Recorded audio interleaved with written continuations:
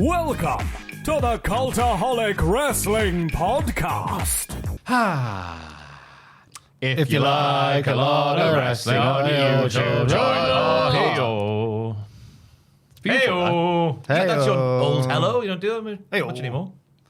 You used to walk in the office and go, hey-o. I think it was like your it was like your secondary tone behind how you doing, pal.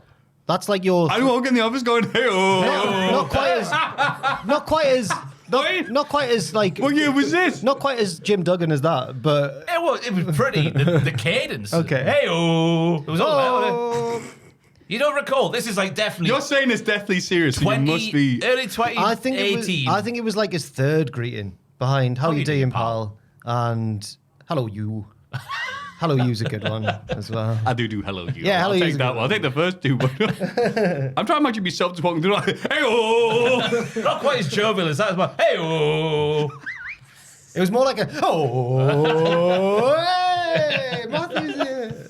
I swear that was Oh, the thing that's right. Because everyone was standing up and saw what they're doing, going, Maffew. I remember now. Welcome back. I just want the shops or something. 2x4 and twatted the wall. Matthew Gregg. Lads, I've got burned out on the chanting crowds now. I know European fans are great and everything. I'm kind of excited for WWE to get back to the States. Back to the silence. Not the silence, just the... It's fun for a little bit. It's like living, I guess it's like living in Benidorm all the time. You know, like it's fun for a bit. But then you're like, oh, I need some fruit and veg. I don't know what I'm doing. Yeah. I was ready to argue you, but that's such a lovely comparison. Thank you. Like, yeah, you know what? I've never been to Take it. Benidorm, but I imagine. I can live in Benidorm. It's got the old town and the new town. The new town's where Benidorm is. The old town is lovely. Not fair. So live in the old town so you can go to the new town when you want to. I would love them to stay in Europe all the time. I like the noise. Vive la noise. I do like the noise, but I like Jack's point better. So I'll say nothing. There we go. It's on the fence. Hello, you're listening to the Cultaholic Wrestling Podcast. Matthew, Ross, Jack, and the lovely Joel. Hello, Joel. He's returned. Hi-oh. Joe. Who, like me, is not wearing a cap this week after the comparisons to Ed Gein I received last week. No. And I can take that. But after I left, and I thought I looked good with a cap because it blocks the sun, so I can actually see. I'm not squinting. I come round here, and there's like the hairdressers, there, and there's two lasses that walk in, and they sort of doing look at me and go, No. I'm like, Yeah, but what I'm if an that's adult. That's like school stuff. Yeah, I'm like, what do I do in this situation? Pretend I haven't seen it. Oh, you can inform, And then you obviously can I leave inform the co- police if that happens. Yeah, and then I go around the corner like, no, it's not school. I can just yell stuff back at them. Oh, did you? No, But what would no, they- they're gone by then. What if they were like, "What? Who's that slice of steak?" I'd love to. Yeah, maybe. Aye. Slice of steak. Yeah, slice of steak. I tried. You know what I'm trying to say? Oh though? God, what if they're fans? Yeah. No, definitely not. Definitely not. Those But, lasses at hairdressers have no clue what wrestling is, and fair play, more power to them for that. Yeah, so the cap is in a box somewhere. No, don't let them ruin the cap for you. Matthew. Oh no, it's great for walking outside. I'll just not put it. Oh, hey. Wait, it was covering my eyes. I thought that was a good look. Is Ed Gein the one who like wore skin and stuff and made a suit look like his mother and stuff like that? Well, when you put it like that, it sounds like a bad thing. Oh my god. Anyway, outside of that, did you have a good week, Ross? Were you at the parade? I did. I went to the road bit, not the town moor bit. I was on the road for about 45 minutes, and then went to a nice little pub near St James's Park. So it was a nice time. Got to see Eddie Howe lift the cup very close. So yeah, it was a lovely afternoon, great atmosphere. Lots of people in Newcastle that you don't realise, isn't there? Bloody hell. Yeah. Bloody hell. Bloody hell. I was down in London. I ran away for that weekend. Well, for two reasons. I went to see some friends. Oh, yeah. From school who've since moved to London, as everyone does. And also, I went to Luke's Sweet Chin Disco. Sorry, Ghost Bandit DJ, whose identity is a secret. I went to his night at Sweet Chin Disco. Was that what we're doing? The SmackDown after party. And I had too good a time. I had too much fun and too much drinks. And Too much of a I'll good pause time. before- I'm gonna say, just drinks, but it was just too many of them. I'm gonna save that for the Hall of Fame. Okay, good. Because I've got no other thing to nominate apart from how drunk I got. There's stories attached, but we are doing the secret identity thing because at one point in the green room, Well, 'cause you were. I arrived before doors, and Luke's putting on his gimmick, and I went like making a little joke. I was like, "It's Ghost Bandit DJ," and Mark Henry went, "Shh." What a worker! Wow, he was having a great time. Nice. He doesn't drink though, Mark Henry. He was just running on. That'll be empty calories, wasn't He's it? running on the party. Yeah.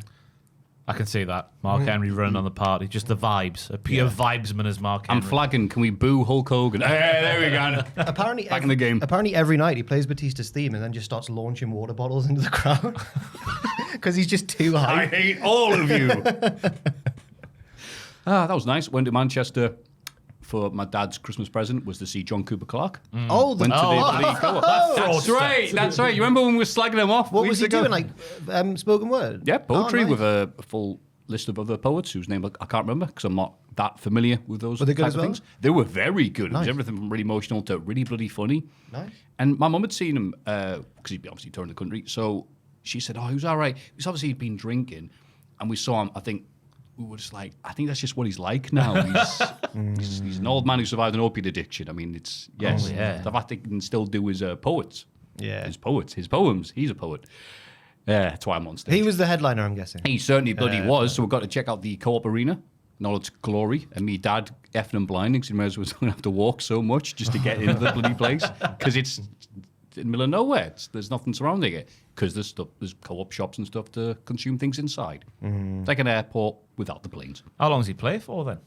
Old John. About now we've changed, but I mean, I say performance, not as if he does that. It's mostly him just doing the worst jokes you've ever heard in your bloody life. I was on a radio show and they said to me, "How can you be described?" And I said, "I'm like the Titanic with a lisp. Unthinkable." Oh, it's a thinker. Had to be there. How much you pay for this? My dad's love is priceless. Oh, unsinkable. Oh my goodness. Sorry. It's still not good, but that was my... Sorry, John. That was my fault. Sorry, John. I'm a big I fan. thought you meant you just can't fathom those two things. It's literally unthinkable. Like Titanic, if it's budgie. I think Little helicopter. I gave him too much credit. I was like, it's probably quite abstract. Ooh. Yeah. So a good week was had. Nice. Yeah. Got any news? Wrestling Oh, I news? do. Actually, there's bugger all this week. It's very slow. It's the road to WrestleMania. Certainly is. Mark Henry's back in the WWE fold, as we just announced. He has a nostalgia deal. What I'm doing with nostalgia deal is I can work with Mattel and 2K, where they make the video games. That's what the WWE entails. Was that it? Mark Henry signs the nostalgia deal, which we brought up last week. This week, we found out why he did so. Nice. Money, I imagine. What's the difference between a nostalgia deal and a Legends deal? And does anyone care? I don't. But I thought I'd ask the question. I don't know either. Yeah. A legacy deal is you go and do things when they want you to do them, and you represent WWE. You're doing ads, you can do stuff. But nostalgia deal is when you just like, Take the money. Yeah, can we use your license for stuff? Yes, please. I like money. So you don't have to do anything. There was news about like injuries and returns and stuff. Like Nia Jax isn't cleared. But I no do one have knows some why. more Oh, news. sorry, Don't sorry, worry. sorry, Yes, sorry. this is the bit of the show where I Sorry. read the news. Well, no, I just thought when you went, it's a very quiet one. I was just making sure that they were. Oh, thank you. That's all You're a right, good it's lad. You're a good quite lad. I appreciate you, John. Now kiss. That was really quick. Got to be ready in this game. Yeah, Nia Jax has not been on TV. She has... Sore ass, is it? Sore ass? I mean, that would be funny. She's been due to be cleared, I believe, 2 weeks ago. I don't know if that's happened. Obviously, she's not been on TV. That's WrestleVotes absolutely providing no information there. I feel like you're not prepared and you're just reading a website here. That's what I do. It's from Cultaholic. Is that what you do every week? Cultaholic News, yes. I thought you used to like take the clippings from a news story and then put it in a document. That's what it felt like anyway. So that's But then you would style. ask me questions, and I'd go, I wasn't prepared for follow-ups. Bret Hart has given his opinion on AEW, criticizing elements of the roster for, quote, being actors trying to be wrestlers. And I love Bret Hart, and I love the fact that he says anything about wrestling nowadays. People get really critical of him, as if you're supposed to agree with everything wrestlers say or affects your opinion of them. But I think he's the greatest wrestler of all time.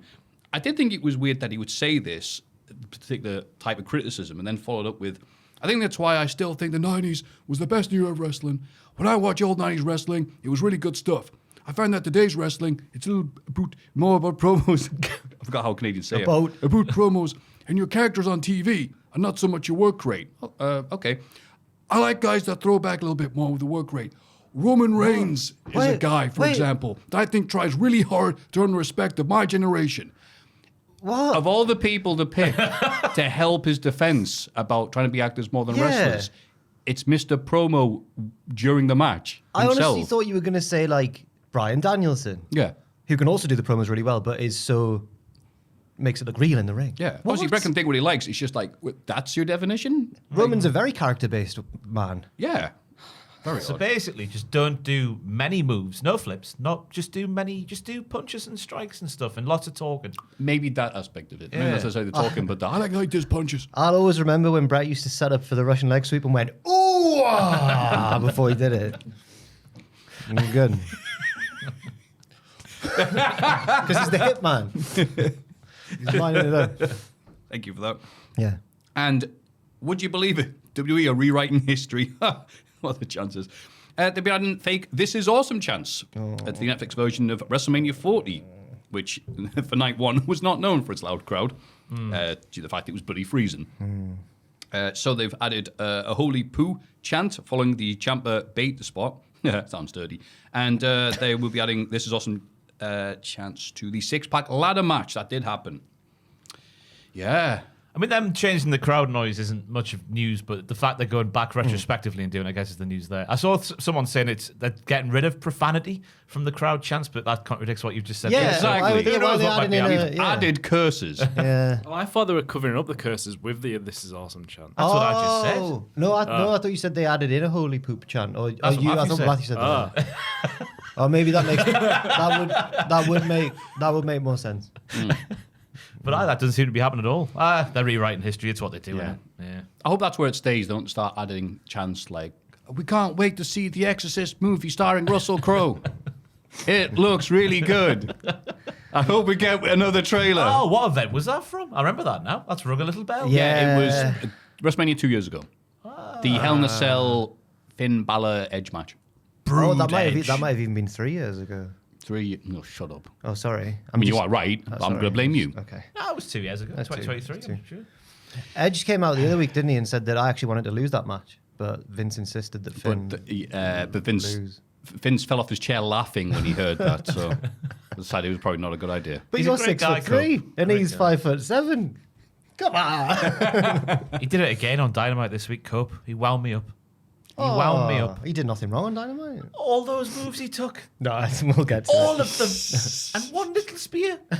One little spear takes down Big Claudio. Boop. Claudio, big boy. One little spear. I don't know what I'm doing with my voice. Oh, Ross, I appreciate your enthusiasm and emotion. I can't wait to see more of it in the next segment, the Hall of Fame. Oh, well. Well. Everybody get excited for the Cultaholic Hall of Fame! Hall of Fame. In condescending order from last week, Ross's ongoing Cultaholic Wrestling Podcast Hall of Fame streak, Okay. 10%. Oh, fine with 10? Yeah, I'm fine I with that. thought I would... Okay. The other 2 picks are generational. What about Tugboat Yo? 42%. A strong pick. It was a great moment from myself, but it's Ross's pick. It's a great podcast moment that should be in the Hall of Fame. The streak! I is can't believe over. you didn't pick it. The return of Come Tuesday on AEW last Wednesday. Whoa. 48%. An absolute sitter. I get, people can vote for what they want to vote for. I'm not here to tell people what to vote for. I'm just here to have a go at the people saying the streak must end. I could have voted for Cum last week. And there's certain people on that Patreon who would have voted against me no matter what. And that's not in the spirit of the Hall of Fame. I don't know why my streak has to end. What do I do to upset you at home? I don't mind losing. It's just when I see comments with 6 little heart emojis below going, Ross's streak has to end. For 8 weeks, we've been in an abusive relationship, and I'm breaking up with you, and I'm not your hero anymore. All I do is give to you, and you take from me. Wait, who's that? It's Maffew. The botchy nightmare. Here he comes. So yeah, if there's one person I don't mind losing to, it is Come Tuesday, the great man himself. But it's just certain people, the way certain people voted. I could have voted for the most Hall of Fame pick of all time. And it wouldn't have got in last week. Patrons watching at home with their Ross t-shirts on, looking heartbroken. This kid's like you. Yeah. Disgusting. Yeah, quick a picture of a Ross fan just insert there looking at the straw. There's none left, Maffew. That's why we find ourselves In here 1 now. week, it's all seeped away. Wow. The streak must end. Yeah. Why? Why? Kevin Nash in 98. Oh, wow. Well, thank you very much for people who voted for me, voted for Cum. I get it. I'll take it. So, yeah, let's see if we can keep this streak going. For No, it's got to end at 1 week. That's why. It's got to end at 1 week. Can't go any further. It just has to. No reason given. Mine's not going to win, so I hope you've got a good one to combat him. Mine's terrible this week. Mine's the only interesting thing that's happened this week, so yours might win. This is going to be really boring. I'm trying to make it as less dull and concise as possible. This week saw the final ruling of a court case that has been 4 years in the making, which is the Billy Mitchell versus Carl Jobst lawsuit. Oh, the speedrunning YouTube, right. It's been the biggest double turn since Brett versus Austin, because for years it's been built up that Billy Mitchell, lying, deceitful. It's a horrible straight. Have you seen The King of Kong, Ross? No, it rings a bell what you're talking about. Again, summarize, because not everyone gives a damn about this, but again, long story short, Billy Mitchell plays video games really well. And he, for years, claimed he had the records for Donkey Kong, the arcade game, the original one. And then some other evidence came up that it allegedly may have faked some runs. Also, the person that was recording it was his mate, who works for the people that write the stuff down. It's like, hang on, how can you be impartial there? And he's the most carny man. He's the most carny man. Yeah, can you? While we're doing this, can you get a picture of Billy Mitchell? Right, not that one, the other one. Just so you get a good look of him. And why people might not think he's trustworthy. You went and saw this guy, didn't you? We did. Yeah. Gateshead, and thank God we didn't go with our idea of yelling stuff at him, because.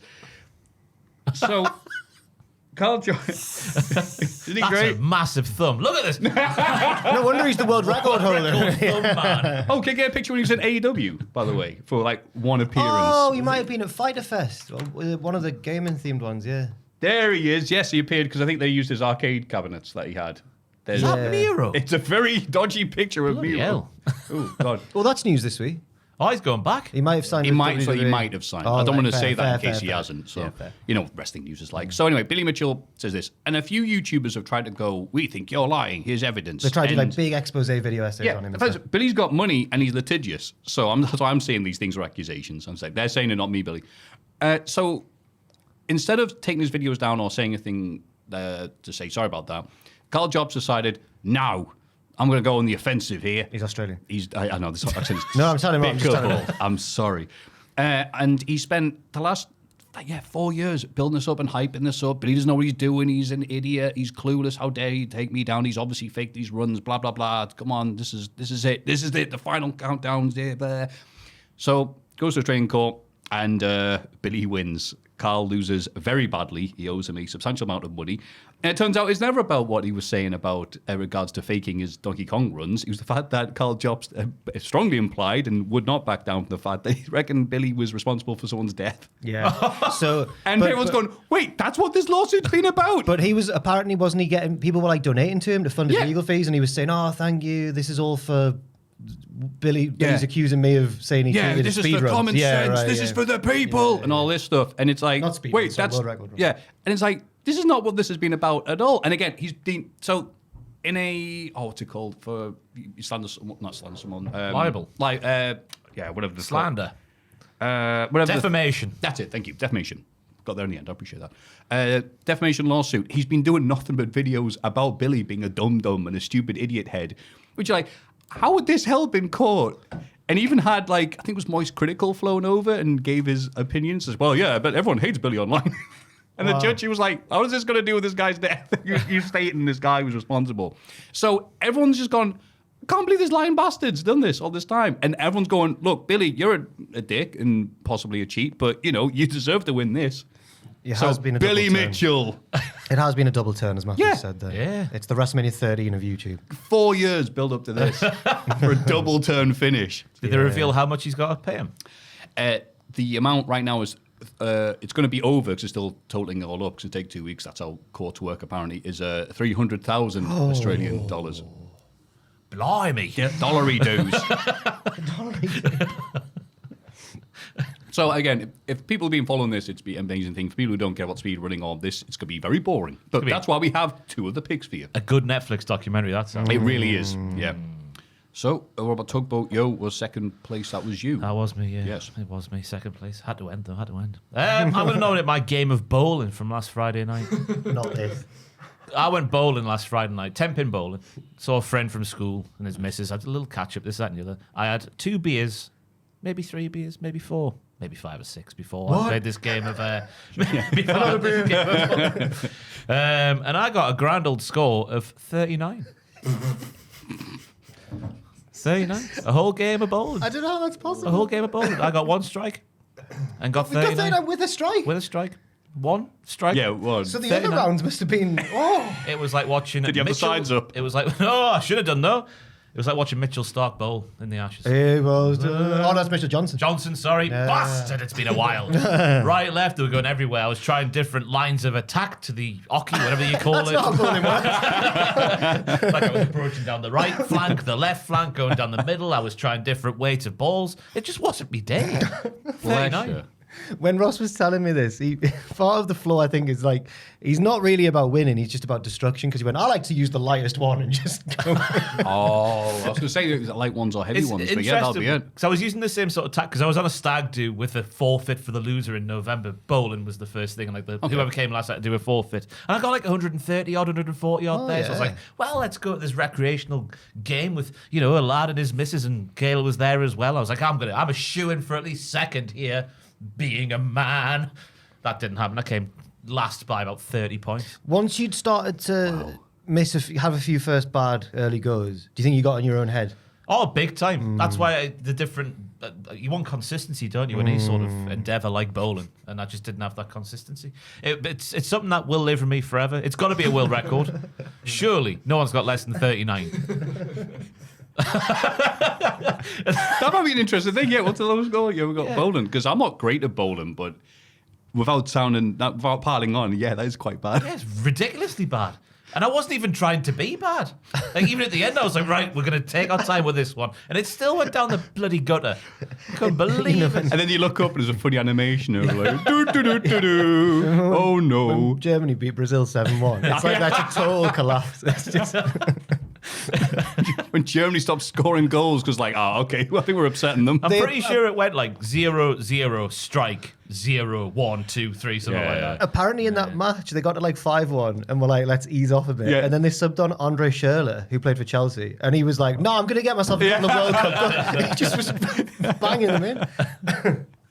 Oh. Yeah. So it's at lane. I went to lane 7 in Newcastle. So it's a nice place. Yeah, I've been there. The scoreboard's above your head, essentially. And they don't leave until you leave. So it's just there. And I was looking up before stepping up thinking, oof, it's not looking good. So I guess it was eating me alive in live time. So. Bless you. Well, I'm trying to think of something to make you feel better. When they would do the bowling meetups in VXV, because apparently someone started it out of spite because Jim Smallman was doing a meet and greet. And they went, stop this. We want to outdraw Smallman. I saw so many subtweets about that and I had no idea what it was about at the time.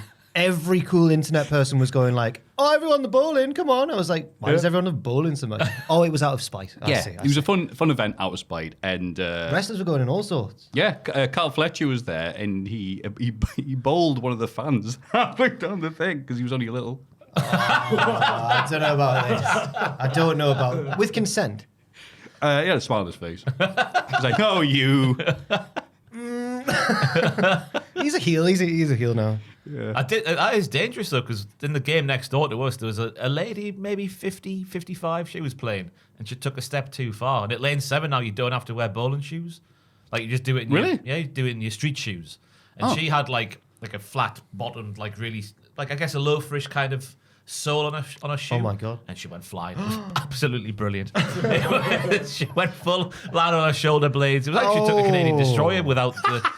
It was brilliant. So she would be fine then if she took the Canadian Destroyer. She got straight back up and then started. Hey, yeah. Oh, she should have sold. Yeah. But yeah, it was fantastic. So yeah, getting thrown down there, match is quite dangerous. Yeah. Did they just go on the belly or something? By the time I saw it, the lad was halfway down. Couldn't see me that small. You thought he was one of the pins. Yeah.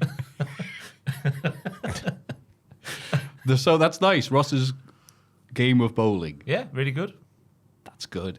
Jack, it's yours for the taking this week. It's not like because it's just a personal story again as well about myself. So yeah, as I said last weekend, I went down to London with 3 goals in mind.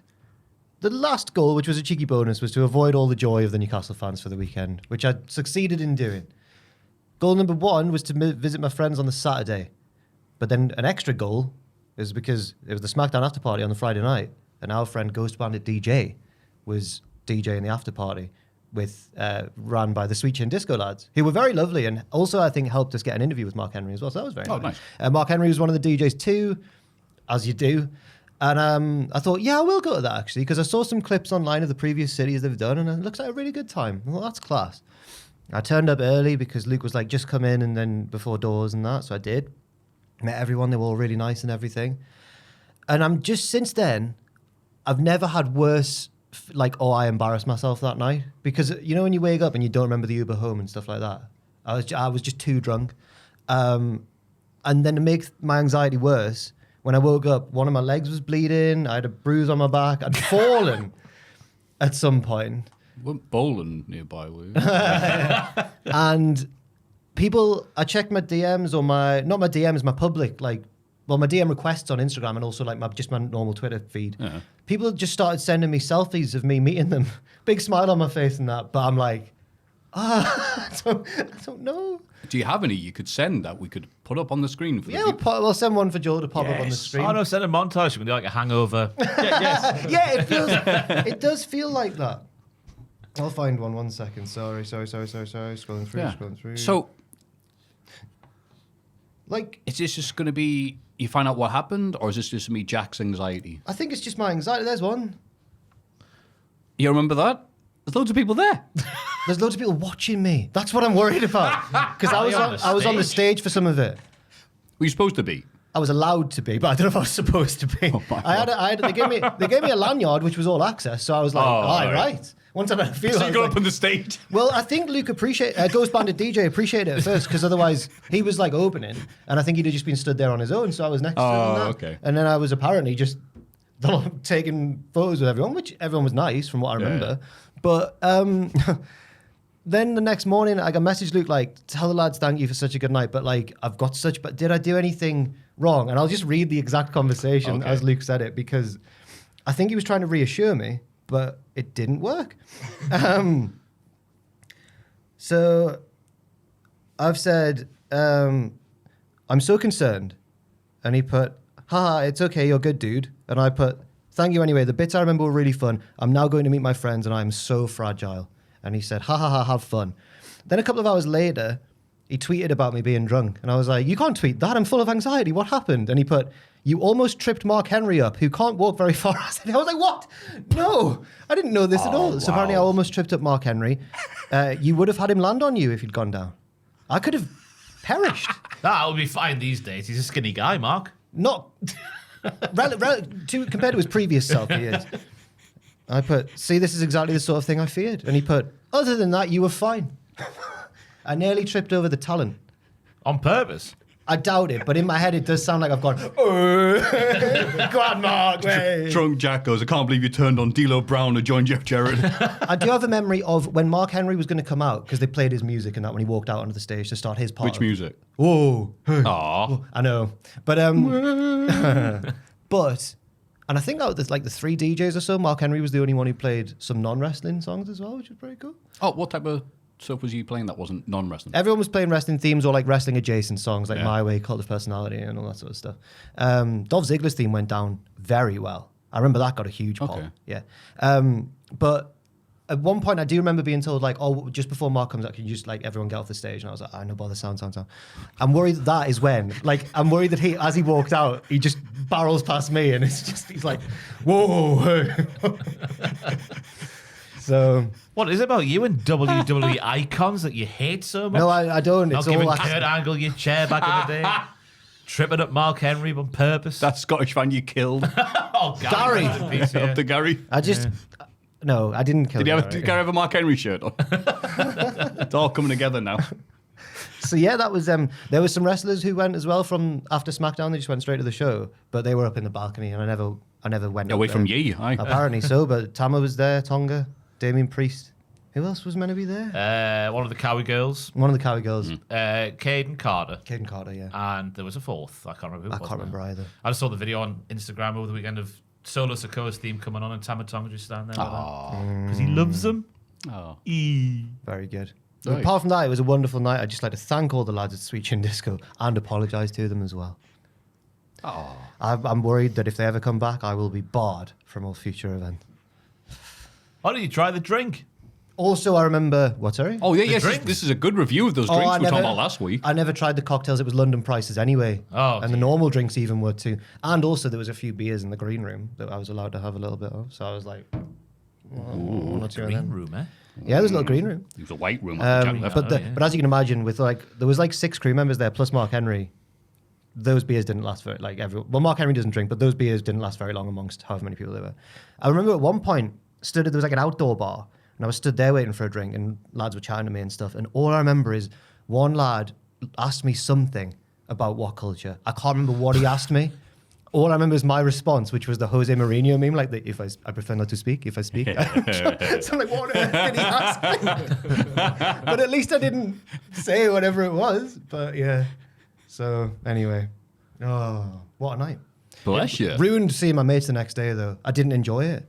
Oh. I just felt crap. I should have done it the other way round if possible, but it wasn't. Oh. But you seized the day. You carped that DM and I did, but hurt yourself. I remember I was like, I'm in my early 30s now, man. Can't be doing that. Bless you. I must have said it wrong, so I'll try and say it better this time. What songs did Mark Henry play that weren't wrestling? Oh, sorry. I honestly don't remember. Of course. Yes, there we go. No. We'll have to ask the Ghost Bandit. He'll know, won't he? Yeah, the If Ghost only we Band knew will who he was. Yeah. Well, yeah. Well, that was an interesting set of Hall of Fame picks. It's going to be very fascinating to see who wins this one. It's going to be the choice of Billy Mitchell wins. I'll go with that. Billy Mitchell wins in capital letters. Yeah, that'll work.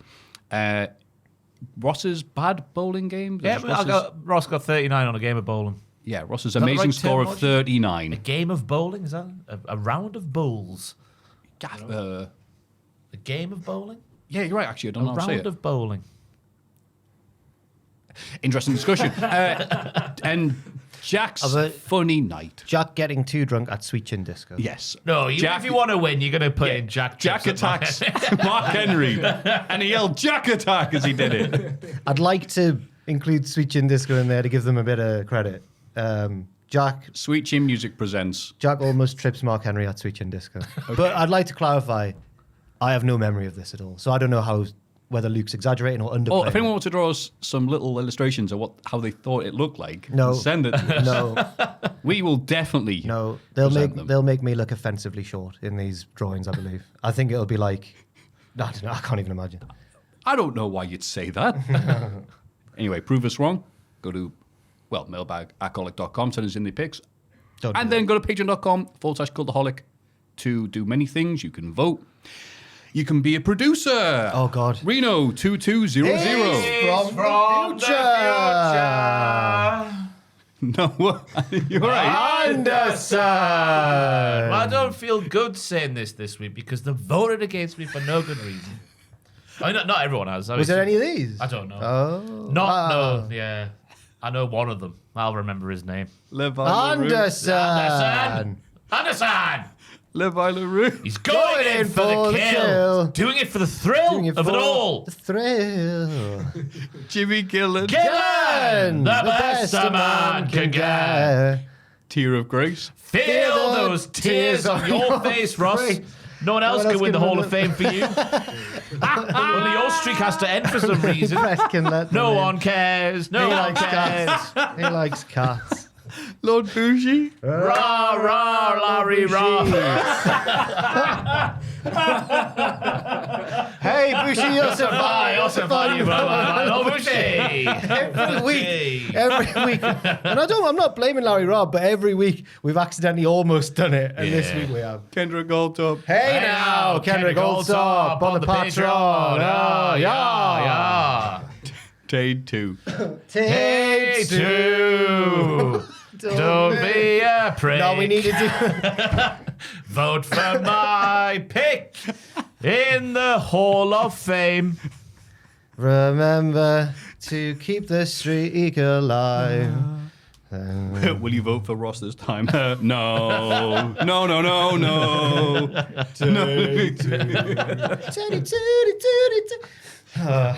I'm sorry you lost, but it was the best one. The best sing-along we've ever had. Have you seen CM Punk saying the Beatles were overrated? Oh my goodness. I can understand, being in the 60s, how much it must have been like, whoa, this is like a whole new world of music. But as time's gone on, come on. But I can't believe a guy called CM Punk wouldn't like the Beatles. Well, but his reasoning was flawed, in my opinion. He said, they were just manufactured pop who went through different phases at calculated times. We're hippies now, we're psychedelic now. I'm like, no, they kind of pioneered a lot of those sounds. Not, I don't know, punk. Phil. Anyway. Thanks for that. Back me up, Joel. Yeah. Don't you agree? Joel knows nothing about the Beatles. We learned this yesterday on the pictures. The Beatles are good. The Beatles are Beatles good. are good. Which Beatles songs was Dylan involved in? You don't do homework? No, I don't know. I didn't look it up. Yes. Happy voting. Happy voting indeed. This week in the wrestling. It's this bloody week in the wrestling. This week in wrestling. SmackDown. Cody Rhodes opens the show and talks about his upcoming confrontation with John Cena on Raw.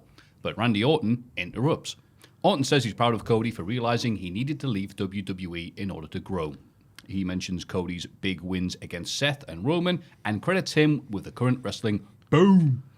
He knows they're both going to win their matches at Mania, but after that, Randy's coming after Cody's title. But he's telling Cody this face to face because he respects him as an equal. Then Drew McIntyre interrupts. Drew is sick of these Nepo babies and their love fest. Randy has done nothing to earn a title shot, so he can get the back of the line, and Cody should have listened to Drew's warning about Cena, but he didn't. Drew deserves to face Cody instead, but he was screwed by Damian Priest. Orton tells Drew to shush. Drew says Randy looks great on the outside, but on the inside, his back is hanging by a thread, and Drew will break it given the chance. Cody attacks Drew, but then avoids an RKO and bravely runs away. Yeah. Drew, another case where just Drew's right in the things he's saying, isn't it? A little bit. Yeah, what has Orton done since he came back? Nothing. It was a massive waste of time for me until Drew came out. It was just them going, here's what's coming up next week. Thank you for your £300 to watch this advert for next week's show. We've heard everything said 100 times before about Cody leaving because he's got big bollocks and then coming back. And, didn't he do well in the Hell in a Cell match with Rollins? This is WrestleMania season. Heard it 100 times before. I guess the silver lining on this big dirty grey cloud is the fact they set up Orton versus Cody potentially for after WrestleMania. Will it matter as much though? Because Cody won't have the title. I don't think Cody will have the title the way it's been going. Yeah.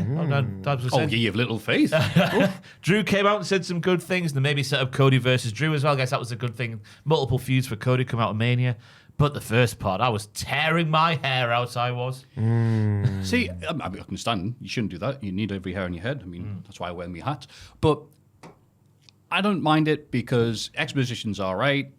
You can't assume everyone watches the show. It's WrestleMania season. It's where all the casuals come in. Plus, 3 hours of SmackDown, got to kill it some way. And it meant the crowd got to sing. Because that was some news this week as well. Triple H saying that Netflix has a hand in how long the re-shows last for. I don't know if did they have an input on what goes into the show, just how long they are? He was answering a question. I think it was BBC Newsbeat who asked him or something like that. And they said, do Netflix have any input in the creative direction of the show? And in denying that, he said, no, they don't have any control over the booking or anything like that.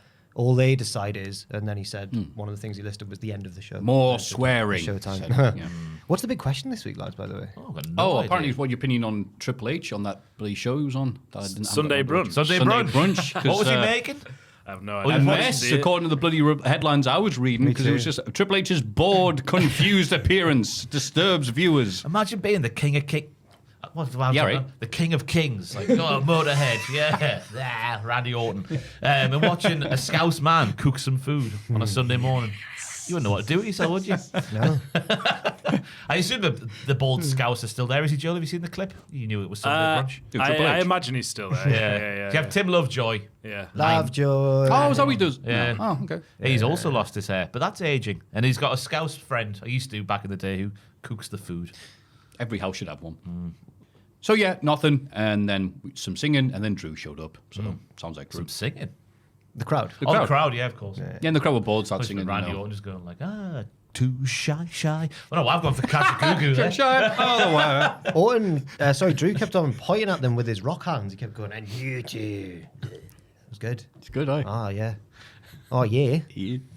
The Street Profits retain the tag team titles against Hometown Boys. Pretty Deadly. Yes, boy. No boys. No boy. They were a bit serious. A bit more serious for this big shot, you know. Yeah, it wasn't a great match, but I'm happy it happened. I like their costumes. They did look very deadly. Pretty, aye. Lovely spot with Tez doing his frog splash, but Elton getting a shoot roll up off the RVD bounce on the frog splash. That was very well put together. Crowd with a nice reaction. The lads clear the way to hit Spilt Milk. Easy for me to say, only for Tez to break up a fall. Lovely transition into a doomsday blockbuster with Kit doing the Shawn Michaels Royal Rumble wabadoo up and back over the top rope to get into the electric chair position. They were never going to win, but I've written down it was a nice little match, so I disagree with you, apparently. Yeah. I've been so negative on the lads, but it was just felt like, all right, yeah, do your spots you can do. Cool. All right, now we'll win them. Yeah. They were never going to win, were they? No, yeah, I think that's all it needed to be. And I'm fearful for their WrestleMania season now. Pretty deadly. Because even Hank and Tank are making a mockery of their beings. I know. We'll take off this flamboyant clothing. Did anyone else think that NXT was back this week? It's kind of it's getting back. there, Yeah. Well, I'm surprised they didn't do a bit with Pretty Deadly. Going, what? Aren't you dead? Well, yeah. The last we saw of them in NXT, It was yeah. made clear the river was shallow. They got out the boot. You were talking about exposition before. That wasn't the biggest exposition dump we saw this week. That was on NXT. Oh, and I boy. cannot wait. You'll have to. That was a brilliant way to introduce a new stable. No, it was not. Brilliant. Brilliant. The Cowboy Girls sympathise with Zelina Vega after being screwed out of her title match by Alba Fire and Piper Niven. The heels arrive with Chelsea Green, and they mock Zelina for being small.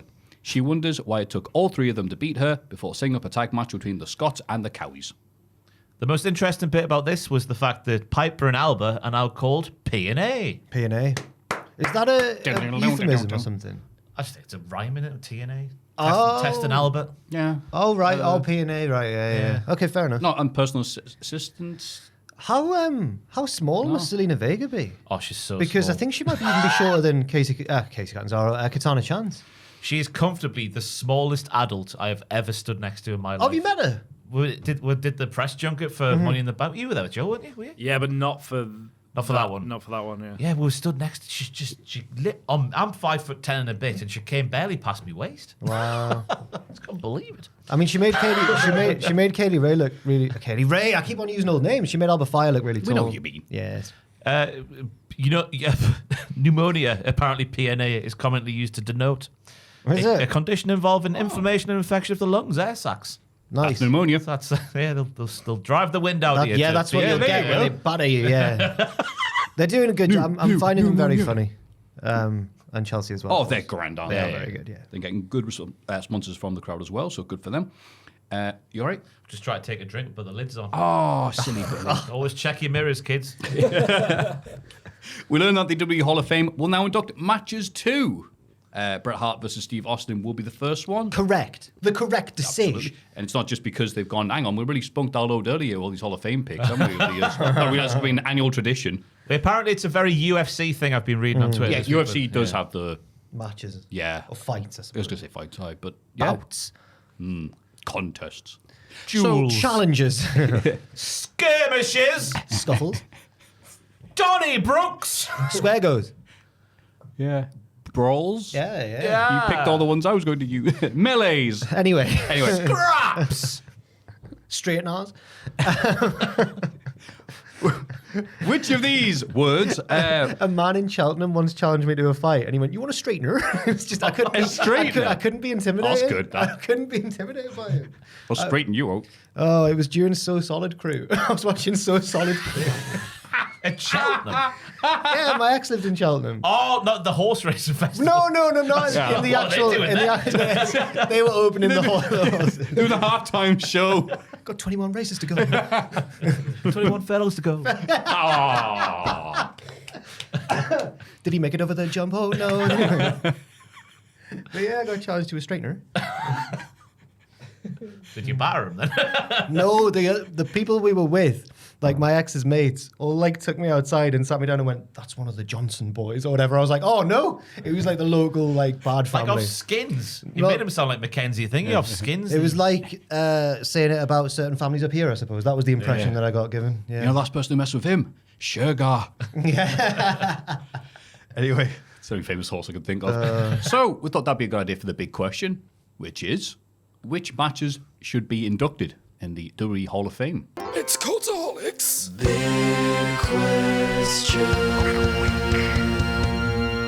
How are we doing this? Shall we do 1 decade a pick? Oh. Just pick a 90s. Wait, we'll all pick a Oh, 90s one, I all don't know pick an if 80s you want one. to elongate, yeah. Yeah. Okay, So so pick an 80s one. 80s, first one that comes to mind, Andre versus Hogan, in your 3, it's Damn it. part of the intro for years.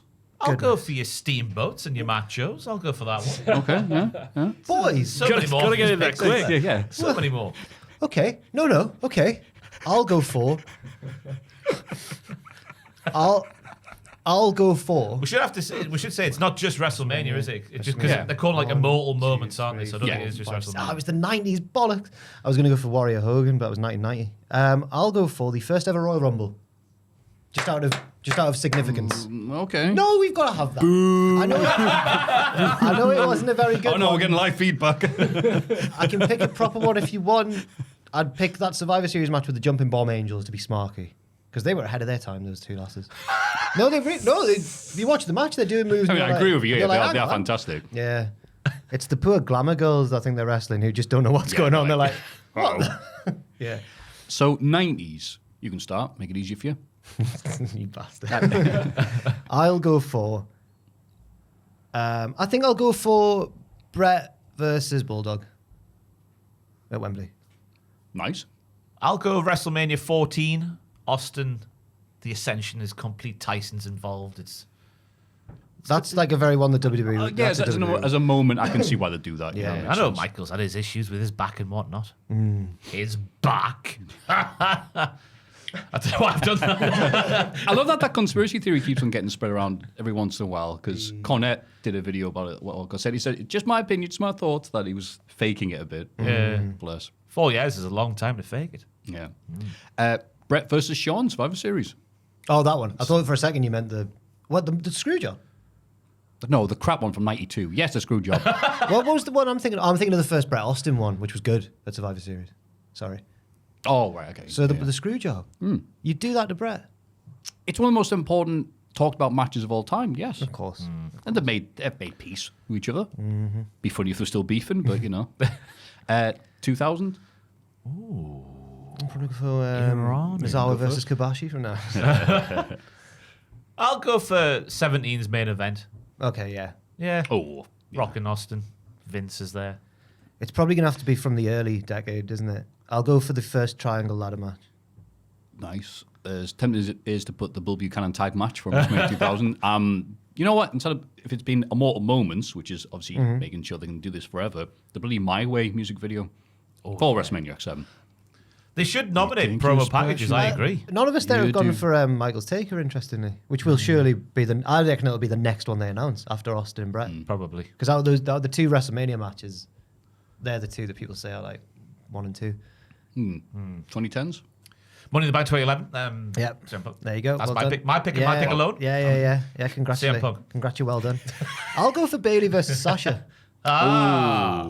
Okay. If we're counting NXT ones. A little bit of takeover action. We'll see.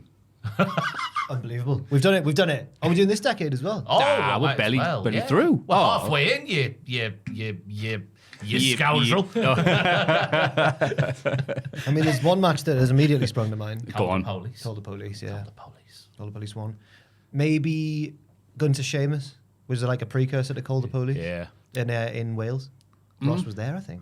I was. Oh, I paid lots of money to be there. I'm still not recovered. His wounds will never heal. You could. It's an obvious one, but you could say the main event of last year's. I was going to Mania, say, just that's a big one, isn't it? Yeah. Bianca and Sasha Banks. Great. Historical. Yeah. And a good match And a as good well. match too, yeah. Cope and Randy Orton. We all love that one. Greatest match Which of all one? The time. greatest match or the backstage one? The 36. Not even the greatest match of all time. I know the greatest match was- the 3-hour match with the Benoit tribute. Exactly. I know it was like a love letter and what the greatest match of all time. Like I had hints to different. Dear people. Benoit, I wrote you, never wrote me back. No. Still can't believe they did that. They didn't. It was, They it was a did. coincidence, I think. It's a coincidence. I think it was a coincidence. They knew no one was watching. Those are some good picks. Oh yeah. They're ours. What are yours? Please leave a comment below and let us read them. I nearly sounded convincing there, didn't I? Then we go back to the podcast. Albert and Piper beat the Cowies after interference from Chelsea. They attack the babyfaces after the bell, so Zelina Vega tries to make the save, but she's too small, so she can't get in the ring. That's not what I said. Oh, sorry. The numbers game is too much. Yeah. The numbers being her height. No. That's very cruel that you said that, Joe. It was 3-on-1. She didn't stand a chance, but she's brave. 3'1". And you've got I thought the Cowies were great here because their lack of exposure really has hampered what little pop they had to begin with anyway. Their last televised match was mid-December, but they're a proper tag team, and they showed they're a proper tag the team last here. televised match was in December. Yeah, mid-December. Wow. As a tandem together. God. There was a Piper driver. PNA drove the wind out the lungs with the. Yeah, Yes. You know what I'm saying? You know what I'm saying? You know what I'm saying? I know what you're saying, bro. Yeah, we owe. But Cowies were good. It was just, that was my main takeaway from. They should be used more. But Cowies should be used more. Yeah, Cowies across the board should be used on all three brands more. They make everything better. Not just on NXT, which is clearly the place where they use them. I don't know. I think Evolve might be the place now. I've not watched it. Oh, the Menendez brothers are there. They rocked up. Wait, hang on. Wait. The NXT. They rocked up on NXT this week. The Menendez What, brothers. swipe right? Yeah. How are they the Menendez brothers? Look at them. No. Listen to them. They look like different men to And each Lyle other. and the other one. I can't remember. Well, someone smokes. Ricky Smokes? Ricky Smokes. Ricky Smokes, yeah. I've got their names written And down. Lyle. Ricky Smokes. Lyle. I didn't know that. No, Lyle's the real Menendez brother. Oh! The other one's called like Brad Indison or something like that. Brad Indison. Like Brad Bradbury or something like that. Yeah. I've got their names written down somewhere. Sorry, I've got lots of notes about the exposure of the new faction. Great scenes. Where are they? Jacob Fatu attacks Braun Strowman midway through his US title match against LA Knight. Oh, Jacob. Fatu beats Strowman down until Knight tries to fight him off, but Jacob beats him down as well. He finishes Braun off with a big moonsault. It's another big beatdown from Big Jacob. Oh, yeah. I don't know what else to really say. I like the moment where the beatdown began, where Braun's running around the ring and he appears out of nowhere and flattens him. Because not many people can believably flatten Braun when he's running around the ring. Only two. Jacob Fatu and Angelo Dawkins. Do you remember when he did that? Oh, it was unbelievable. Titus was on the commentary for that one as well. I think it was at WrestleMania, yeah. Orgasms everywhere. Oh, faces everywhere. The announce table may never break. That's what we learned here. And the moment it does break. When Strowman's getting slammed on it. Yeah. When that eventually does break and they pull the wire that makes it go kaboom, it'll be a WrestleMania moment. I'm assuming we're going to get another rematch between Strowman and Fatu based off what happened at the end there, because it looks like Strowman now needs to get his own back again. Or a triple threat. Have we already had one of them? I don't know. Not involving those three. Okay. No, it was to right. get a match against Knight, wasn't it? I think. Yeah. Okay. Last week. Possibly.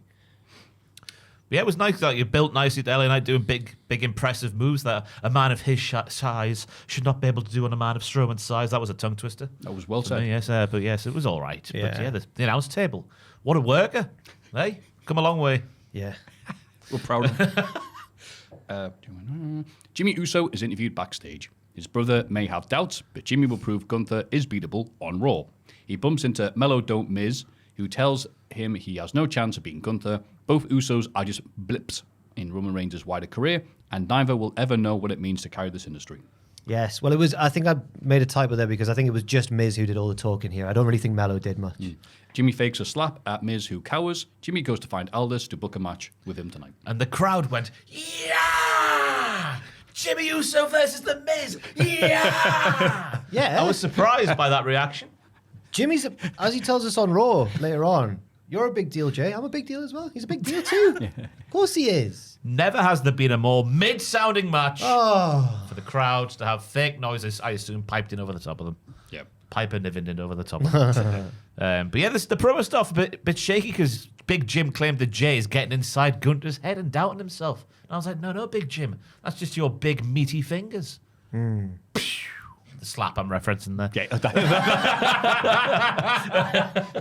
that probably would make Gunther down if it was the other thing. Okay. Solo and Tama try to berate Jacob for going rogue earlier, but he shouts them down. Solo warns him to lower his tone. Jacob says he'll be the last man standing in his feud with Braun, and the US title is coming home to the family. but Fatu is going to do it with or without you. Yaramin. Yaramin. Yaramin. Yaramin. Yaramin. Gary Mina. That famous Scotsman Jacob Fatu. Yaramin. It's good they can do that. I can't do that thing with the tongue. Just put it on the roof of your mouth. And nah. Joel, round off the set. Round off the set. We could all be auctioneers in the Bronx. The dissension still builds between those two.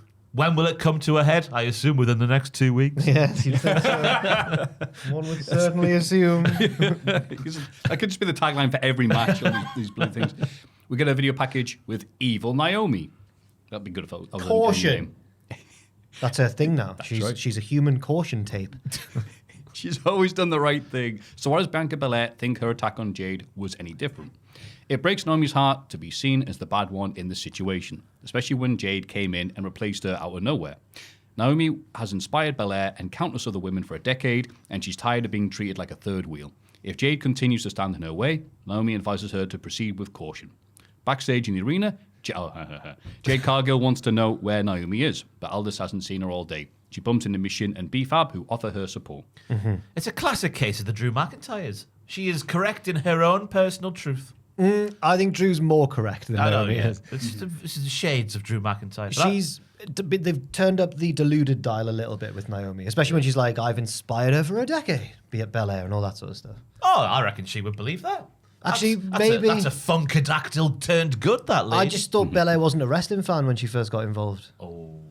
I think she was just an athlete. Muggle. And just a ludicrous athlete. So WWE were like, come on. Come on. But there was a shoot tear, the softly spoken delivery. I thought was a good promo. It was a from good Naomi. promo, yeah. Oh, I hate you, Bianca.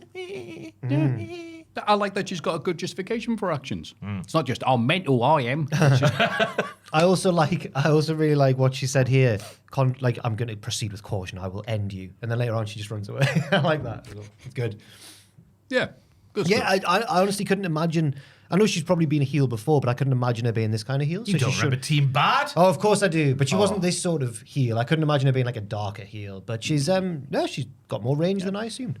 And it also means that my idea of like, oh, no, this is just part of something what could be leading to Belair being involved in the attack on Jade is absolute twaddle. It's not. Oh, yeah, but I don't mind it. Yeah, I'll live. We get another smoky vignette over whispered dialogue.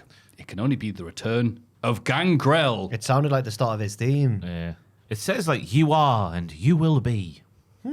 What could it mean? Didn't nah.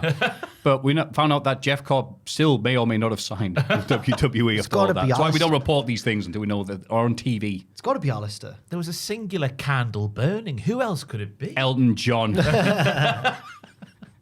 The bitch is back. I saw him singing this week with, what's her face? All the kids love her these days. Chappelle Rowan. Oh, yeah. Yeah, he was trying to keep up. Bless I him. like one of her songs a lot. I think it's a banger song, but then I think the other ones get a bit Is it annoying. your horse club? What's it called? No, Yeah. it's Good Luck, Babe. Good luck, babe. Good luck, babe. It's a good song. Anyway, right. It's actually a really good song. And then I thought, I wonder what other ones are like. And they're all kind of TikTok nursery rhymey stuff. To me, to my old ears, that's what they sound like. wheels on the bus. Yeah. But she's got that ability to, if you can write one great song, you can, well, I don't know if that's true. Right, carry on, sorry. So we're saying it's Chappelle Rowan's making. If there's one thing there's a shortage of in music, there's one-hit wonders. Yeah. No, she's not. That's just my opinion. She's massively successful. Fair play to her. She's doing very well. Right, so it's going to be Sir Mix-a-Lot then. That's what we're going with. Yes. P-Fab accompanies Mission for her match, but Naomi attacks both as they pose in the ring. She beats B-Fab down until Jade runs out to make the save. Naomi runs away through the crowd. Mission still wants to wrestle, and her opponent is Charlotte Flair, who has a brief stare down with Jade during her entrance. Charlotte wins via submission, because of course she does. Rough night for Machine. Walks out, no pop. Could not have been quieter. Yeah. Then a needless beatdown involving her. I thought that was a bit randomish. And then a defeat to Charlotte Flair that would have happened anyway without the beatdown. Yeah. So it was a triple whammy for her to eat on the night. Yeah. She defeated, like literally. Yeah, she did. That's her She literally ate the defeat. Yeah, that's Yeah. her finishing move, isn't it? Eat defeat. It's a shame for her. Yeah. Because there was a discussion going on. I watched this match in the green room with Mark Henry, whatever, because we had SmackDown. Can you on even remember it then? There was SmackDown on a laptop Same. in the green room. Did you see for the smoke? Well, wait, hang on. Green room? The green room. Hey. I thought you meant the candle vignette from before. I don't know what I'm thinking. But I think that I was wondering why was Mark Henry watching SmackDown on a laptop before this DJ set? Does he love wrestling that much these days? But I've realised he does the podcast and that, doesn't he? He's got it like us. He's got to watch it to keep up, I suppose. Oh, he does actually watch it? Oh, yeah, he was well interested. Oh. And he seemed to be invested in like how certain people were doing and that, yeah. Fair play to him. Wow. Well, I never. Did you talk to him about any bits of SmackDown? No, I was really conscious of... Remember when you were on that show? I loved your pink suit. No, I think that I was really... Because at this point I wasn't drunk and I was really conscious of like just not coming across like a fan. So I was like... In fact, every time something happened, I'd go, ugh, I hate wrestling. I like cool things like parties and drugs.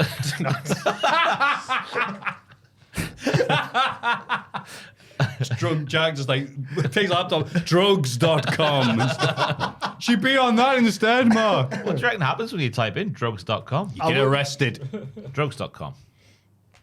Find drugs and conditions. Drugs.com. Oh, it's more that be easy? Sure. Yeah. Oh, No, doing it wrong all these I think years. it means literally find drugs. We're going to find a dealer nearby. We're going to find the drugs we need for our medical condition. Yes. Yes. That's a one. Yes, we are. But rough night for Mission. Tiff Stratt is interviewed backstage and asked about last week's promo. Why would you bring that up? Tiff knows people have been talking, but she's learned that Charlotte has more to lose at Mania. If Tiff loses, she's lost the legend Charlotte. If Charlotte loses, she's lost to a wrestler she's written off as a little girl. That's the rule in promos. If you bury someone, you're only beating someone you buried. Yeah. What happens in Vegas stays in Vegas, and Tiff's going to make sure it's Charlotte's massive ego. Oh. Nice line, but I like that they did something about They last acknowledged week. it. Yeah. Oh, well done. And let me speak. Yeah. Yeah. It still didn't quite work. It didn't but quite it was hit. better than last week, though. I'm really invested in this one and I really want Tiffany to win, but it's not because of the storyline. It's just on like a meta level. I'm just like, God, I hope she gets the win after all. She's been through it. So, yeah. I was a bit let down by this being the response. I don't know what I'm trying to think of a comparison in my mind, and farting competitions come in my mind because that's where I am in life.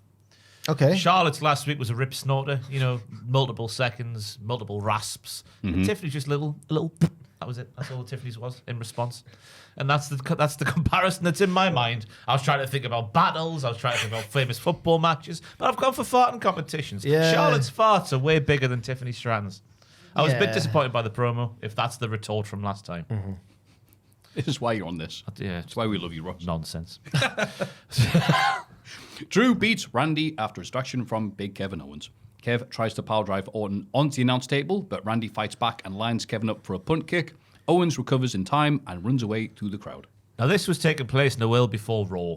And this was fully feeding into my bits from last week saying it's too safe this WrestleMania season. It's too predictable this WrestleMania season. This was as much a Randy Orton match on SmackDown as it could have been. And then he went for a punt, but Owens ran away. Who would have seen it coming? I'm thankful Raw happened this week because it restored the feeling for me ahead of WrestleMania.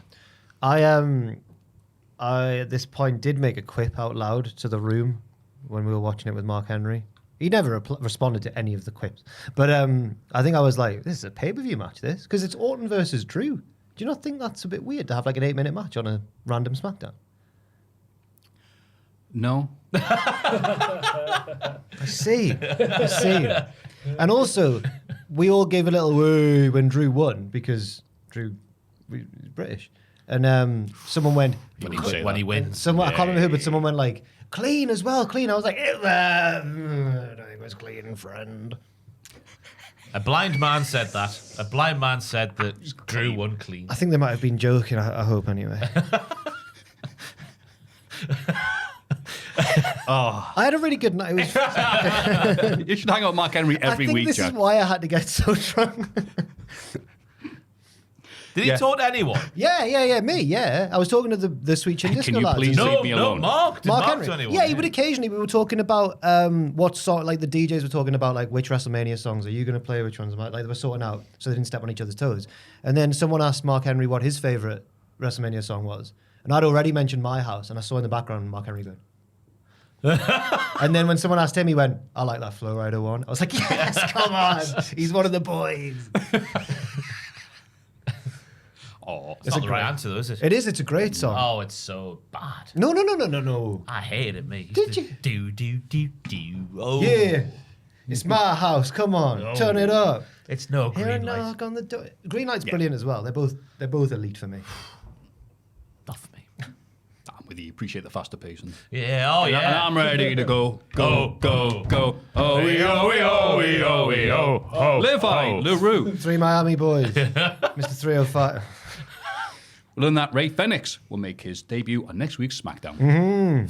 The famed Lucha Bros mentioned on Smack Diddly Down this week, so yeah. Why have they kept them apart there? Because they're two big stars in their own right. Exactly. Okay, fair. And I think that's the right thing to do for at least a year or two. Yeah. Then they can team or even feud. Or even feud. Yeah. Fair. Exactly. I think we're just getting away with Penta's lovely push he's got right now on Raw. Surprised they're debuting him just before Mania. You think they'd save him for after? Yeah. Or even I was during? also confused by that, but not like, I can't believe this. It's just like, I think they'll be all right. It's got WrestleMania kickoff show written all over it. His alleged first feud. According to the much maligned Dave Meltzer, so, take this with a pinch of salt. Andrade.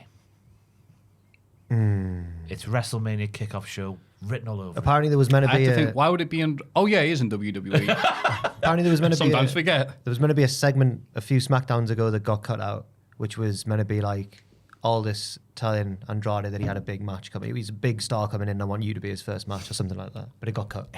Andrade went, bye. At any other time I of see year, where this is going. at any other time of year, I would assume that it's Andrade going, that doesn't work for me. But because it's Mania and segments are running long, I think that's why. Jimmy Uso wins his match against The Miz. He grabs a headset from the announce team and says on Raw, he'll turn the ring general into Private Gunther. Yay, it's the wee wordplay bit that we get. Yeah. Private Gunter. That made me laugh. I don't know why. Just Private Gunter. Don't know why it made me laugh. Don't know what I'm saying anymore. It's just, it's... Don't know what's happening. Still bitter about the Hall of Fame, really. I know you still read. So you've had a massive shock beforehand. knowing what's to come. This was, calm down there, Jimmy. Don't get too confident now. Yeah, Gunther did not appreciate that. No. Private. Oh, yeah. But what? He would rather take another shoot slap to the face than be called Private Gunter. Would he? Because he didn't know what hit him. Like, I'll have to go back and watch it again this week. Fantastic slap? scenes. Oh, yeah. Oh, my God. So meaty. Oh, it's Brilliant. brilliant. Jim needs to change his theme, though. That's the thing I've written down my notes here. He says, I used to put family first and then I put it in the past or something like that. Oh, I need to change those lyrics. Yeah. I used to put family first, and now I still do that. But Reset factory settings. you've got to be hesitant about giving Def Rebel 2 chances at a theme. Like, this Big Jim one's all right for them. I mean, it's excellent for them, actually. It's all right in the grand scheme of things. So, yeah, in fact, don't change it. Just keep it as it is. Okay. No one else has mentioned it apart from me. Nobody cares. It's good that someone does, though. Traumatized Ross, the new character at Cultaholic. It's good that someone does. It's good you're holding them to account. Yeah. Someone bloody needs to. My high standards, yes. Yes. Drew McIntyre is in a cheery mood backstage after his win over Randy. Who the hell's Lewis? He says hello to Lewis Capaldi. I've just written down Drew and Lewis. I was like, who the hell's Lewis? Before running an interview with Jackie Redmond. It's Lewis Capaldi, who has, I don't know if he does anymore, but previously did say listen to this podcast. Yes, I do remember that. If he's listening, sorry. Hiya. Sorry. He hasn't got 4 hours to listen to this nonsense, has he? Let's be No, honest. travelling a lot. Cracking out them tunes. Travelling about, though. Yeah. Gonna get mad with it. Hey. Worrying signs, though, because Lewis heads off to the pub. And I don't think Drew made it, Maffew. I don't think Drew made it to the Lewis pub. will just be on his own. Just on his own, yeah. In the corner. Oh. Oh, where's Drew? Take a picture of his pints and this is waiting for you. He calls out Damian Priest. This is Drew, not Lewis, so that would be funny. Who hasn't even shown up tonight, so now Drew's heading to the pub. Drew leaves the venue, but of course Priest is waiting in the car park. They fight around the car, and Priest puts the valet through a nearby table. They battle up onto the bonnet, and Priest slams Drew into the windshield with South of Heaven. Agents arrive to calm Priest down, who tells Drew to rest in peace. Jackass. Yeah. After the break, CM Punk passes a hurt Drew on his way to the building. He has a little chuckle. Real glass. No, because it's Drew, not because of real glass. They would never reference an AEW happening. They never mention that company. That can't be why. No, it's just because it. Yeah. All right. But it's funny. Yeah, Drew called him a Timu Undertaker at the start of the show. He did, which I thought was too Oh, that close to the makes- truth. I mean, the crowd were like, yeah, that's a good point, mate. That makes sense now. I wondered why he said rest in peace. Do you notice some of the security guards? I certainly bloody did. Shreddy. Shreddy was one of Roman's. Yeah. I saw Big Will Cruz. Oh, really? Yeah. I saw Moulet was there. Is Big Moulet. Big I saw Miles Kamen was one of them as well. That's it. I was trying to remember and his I went, name. boo. Because he's a nasty man. Yes. Shreddy was brilliant because I saw he put it on social media or something. One of the replies was just like, I see Roman's called him the big guy. Yeah, I saw of course that. he Yeah, has. Yeah. He looks the part. He does. Oh. He's the Jack Stack daddy. Yeah. And sadly, though, we didn't get to hear him yelling, "Oh no!" Don't do that. Sorry. That's our friend. It's not. Yeah, you're right. It is. I've never met him. What's that a reference to, Maffew? He's from Hartlepool. Oh, the Powells. Yes. Hartley Powell. Yes. That's how they say that word down there. Yes. And it's just an amazing voice to come out of his mouth. And his voice often breaks after matches when he's doing his promos, which is just, I have a lot of fun when I watch Shreddy wrestle. It sounds mean. I have fun because he's really good at what he does, Maffew. That's why I have fun watching him. Yeah, he's massively improved. I remember when he started wrestling. He's going to say something else bad. I know, yeah. He's gotten good. Just how I you love seeing did. him. Yeah. He's gotten good, though, Jack. He's Well, I gotten never good. saw him. Yeah, early on, because I started when he's starting there. He's like, what do I do now? Everyone surely, that's the same for everyone. Hear him calling spot. Surely that's Irish the same- whip! Surely that's the same for nearly every wrestler. Very few will be good. Yeah, of off course, rip. yeah. Yeah, but he is good now. I'm loving his current gimmick. For those who don't know, he went to Japan, legitimately got booked in Japan, Yeah, and he's big come Japan. back and now says that he's a big Japanese star who's come back to spread his star power for the rest of the roster. I'm a big Japanese star. It works really well. It's very good. I love going to the events and swearing at them. Right, cool. Yeah. How That's- sad. These aren't the wrestling events. That's These are what I say my car boot I was says. going to say that's just in the car park after. But yeah, at least this is what the feud needed between Drew and Priest. Yeah, aye. Yeah. It's a Real shame class. Capaldi didn't, shoot punch him like Travis Scott. He was at the Same as pub. me. Yeah, he was in the pub. That's I was right. worried that Drew was going to do something like headbutt Lewis Capaldi or something just because he's a heel, and I was like, ooh. What a song Lewis would write about that. Oh, I know. Oh. He's all about the heartbreak, isn't he? Yeah. Imagine Yeah. getting his face broken by Drew. That would be heartbreak. I wouldn't like that at all. Nick Aldis hosts the contract signing between Roman Reigns, Seth, and CM Punk, who will all be escorted to the ring by security, as we just mentioned. Roman arrives first with Heyman. He enjoys the crowd singing for him and gets Paul to join in a bit before signing the contract for WrestleMania. Seth arrives and Roman is visibly annoyed. Seth reminds him that they have history in this building, arriving via helicopter, I remember that, and putting the Undertaker through a table. They've been through a lot together, but overall he thinks they accomplished their mission. The crowd tried to erupt with CM Punk chants. Roman says Seth has nothing to do with WWE's rise. Reigns did that all by himself. Seth says Roman has always been selfish, and he still doesn't see the danger in a snake like CM Punk. He should have let Seth finish Punk off in the cage at Madison Square Garden. Punk arrives and looks through the contract. Roman tells him to hurry up because the clause he's looking for is in there. Heyman confirms that the match will be the main event of WrestleMania and gives Punk a little congratulatory kiss on the head. Mwah. Punk is tearful, while Seth reacts furiously, saying Punk doesn't deserve it. He rants about the injustice of it and throws his mic down. Punk thanks the fans who have chanted his name for 10 years, but Roman says he should be thanking the tribal chief. Punk mockingly thanks Roman. You've put here, I thought you did it very sincerely. Well, he But- called him the big dog at one point. Yeah. And Roman went, "Ugh." don't remind me. Like you said, He was meant, really- Punk meant that. Okay. But reveals it's not the favour he was owed. Oh. Ructions in the green room at Sweet Chin Disco. Everyone's running around. What? Mark Henry the towel. No, I've got mixed feelings, I think, about this segment, actually. Go on. Oh, it's hard. I liked Seth's... I liked Seth continuing to, like, his mission the whole time has been to stop Punk from getting his WrestleMania main event dream. He's being totally spiteful. He thinks Punk deserves never to have that. So I liked Seth being completely, from the moment that was confirmed, even though it's his own main event as well, Seth's just like, this is the worst thing ever. So I like that. I like the interaction between Roman and Punk. It just felt a bit... Didn't feel like there was enough build to this. They could have made a whole thing about like Punk has to do this to get the main event or he has to do that. But instead it was just like, here I am. Oh, it is the main event. I'm really happy. So I don't really know. I think it's because it's meant to be heelish shenanigans from Roman and Paul. Oh. When I was like, when Paul was... Roman must have felt like he was getting cheated, I was thinking to myself, because Paul sat there going, oh, you're in the main event. Kisses, kisses. His other client, well, Roman sat there going, I thought I was your boy. You're my wise man. Well, true. But I think they were hedging their bets on Punk accepting that as the favour. And then Punk at the end hasn't accepted that as the favour, so they've got eggs on their faces. I can't believe Paul Heyman wouldn't have locked this down in contract for him. What poor managerial skills. Yes.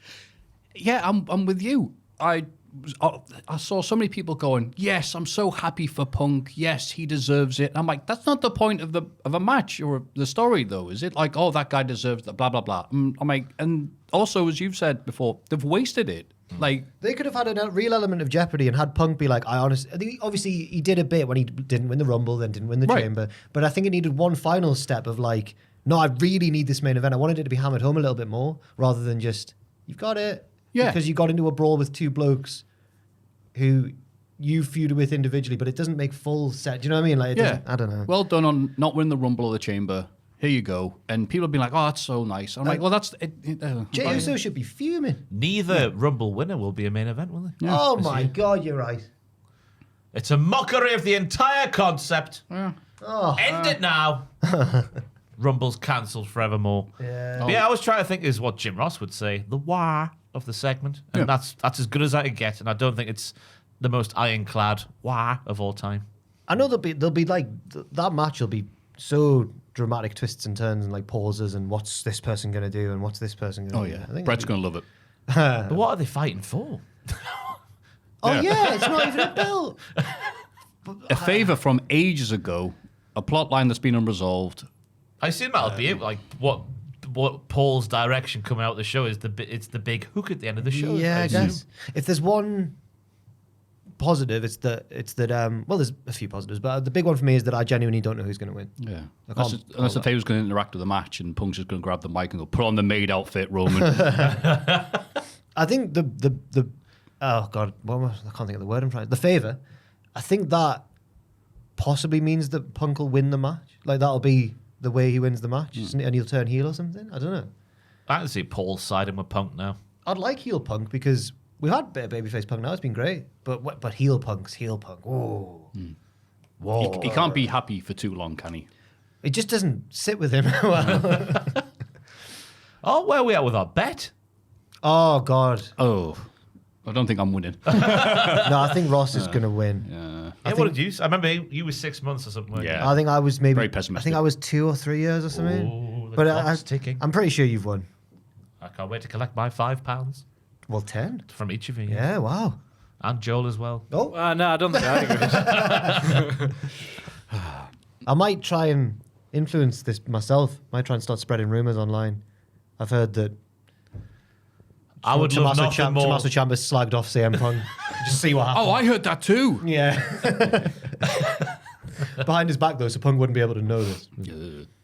You'd love nothing more. Yeah, I thought you were going to go like spread rumors about Punk to make Punk angry.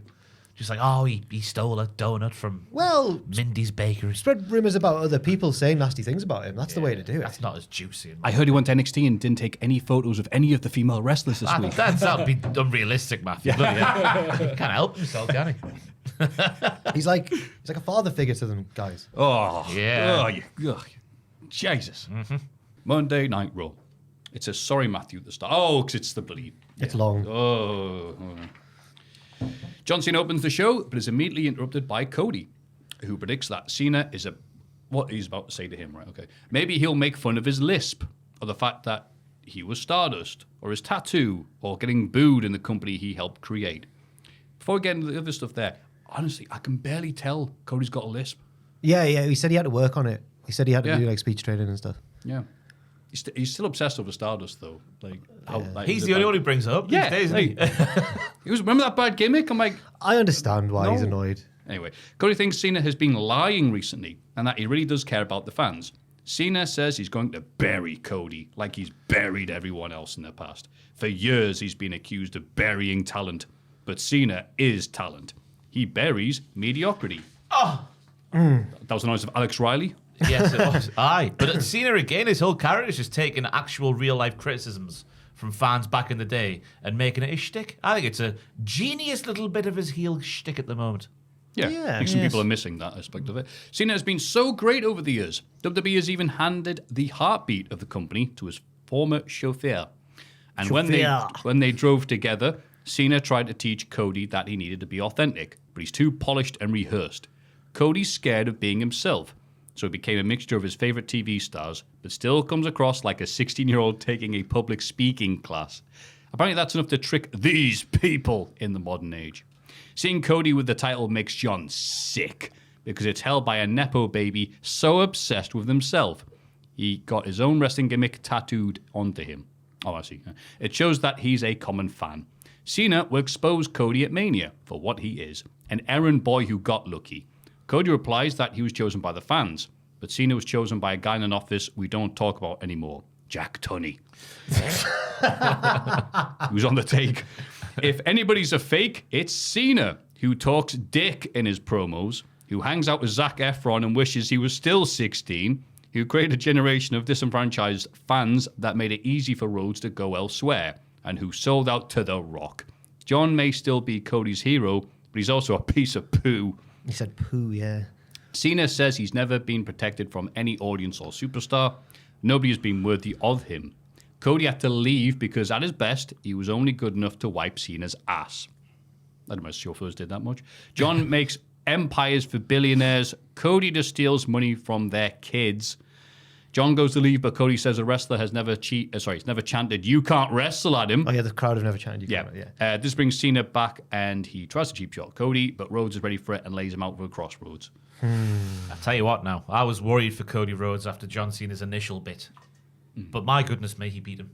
What do you think he beat him? If that's a wrestling match within a promo battle, that's 1-0 Cody Rhodes on the night itself. How much do you think they knew about what they were going to say to each other? I think it was loose bullet points. I think we're going back to when Rock and Cena were going at it and Dwayne got legitimately upset with John. Is Cody the first person to ever hold his own against Cena in this kind of format?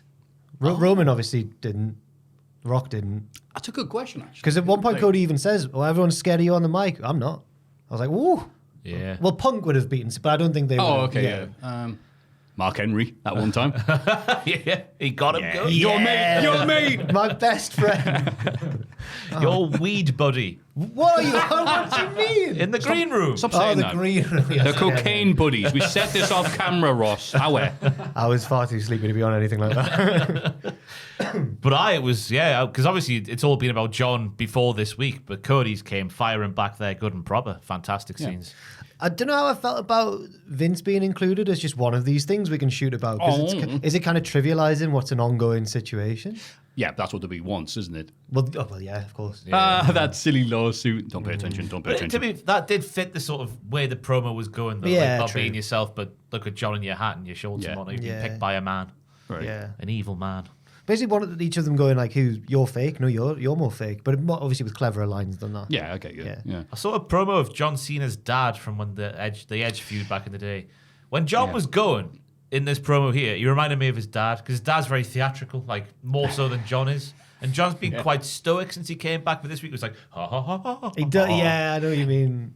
Yeah, I hadn't noticed that, but now you pointed out, he has He's turned into his dad. Who would have thought of that? I do. Yeah, so I also thought, was that supposed to be a joke? Him, Cena calling Cody a Nepo baby. It's like, oh yeah, your dad, a wrestling promoter. Oh.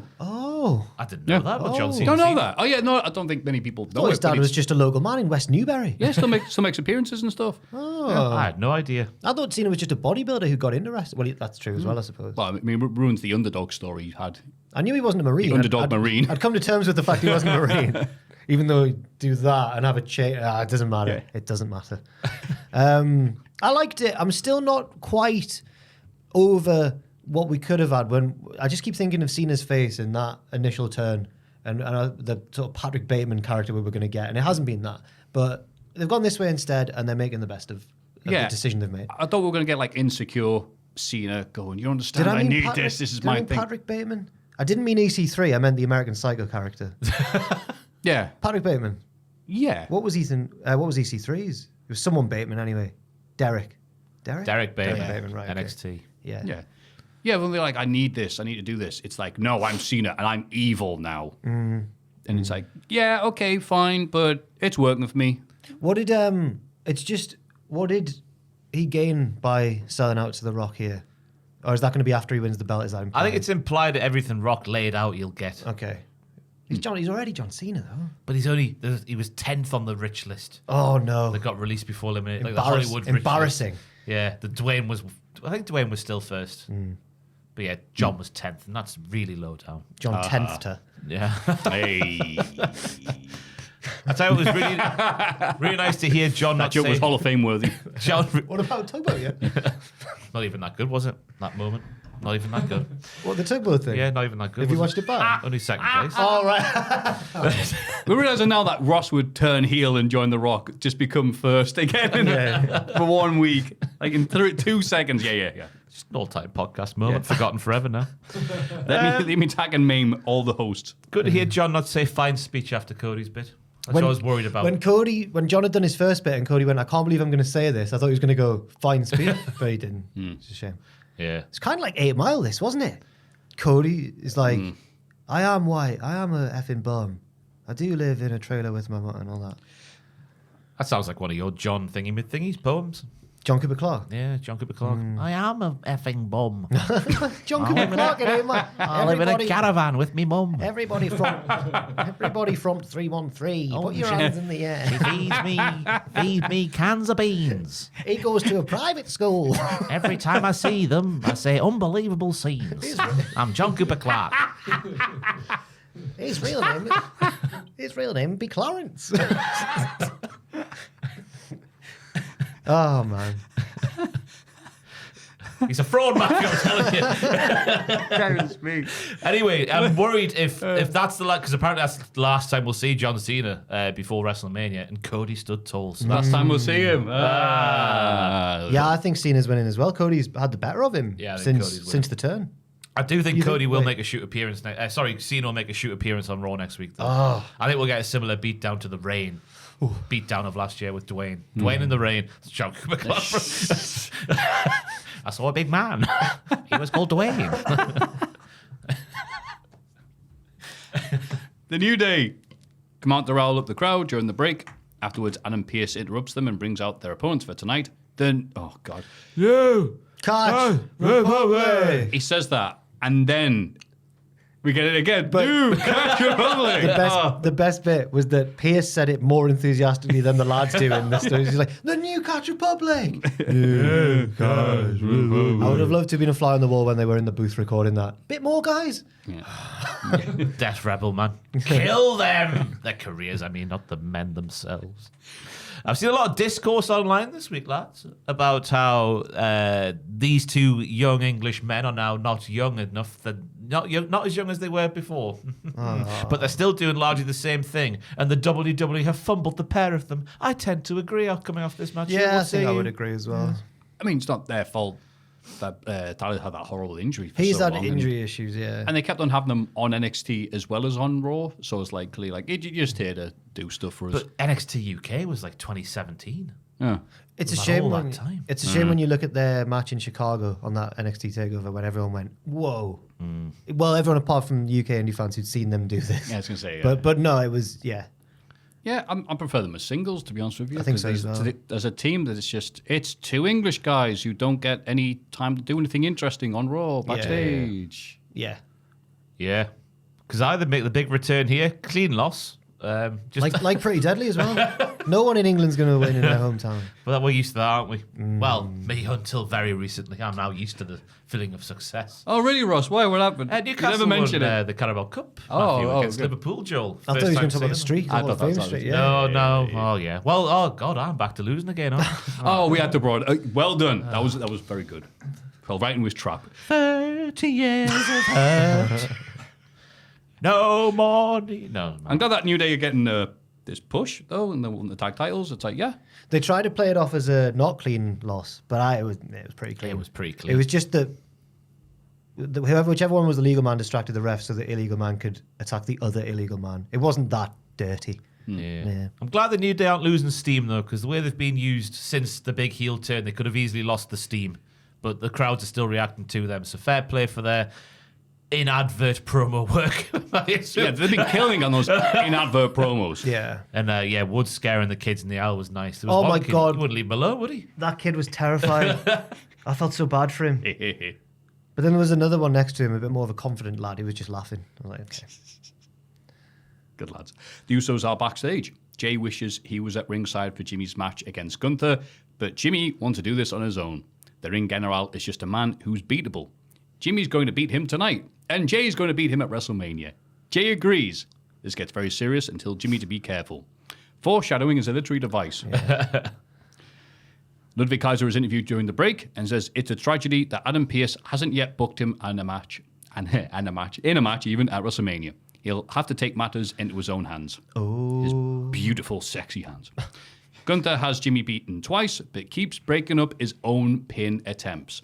He finally chokes Jimmy unconscious and reapplies the hold after the bell.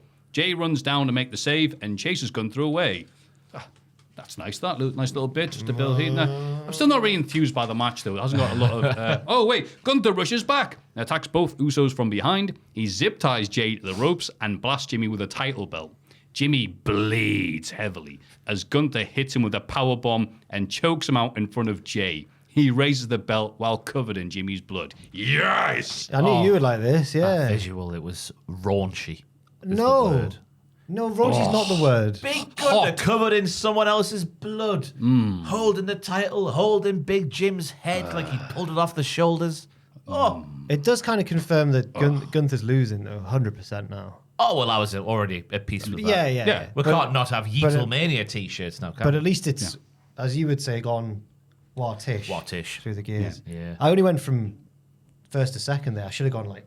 Well, it's gone from like a big rev in first, maybe second, a big rev in second, and you've gone all the way to fifth straight away. Whoa. 7,000 RPM I'm talking about here. Whoa! Bit of a jolt when you go to fifth. Up the manual cars. I've never driven an automatic.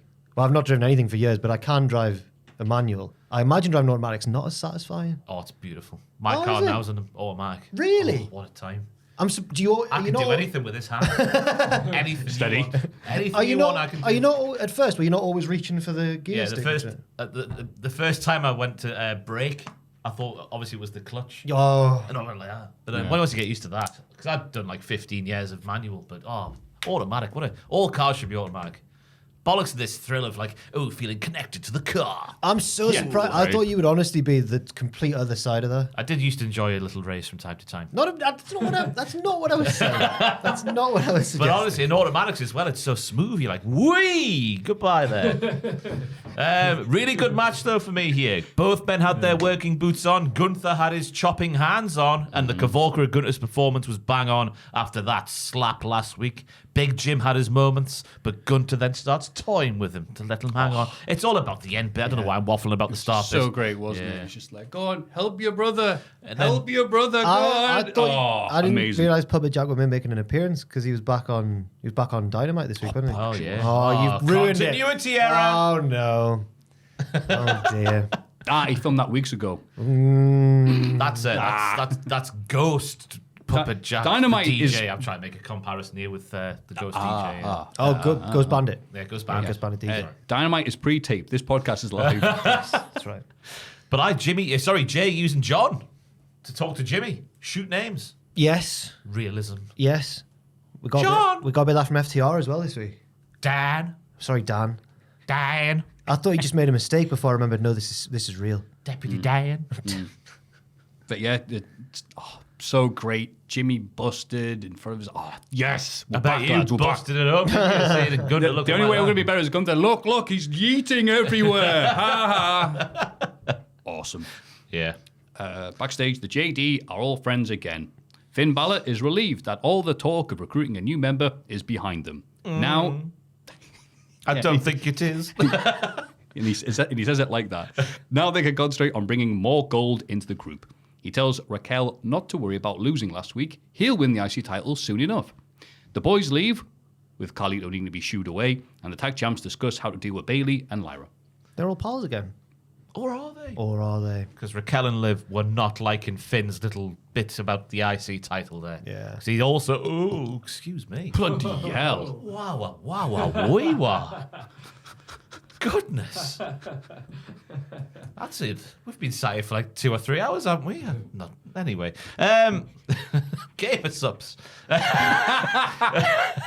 But I forgot what I was saying now. It doesn't matter. No, they weren't too happy about Finn, were they? Those they lasses. weren't, No. Yeah, aye, because he's also. Sorry. I'm on Team Liv, me. Yeah, and Team fair. Raquel. That Yeah. Finn makes me He sick. does. Whoa! We're gonna have to start doing that every time Finn appears. As if Finn's. Hi, Carlito. As if Finn's. I live. Hi, Finn. As if Finn's like a disgusting man. Oh, stay to ye. Yeah, look at I apologize. That reminded me of Big Al from Toy Story. You know, he burps on Woody. Oh, with this what's its breath or whatever. Makes me sick. I imagine I've just made someone sick at home, especially with headphones on. Very sorry. What a scene. What a scene. What a film. Al's Great toy, film. Brian. Oh. What a film. Sorry, carry on, Maffew. Sorry. I'm just waiting to see what Russell will do next. I can do them all. Balor and Dom have a tag match against Braun Breaker and Penta. Dom forces a miscommunication between the two faces, causing Braun to spear Penta by accident. Balor gets the pin on Penta, and the heels have a big hug. It seems fine still. Seems fine at the minute. Yep. I like wrestling, me. Because I saw Penta and Braun shake hands in the midst of their feud before WrestleMania. And I was like, I know what's going to come here. A big spear. Yeah. And it bloody well did. I like wrestling. Felt like a solid spear as well. Because it was a good one. Penta's not a small enough man to like speed to go flying, but it felt like he'd gone just like crunch. It was good. But it's also interesting because Dom, once again, is being the bigger man. I know Finn's being, oh, we're brothers, this, that, and the other. But it's actually Dom who's being the nice guy. And I think it's all fake from that Finn Balor who makes us all sick around Yeah, this table. and I think Dom is being quite genuine. I think it's Liv who's going to mess it all up for him. Well, we'll see later. I've said too much. We'll see in a bit. Interesting that Penta took a pin for the first time in the WWE, and it was in the hands of that disgusting Finn Balor. Grim, isn't he? Great Braun double suplex in the middle of this match where he made sure to stand up tall. Dizzy Rascal, stand up tall! Pull up your socks and start. Sorry. So sorry. Yep. We were there in 2009, you see. Evolution. Oh, yes, you went as well. Oh, it was a hot weekend. And then he played Bonkers, and it rained during rain then, Bonkers. yeah, It was like a theatre. It was good. The View were there as well. Same jeans. Ah, Great days. thank you. That's okay. I wasn't. Backstage, Chad raves to Adam Pearce about El Grande Americano. Gable is still pretending to be sick. You don't know that. Who's typed that up? Pearce says it's a shame he can't wrestle because next week's show is in Chad's hometown of Minneapolis. Gable changes his tune and says he'll be fine by then, but Pearce refuses to go against doctor's orders. Besides, he's already booked El Grande Americano instead. Gable passes his old stablemates, like he seems to do every bloody week, and calls them clowns. Maxine Dupree wants to talk about future opportunities with Pearce, but not just for Otis and Tozawa, but for herself too. She's been talking to Talia recently, and they have some ideas. I was worried they were never going to pay this off. But Same. no, I was worried. But it's back. Is she going to... Because we know that Natalia's in Bloodsport. Does that mean Maxine is also going to be in a Bloodsport match? Oh. No. Wow. I think there'll be a tag team. It's Maxine versus Ronda Rousey. Yeah, I think there'll be a tag team as well. Yeah. It was great to see Maxine's shocked face again when Chad Gable, of all people, called them clowns. Yeah. Oh! That one say face that that. Maxine has. But yeah, it looks like maybe Otis and Chad are going to do things again. He called him an idiot to his face. Never lets it go, does he, little Chad? Otis should be so much higher on the card than he actually is. That Gunter match they had on Raw should have been the WrestleMania main event. Take Jay They're out just of giving it. them away at this point, aren't they? Those slots of the main event. So Would that beatdown that Jimmy suffered be as effective or less effective if it was Akira Tozawa and Otis was the one feuding with Gunter? Let me pose that question to you. 'Cause Maybe. I think it'd be less effective. I've talked myself out of a point. Okay. They've booked a great main event, they have. they have, just not this one. Karen Cross and Scarlett are interviewed during the break. Good evening. Good evening. Good evening. They're asked about their involvement in the dispute between AJ Styles and Logan Paul. Cross wants to know the crowd's favorite bad guy. And he goes, bad guy because he's not a mark like these marks, Maffew. Yeah. And says his is AJ Styles because deep down he knows AJ is a devil, just like Carrion. Yeah, that's pretty much all. Yeah, I'm glad we read that out. Any thoughts? No, it's Oh, good. cool. I'm ready for everything to change with Karrion Kross. Apparently his contract's up in the summer. I saw Fightful Select had a scoop this week. I need a feud where someone talks about him first and then he walks into shot, rather than someone not talking about him. Yeah. And then he walks into shot, or like here where he just talks about someone randomly. Yeah. Well, it's not random. I know it's not random, but you know what I mean. Yeah. Yeah. He's just Joe for the modern era. The boys have been saying. But look at the size of him, right? And look at his wife. He should be world champion. He can snap baseball bats with both hands and both legs. He has to wrap them around that. Oh, what a weakling. Do you remember that? Yeah, I do remember. Look, I broke the bat, Scarlet, or whatever her real name is. I don't know. Yeah. Imagine being that proud of breaking a bat. Oh, I would be. Would you call upon your lady No, friend? I wouldn't do anything like that. But like, I'd have a little celly to myself. A little what? Celly. Oh, celebration. Sorry, yeah. Selly. I Have you just made that up, or is that a no, thing you do? It's what we used to call them at Durham. Oh, no. Wouldn't you believe it? Spat on a peasant tonight, a little silly about it. Oh, Geraldine, I think I'll have a lovely cellar tonight. I knew I shouldn't have said anything. Make sure the horses are fed. Oh, you've got the golden chalices out for the wine this evening, have you? Oh, those foxes won't know what's hit them, will they? It's lasted so much Niles. longer than I thought it was going to last. I Yes. feel like Jimmy Uso. Those pheasants won't be sellying tonight, will they? No. No. They'll be commising. Commiserating. I got what you meant. My friend who also goes to this exclusive school. It was a university. I'll call it what I like. I make more money than you. How did you get here? You lost. Stop! I'm already beaten. That went on for like a minute. How did you do that? You could have said Jarrow at works as well. I've had a proper Sally there. Yeah, I should have. White lightning. Oh, it's one extreme or the other, isn't it? Oh, Jack shows up with his white line into this. Good heavens, the monocles are flying off. That's how it felt at RJS for the first few years, actually. I was the Jarrow boy in the school.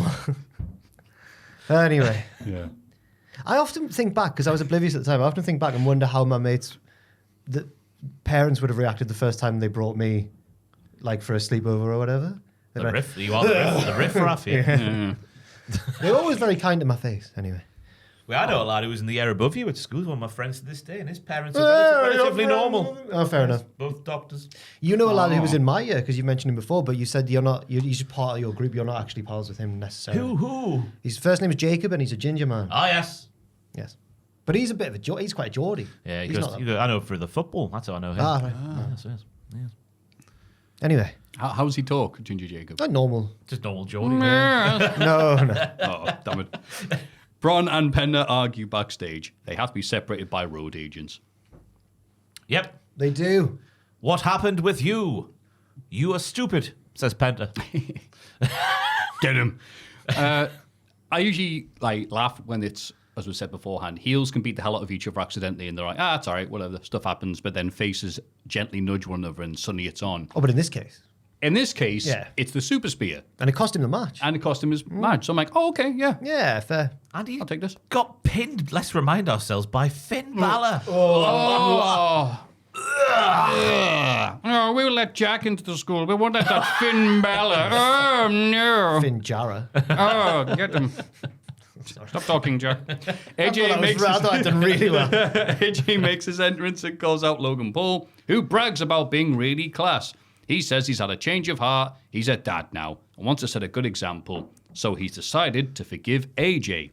Styles says he'll forgive Logan too, for being the biggest douchebag to ever set foot in WWE. The fans don't care about his money, they care about what he does in the ring. AJ admits that Logan is talented, but that'll only get him so far. Now his mouth has gotten him in trouble, and Styles wants to fight now. Logan says he's not fighting for free, but points to the WrestleMania sign instead. He tries to cheap shot AJ, who's ready for it and fights back. Logan takes control of the brawl by yanking the middle rope into AJ's crotch. He lays him out with the pulverizer. Yes. His name's Paul. Lucky prick. Where? The first 2 times he's hit the pulverizer on television or on Rey Mysterio and AJ Styles. Yeah. He couldn't fail to do such a wonderfully complex maneuver. So that's why he's a lucky prick. I was sitting there thinking, what was the genesis of this feud? I know. What is the premise? The Rumble. What happened at the Rumble? He eliminated Styles. Is he? that it? Right, fair. He eliminated Punk, I remember that. Yeah, he did eliminate Punk. He eliminated AJ as well. Oh, Punk got his revenge in the chamber. Wait, I'm not making this up, man. Did he? I'll have a look. I'll have a look while you carry on. But I was just sitting there watching this promo where they're not really saying much about anything, really. And I was like, well, why did they hate each other? And if it's the Rumble, fair enough. I have no recollection of that. Logan said some stuff as well. He compared AJ to a part-timer like John Cena. I remember that. But that might have come after. No, you can't talk like that. Yeah, it's just not. It's just a match that's there for me. Yeah. AJ Styles was eliminated by Logan Paul. I remember wrestling. Gillette. But I also got doubted because you can remember, so I scurried away from my self-confidence. I think the only 2 people he eliminated were AJ and Punk. Pretty big. Hey, Yeah. you could say he's pretty deadly. Whoa. There was a nice Prime bottle that said prick on it, which I really enjoyed. When Logan Paul's going down the ramp, great scenes. It's a segment that happened. There's nothing really to say about it. Nice finishing move. Try and hit it on someone who's not a fantastic wrestler, Logan Paul. Or a bigger man as Or a well. bigger I don't know if man. he'd be Yeah. And then come back, you tit. Yeah. Egg on your face. Lyra Valkyria is interviewed backstage. Whoa! Don't be so nonchalant there. Let's have a little selly. Oh, no! You've nailed that one. Just out the Ferrero Rocher and the Viennetta, which is, even we can enjoy it. Oh, yeah, everyone likes Vienna. Yeah. She thanks Bayley for her help last week, but she remains the only person to beat Lyra since she became IC champ. Now she needs to prove she can beat Bayley, so next week they're having a rematch. I'm so glad it's not Hell in a Cell coming up. It's been the worst. Yeah, it's been the worst. Lyra, obviously she's a very, very babyface. Like, they're not doing much with her at the minute beyond, I'm a fighting champion and I'm a nice person. But I like that she's got a reason for wanting to wrestle Bayley again, to correct that. It's like when a boxer loses an upset and has to avenge, or like before they were famous, they lost a match earlier. Like in in their career. amateurs or something. Yeah, I get you. Yeah. Yeah, it's something. They still haven't done anything to give her more of a character, stuff like that. But she is still mint in the ring, so I'll allow it. I assume they're going to be a tag team coming out with this, are they? Do you reckon a Maybe. little tag team run there? Oh, maybe. Yeah, they're good. Somebody's going to wrestle Maxine Dupree and Natalia. The JD celebrate their win backstage, but Balor brags about getting the win himself. Ugh. I know. I pin Penta, he says. What a dick. Since he's on such a roll, he wants to ask Pierce for a title match. He leaves, and Liv warns Dom about Finn's ego. She says Balor has already lost to Braun, but she plans to talk to Pierce on Dom's behalf. Classic scenes here. And I think on commentary they were like a bit of a Yoko Ono situation going on. Yeah. Right. I'd say Liv's a lot more upstanding than Yoko Ono. I reckon Liv can hold a tune as well. I've heard that recently. Screaming into a microphone for no reason. I couldn't make that noise myself though, so fair play to her there. Oh, no. Zero talent. Down with the Yoko. But yeah, we've got Finn going to Pierce thinking he's getting a title match, and then Liv's going to get Dom a title match without Finn knowing that Dom's going to get a title match. So they're both going to be involved in the same title match. I think Dom might end up winning that title match. I think he will as well. And who would he pin? Finn Balor. Yes. That'll make me say, tasty. The opposite of It would leave Braun without the belt, but that's okay. He can go up the card. Yeah. Because it's still Finn being a heel, but Dom being relatively upstanding. I've written down babyface turn for Dom by the looks of things. He is cute. He's a cute boy. Yeah. He's got a cute little smile. I don't care about his looks. I'm on about his wrestling. Oh, sorry. Yeah, and that as well. Yeah. Why? I mean, Ludwig Kaiser. Beautiful boy. Yeah. Lovely blue eyes. But heel. Das blaue Augen. Yeah. I like the idea of Ludwig Kaiser joining the JD. No, now you've got rid of that smelly Balor. I'd love to join you guys. Did you listen to Kraftwerk? Well, I reckon There's a queue out the door of everyone lining up to join now. They're like, Yeah, so many people. Oh, this place is great. Doesn't smell anymore. Because I reckon there will be a new member coming out of WrestleMania, like Finn, Dom, Liv, and Raquel, and someone. And Carlito as well. And JD. He's caught in the middle, isn't he? Yeah. JD will be with Finn, surely. Oh, God, yes. His father. Maybe they could be. Who would it be? Big question. That's not a big question, is it? Come on. Jeffrey Cobb. Jeffrey Cobb. Goth Cobb. Goth Cop, yes. They make him wear It's like, but I even like this music. Shut up, button shirt. make him wear eyeliner and that. He's like, Oh, okay. Io Sky defends her title against Rhea Ripley in the main event with Bianca Belair as special guest ref. She made the outfit herself. She certainly in did. a hotel room. Ooh. Midway through the match, Ripley accidentally kicks Belair before hitting the riptide in Io. She makes the cover, but there's no ref. Oh, no. Moments later, she argues with Belair again after a 5 count in the ropes and hits her in the face. Io then accidentally hits Belair with a missile dropkick and she calls for the bell. The match is ruled a double DQ, so Ripley and Belair brawl on the outside. Io takes them out with a big moonsault and the fight continues back in the ring. Ripley stands tall after riptide to both women and an avalanche riptide on Belair. She raises the belt to end the show. Rhea Ripley is a lucky wrestler. She's a lucky wrestler. Go on. She should have been DQ'd. Yes. She hit the referee in the face, and then Io accidentally hit the ref, and she DQ'd both of them. And Rhea also already accidentally hit Bianca before the hit. Yes. So if we're going to DQ Io for that, you should be DQing Rhea twice. 2-1. Io wins. Yeah. So there was a weird start of the match because the story was all about whether Bianca was a good referee rather than is Rhea Ripley going to go to WrestleMania, which I thought was missing the point a bit. They love doing that with special guest referee angles for some reason. Yeah. It was the same with Punk and Drew. I saw a bit, I didn't have the sound on, so I don't know if I got the wrong end of the stick, but was Bianca practicing her counting cadence on the announce table? Like going, 1, 2, Yeah, that's the commentators going, go on, shows you can count to 3. And surprisingly, she didn't go, you condescending little bastards. It's harder than it. I was the referee in a match once, and I was counting too fast. So I'm just saying now, it's harder than it looks. Fair. Thank you. She had a good cadence, I would say. It wasn't like, even sometimes real referees, you're like, whoa, Nick Patrick, why are you moving like that? What are you doing? I He never used to liked it. I piss me off, never Nick liked his Patrick. little. He was he's doing front crawl in the swimming, wasn't he? Like, Oh, was he that one? Who's the one who did the? He's landed like Steve Davis. Who's the one who did the side, the little slow one like that? In WCW. I can't even remember. yeah, Patrick would go like that basically, and then Yeah, he did, and then he'd Very- flick his elbow. I remember in WCW once noticing that one of our refs had like quite a seal, sort of like he'd lift his chest up and do that. Yeah, it was good. Yeah, and once you noticed it though, I'm off. once you noticed it, you couldn't unsee it once you'd first seen him do it though. He Not gonna kind of like name- a seal. I'm not going to name which one it was, but It's the one we can assume. people trying to see. People just go, I go watch WCW for the ref. Which ref is the seal? But yeah, this match, obviously the talent involved, I was just kind of like, yeah, let's just get to the point. Yeah. The latter parts of the match were good with 2 good wrestlers doing 2 good sets of wrestlings. I don't know what's happening. Yeah, it was. Because the poison raw that goes wrong on the floor, and that could happen. But the 2 lads just thought, you know what? That easier, in retrospect, spot has gone wrong. Let's try a more difficult thing on the middle rope. Oh, God. I was like, oh, no. The Kavorka of the pair of them, fantastic scenes. They handled it better than. So I saw Maffew sync up a bad match on Twitter the other day with a Brian Alvarez rant about said. Oh, the match. FTR one. Yeah, Brilliant. it's just the opening minute or so. You'd think if any 2 teams were able to overcome that, it would be those 2. Yeah. It's mad.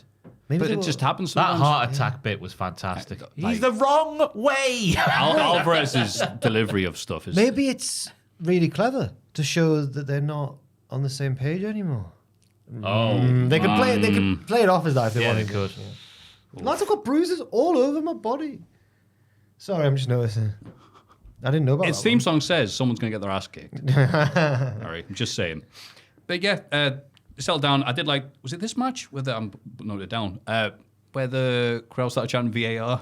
Oh, yeah. Oh, no, it was earlier on, I think. They might have done it here as well, but I've written down earlier on, VAR chants were disgusting. Yeah. We can't have it spoil it. They did another sport. "Who are you?" at Logan as well. Of It course. was a classic Yeah. chant to hear. Yeah. Very British crowd. You would have thought in London, eh? Yeah, somebody said I went to the show, and even though there was all those awkward UK people there, it was all right. And they didn't even mean it jokingly. I'm like, yeah, I can't believe going to a UK show and there's UK fans. Like, All those awkward UK... someone from the UK said that. Like, Oh, I'm right, like, right. Oh, you know, those type of people. You know them. No. Oh, right, I thought you were going to... NXT. Stephanie McCurry and Ava open the show. Ava puts over Steph and says the women's division is too good for her to hold both titles alone. Therefore, they've agreed that she is relinquishing the North American title. The heat for this. Chef Michaels, misstep. They are few and far between, Yeah, but he's when burned they his happen, they're massive. Joel, the league table, by the way. Well, Ava's bottom, but I don't know where to rank the other two, actually. Well, what are you thinking about Oh, that? I'll put Pierce second because of the mess that was the special guest referee situation, and then Aldous can be top. There we go. A new champ will be decided at Stand and Deliver in a 6-woman ladder match with qualifying matches beginning tonight. Steph knows this isn't a popular decision, but she wants to give back to the NXT women's division. Just give them a match then. Give them a match. Do your job. Do your job, Steve. It's a Roy Keane reference for people who don't know. But she'll only give up the belt on one condition. She gets to pick her challenger for the women's title at Stand and Deliver. She's a heel. She's given away one title and then handpicked an opponent for the other one. Oh, but I trust that Steph's a fighting enough champion that she'll pick one who'll test her mettle. I certainly hope so, Jack the Jobber. She's not going to pick Maxine Dupree, for example. Oh, No offense to... Whoa. goodness me. How You dare didn't you. have to say a name. Sorry. We knew you were going to say it. Jordan Grace interrupts. With Jada Parker out the picture, she's glad Steph can finally greet the match everybody really wants to see. Jada interrupts and says she's not out of the picture at all. She'd be champ now, in fact, if it wasn't for Jordan. Grace interrupts and says Jada fumbled her shot.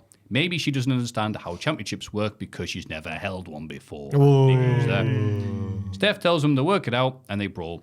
Jordan sends Jada to the outside as security try to break it up, so Grace absolutely launches one of them over the top rope. He jumped far. Whee! Yes. Great man, great throw. Yes. Great Jordan. Yes, great Jordan as well. Rubbish Steve in kayfabe. Rubbish Ava. So it's saying Air Jordan. I think that shoe. maybe she calls it that. I don't know. Probably, yeah. I think that Jada's the most over one out of the three. In the shed, she's the most over one. Oh, yeah. Generally, it's probably Steve at this point, but in the shed, Jada, the crowd are well behind her. At one point, she went, the title should have been around my tiny little waist, and you heard several men in the crowd get audibly horny. It was weird. Like they started going like, "Oh yeah, woo!" One of them was probably Booker T. Well, on the subject of Booker T, someone interviewed him this week, and they're like, "What does Queen Charmel think about you just wanking off while watching It's a NXT very ladies?" good bit of journalism, that. And he was like, Charmel understands it's entertainment. We're in the entertainment business. I was like, Bollocks. yeah, I bet. Bollocks. What a liar. Is that what he tells her, is it? It's just a character. Just entertainment business. Yeah. No, nothing personal. Yeah, but Then he must be the best actor in the world. honestly, Queen Charmel, my queen, I do not fancy those young, attractive ladies. No. No. Well, yeah, shame to see the book and misstep from Sean Spears. Sean Spears? Shawn Michaels. Yeah, my screw him goodness as me. well. Yeah. But yeah, it's just, it's like they have to have that ladder match. And this is how they got to it, which is like, okay. Why give Steve them both in the first place? Right. I'm asking. Oh, because Well, just vacate. Yeah. If Gilly can't be there, Well, then it that's the was- more natural vacation, isn't it? I guess, has it made Steve seem even more impressive? They could have made a risk the belt, couldn't they, and give up this shot to face Julia, but it would have telegraphed who was going to win. I did see people quite quick to point out, wow, Shawn Michaels borrowing from his own history again. Because if anyone knows about vacating a title, it's Shawn. Julia got in a fight with some Marines the other day. Anyway. Trick Willie cuts a promo on Instagram telling Obafemi to meet him in the ring tonight. Great. It's not the end of the bit. Oba is interviewed outside the arena. Great. That's the end of the bit. And doesn't answer to anybody. Tonight, Trick will learn why you don't call out a ruler. The ruler. I said the ruler. I like he's a big wooden object. He's stiff. This was just to build tension for the later thing. It certainly was. In the women's locker room, Ariana Grace decides she doesn't want to qualify for the ladder match because it sounds dangerous. Yeah, fair. Good logic. And then, because there's a women in a room together in NXT, they all argue! Whoa. Yeah, Cora thinks Lola Vice wouldn't know what to do with the title. She would just shake her ass with it. Yes. Fallon is also there. There was quite a few there, and they all started arguing, but not really over anything. Just over who's more likely to win the ladder match. Why don't you go and prove it? One of them did prove it later on. The new Kalani Jordan. But anyway, we'll get to that. She's the new Kalani Jordan. She was back to being more like the old Kalani Jordan than ever. Oh, she never smiled once, Ross? No, the promos, though. Oh, right. So robotic, it was brilliant. Yeah, but she's like heel John Cena now. She's stoic. She's more like Chris Jericho, the honest man. Zarya beats Lash Legend to qualify for the stand and deliver ladder match. Yeah, I thought their allies were going to get involved, but I don't think they did at any point. Jakara and Sol. No. I was weirded out. I was about to say. Oh, dude. By Sol being there is the second when there's a ladder match on the line. I was like, what are we doing here? But thankfully my issues were sorted out later. Yes, you never need to worry about. You never need to worry about. You never need to worry about loose threads in NXT. They are always wrapped up without question. Yeah. But we had Lash Gunther, I've written down, with the slap to the tit. Fantastic scenes. The noise was deafening. Lash Sheamus with the big pump kick to the outside. Fantastic scenes. This match had proper 80s vibes to it, just two big hosses doing hoss things. The test of strength at the start with the palms. Whoa, lovely. Reversals from Zarya. The Hurricane Rana out the powerbomb position. Then Lash reversing a spear attempt with a leapfrog. Very impressive. She is bouncy. That doesn't sound so right, does it, with a lady? No, it doesn't matter. That's fine. Then Zarya gets out a Lash extension. We don't know which way this one's going to go. And I reckon that's Lash Legend after the main roster now. I was when she lost, I was like, Not on Stand and Deliver. The Meta 2, I never would believe it. No. No. I don't really have anything to add. Yeah, no, you said everything there I was going to say, so that's me looking Sorry. dumb. How dare you be good at podcasting? Yeah,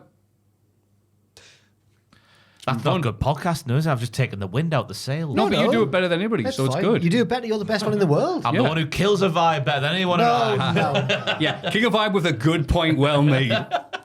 Backstage, Yoshiki Inamura Couldn't win the Hall of Fame, though, could you? Sorry. I couldn't, not this week. Wasn't allowed to, apparently. Couldn't have him do it 9 weeks in a row. Or was it 10, Joe? 9 or 10? I couldn't do that. Yeah. No reason given for that, though. It can't happen, just because. Silly. Sorry, Matt. You can start the point again. Yoshiki is really impressed that Zari is going to stand and deliver because that's his big dream. That's my big dream. Yoshiki Inamura's big dream is stand and deliver. Me too. Yeah. But that won't be allowed to happen for some reason. My dream. It'll happen for Inamura. No doubt about it. Can't happen for Ross. You're killing us with it. JP promises they'll get there, but the pair are mocked by Wesley, Tyson DuPont, and Derek Igwe. Inamura says he used to admire Wes because he fought with honor. He wants a match tonight, and Wes agrees. Just like Inamura's dream of reaching stand and deliver, their match is going to leave him disappointed. Wesley is like the carrying cross of NXT. Multiple times he just walks in the back of someone else cutting a promo in that fake locker room and then makes an issue for himself. Wait a minute. Did they have a match later on? Inamura and Lee? Yeah. Not yet. No. Oh, right. Coming up next week. It wasn't tonight. Right. I was going to say I don't remember this match happening, but that's all right. I thought I'd missed it. Yeah. In the GM's office, Kalani Jordan is telling Ava that she'll definitely win the ladder match. But Roxanne Perez interrupts to tell Ava that she'll definitely win the ladder match. Wait, Maffew. Over my dead body will I be stepping... Oh, sorry, I've made a mess of it. See, it's not as easy as it looks now. That's why she goes slow. Great performer. She's just trying to... It's like driving in a car park. She's got to be careful. Like you've got to take it... in a car. like take it... Wow, where did that come from? Like take it slow in like big Asda car park. I mean, and that. you are right. Just crawling down the lanes and stuff, aren't you? That's Kalani Wow. Jordan. She's a micra in a car park. Over my dead body will I be a stepping stone in another page of your history book. You've had your shine. Jesus Christ. Yes, Oh, yeah, it's not finished yet, verbatim. You've had your shine. Now I am going to get mine. How many made it. metaphors can you mix together? She's made it. It's like a smoothie. She's done the Bay Park now. There was nothing flashy, but she's successfely reached her destination. Wow. Sorry. Over my dead body will I be a stepping stone in another page of your history book. It's a great metaphor. Stones and books, yeah, that's where you put them. Just see, you don't think Roxanne's going to win and let her do it? I'm sure she can. She seems like she's got Kavorka. But when she's made to memorize these promos, it's really, really obvious. For 1 second there, because Ava's got another twist. I'm trying to keep Brilliant, it. Ava. I'm trying to keep it positive. They argue back and forth, but Ava tells them only one will make it because they have a qualifying match against each other tonight. Come on. Now, at this moment, my tail was up. Let me tell you why. Because Roxanne being NXT now is weird to me. My tail was up, Maffew. All right. I was worried. Are you a member of Swipe Right? No, not that tail. Oh, right, okay. My wary tail. Right, My, right, like, right. whoa, what's happening Yeah, tail? yeah. You know, that's it. And after just seeing Lash Legend lose what I think will be her goodbye NXT match, I was thinking, surely not, we're doing the same with Roxanne Surely on the not. same night. You wouldn't think so. Would not think so. My tail then went back down. Yeah. Because Finn Balor came along. Oh. The threat was gone. The D'Angelo family meet in the synagogue. Oh, not this segment. This is unbelievable in presenting a brand new faction. You know- Intel, Okay. case studies, it's what we're here for. You know Kaz, who we met with Wale, who then was a writer for WWE and stuff. Do you see, do you he- remember Azealia Banks? Yeah? I was in the 2-1-2. Yeah. Hates Wale. Oh, she hates everyone as Have a Azalea look on Banks. Twitter. It's not just Wale. I was reading back and forth. I think she's a bit deluded, Azalea Banks. She Yeah. goes after everyone. But I do remember Kazim, yes. Yes, he tweeted when this happened saying it might be his favourite ever NXT segment. I was like, It's up "Ah." there. No, it's not. Am I it's- the one going mad? It's in the conversation. This was how you can tell what's a good NXT segment and what's a bad one is does it fit in late 2021? And this one does. They would have done. Yeah. I like that they were back in the synagogue. I popped to see the return of the synagogue. Yeah. But where is it? What is We it? don't know what it is. No idea. Luca and Rizzo have gathered some intel on all the members of Dark State. And luckily for us, they read each of them aloud to Tony. Dion is a puzzle. They don't just give them to him. Let's read them to you like a story. How would we know? Tony's like, do the voices. Dion initially portrayed himself as a bookworm. He's actually a former college football player and 3-time team captain, whatever. He also once broke a teammate's jaw, has multiple college degrees, and specializes in psychology. Which I think is very good for this Dark State faction trying to work out his opponents. It's almost like they've all got a different role. Yeah. And he broke the man's jaw merely for missing a formation. He did. As an Englishman, do I know what that means? Do I bollocks? But it sounds like it's not worthy of the crime. Not the punishment, sorry. Oh, it wasn't during a play. It was... I don't know American football. Oh, right. Yeah. He missed it sounds like, you missed a formation, you idiot, and then he punched him. Is that just like someone not marking their man in a corner? I think it means that you weren't there in the huddle before. I don't know. Missed a formation, guy. Ow. He's such a puzzle, though, that Dion. What a puzzle. Yeah. Bookworm my ass. Different kind of books, though. Yeah. Psychology books. Yeah, the ones you put the stepping stones in. Osiris Griffin is also a former college football player. He has 155 tackles in 60 games. I don't care. That's And also- unbelievable. That's unbelievable. And That's also- nearly a tackle a game. And when they say that, when they're reading it out, these are gangsters. The other gangsters are like, oh man, that's quite a lot of tackles actually. Aye, but imagine saying, right, Kenwyn Jones has got 155 goals in 160 games. You'd be like, whoa! I thought you were going to say, imagine saying, I mixed up Kenwyn Jones and Kerwin White in my head. So I thought you were going to say, imagine saying Kerwin White has like a 2 handicap. And I was like, whoa, that's a really good handicap. Joel, do you want to get a picture of Kerwin Jones? Kerwin White. Oh my God. Kenwyn Jones for the podcast. No, I don't want him. I want Kerwin He White. doesn't look anything like Kerwin White. Bro, Kerwin White's on part of is Dark Jack- State. He's bought 5 lawnmowers. This is who Jack thought Kerwin White was. Similar names. Kerwin. John Terry said Kenwyn Jones was the best aerial attacker he ever had to defend in the Premier League. I'm just going to leave that out there. Up the Kenwyn. But he also says, Osiris Griffin also broke his own quarterback's ribs. They're all fighting each other. Why- They're like late This- 90s Newcastle United. The writing of this infuriated me. Why would you have 2 similar examples so close together? It diminishes both. So dangerous. But the best line was his high school coach, old Osiris Griffin, told the League Illegal that he has great anticipation for his opponent's next move. No, I've written Which is why- exactly what he says down. He has great, quote, instincts and anticipations for his opponent's Instincts next move. and anticipation. Multiple. Who writes this? For his opponent's next moves. He's the thinker of the group. They're doing the A-team. They've all got their specialised techniques. But also, they're all football players as well. Yeah, I feel right. like, you know what, Yeah. Dion, Osiris, I feel like I'm basically brothers with them now. I feel like I know them so well. Oh my god, this made me so angry. This segment. Cutler James was an amateur wrestler in college. He was also an academic All-American with an unlimited gas tank. Right, we know they're all clever and sporty now. Yeah. But he went to Duke. Yeah, they're all like, oh, you had to like him, not Duke. Puh. He did Spartan races up Blythe and is a wannabe John Wick. He's also a demolitions expert and a knife thrower. No, he likes running through mud. Yeah. Because the tough mudders. They've tried to make them all My stand. mate did that one year, and it was the year that they had poo accidentally in the mud. How can you get poo in the mud? Well, that was the question on everyone's lips. Yeah, and not the only thing on everyone's lips. The other thing was poo. Yeah. They've tried You just pulling that out. they've tried to make all of these people stand out as like you said, the A-team, like the leader, the intelligent one. But they've also tried to make them all good at everything. The only one who stands out for me is what's coming up. Stax reads the final one, but does it in a sinister way. This made me crack up because Tony goes, Stax, what you got on this last guy? And Stax goes, I'm literally going to betray you. Like the look on his face is like... Saquon Sugars. Saquon, beg your pardon. It's all right. Saquon Sugars is the wild card of the group, a slick city kid from DC who also wrestled in high school. But he wrestled! but his degree is from the streets. I've written down a degree in the pavement. That's what they said. They said his degree's in the pavement. He turned down an offer from Harvard, but nobody knows why. People follow him and listen to him because he's a charming manipulator. It's an interesting one, that last one. That is the one that stood out to me as well. If you're asking who's the leader based on what we've seen so far, it's Dion. But here we're being told we've got Charlie Manson Yeah. following another Charlie Manson. Right.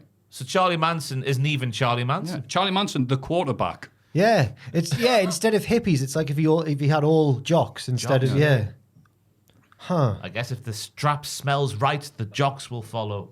That's what the old Hey, saying you know says. who's a good band? The Beatles. This made me so angry. This time. It made you angry. Yeah, the writing was. You feel like you know them now. The writing was so terrible. I know Saquon Sugars is the leader. I know that. No, Dion's the leader. No, people follow Charlie Manson. But Dion's Yeah, the famously. leader. And also, I don't mind this. When they did it with the whiteboard and Nick Aldis was on SmackDown going like, well, this is the problem with all these tag teams. At least that was self-aware. It felt like they tried to sneak this in it was the most blatant exposition dump I've ever seen in my life. I thought I was watching a film. No, a bad one. Mission Impossible, something like that. James Bond, probably. But it's such the sign of bad. Have you seen any writing. James Bond films? Died another day. I went at the cinema. You've seen the last one? Yeah. Wow. No wonder you thought this It's was just like that then. That's the only one I've seen all the way through. I've seen bits of other ones, like when Jaws is on the cable car. That bit. Oh, That's yeah. great. I've seen the classics. Classic. Have you seen Kevin Smith talk about when he was shooting Die Hard 4 or whatever with Bruce Willis, a later Die Hard? Yeah. And Kevin Smith's cameo, and he's like the character's like this basement dwelling geek, super genius or whatever.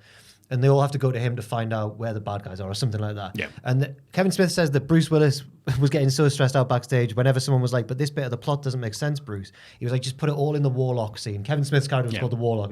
Just whack it all in the Warlock scene. And that's what they've done here. This is the Warlock scene. Brilliant. No, not brilliant. No one likes Die Hard 4, whichever one it was. If this was a film, it would be Die Hard 4. I can't remember which one it was, but That was 4. Man, I got lost in the moment, me watching this. I thought it was excellent. I mean, a common criticism of wrestling fans is when they see someone new, tell us about them. And they've done that and then some. Yeah. But don't do it this blatantly.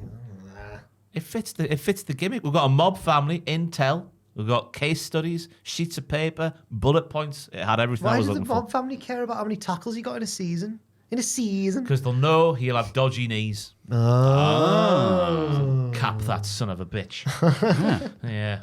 Well, you can get a Dion by pretending you're one way psychologically, but then being something else because he won't see that coming with his degree in psychology. Osiris,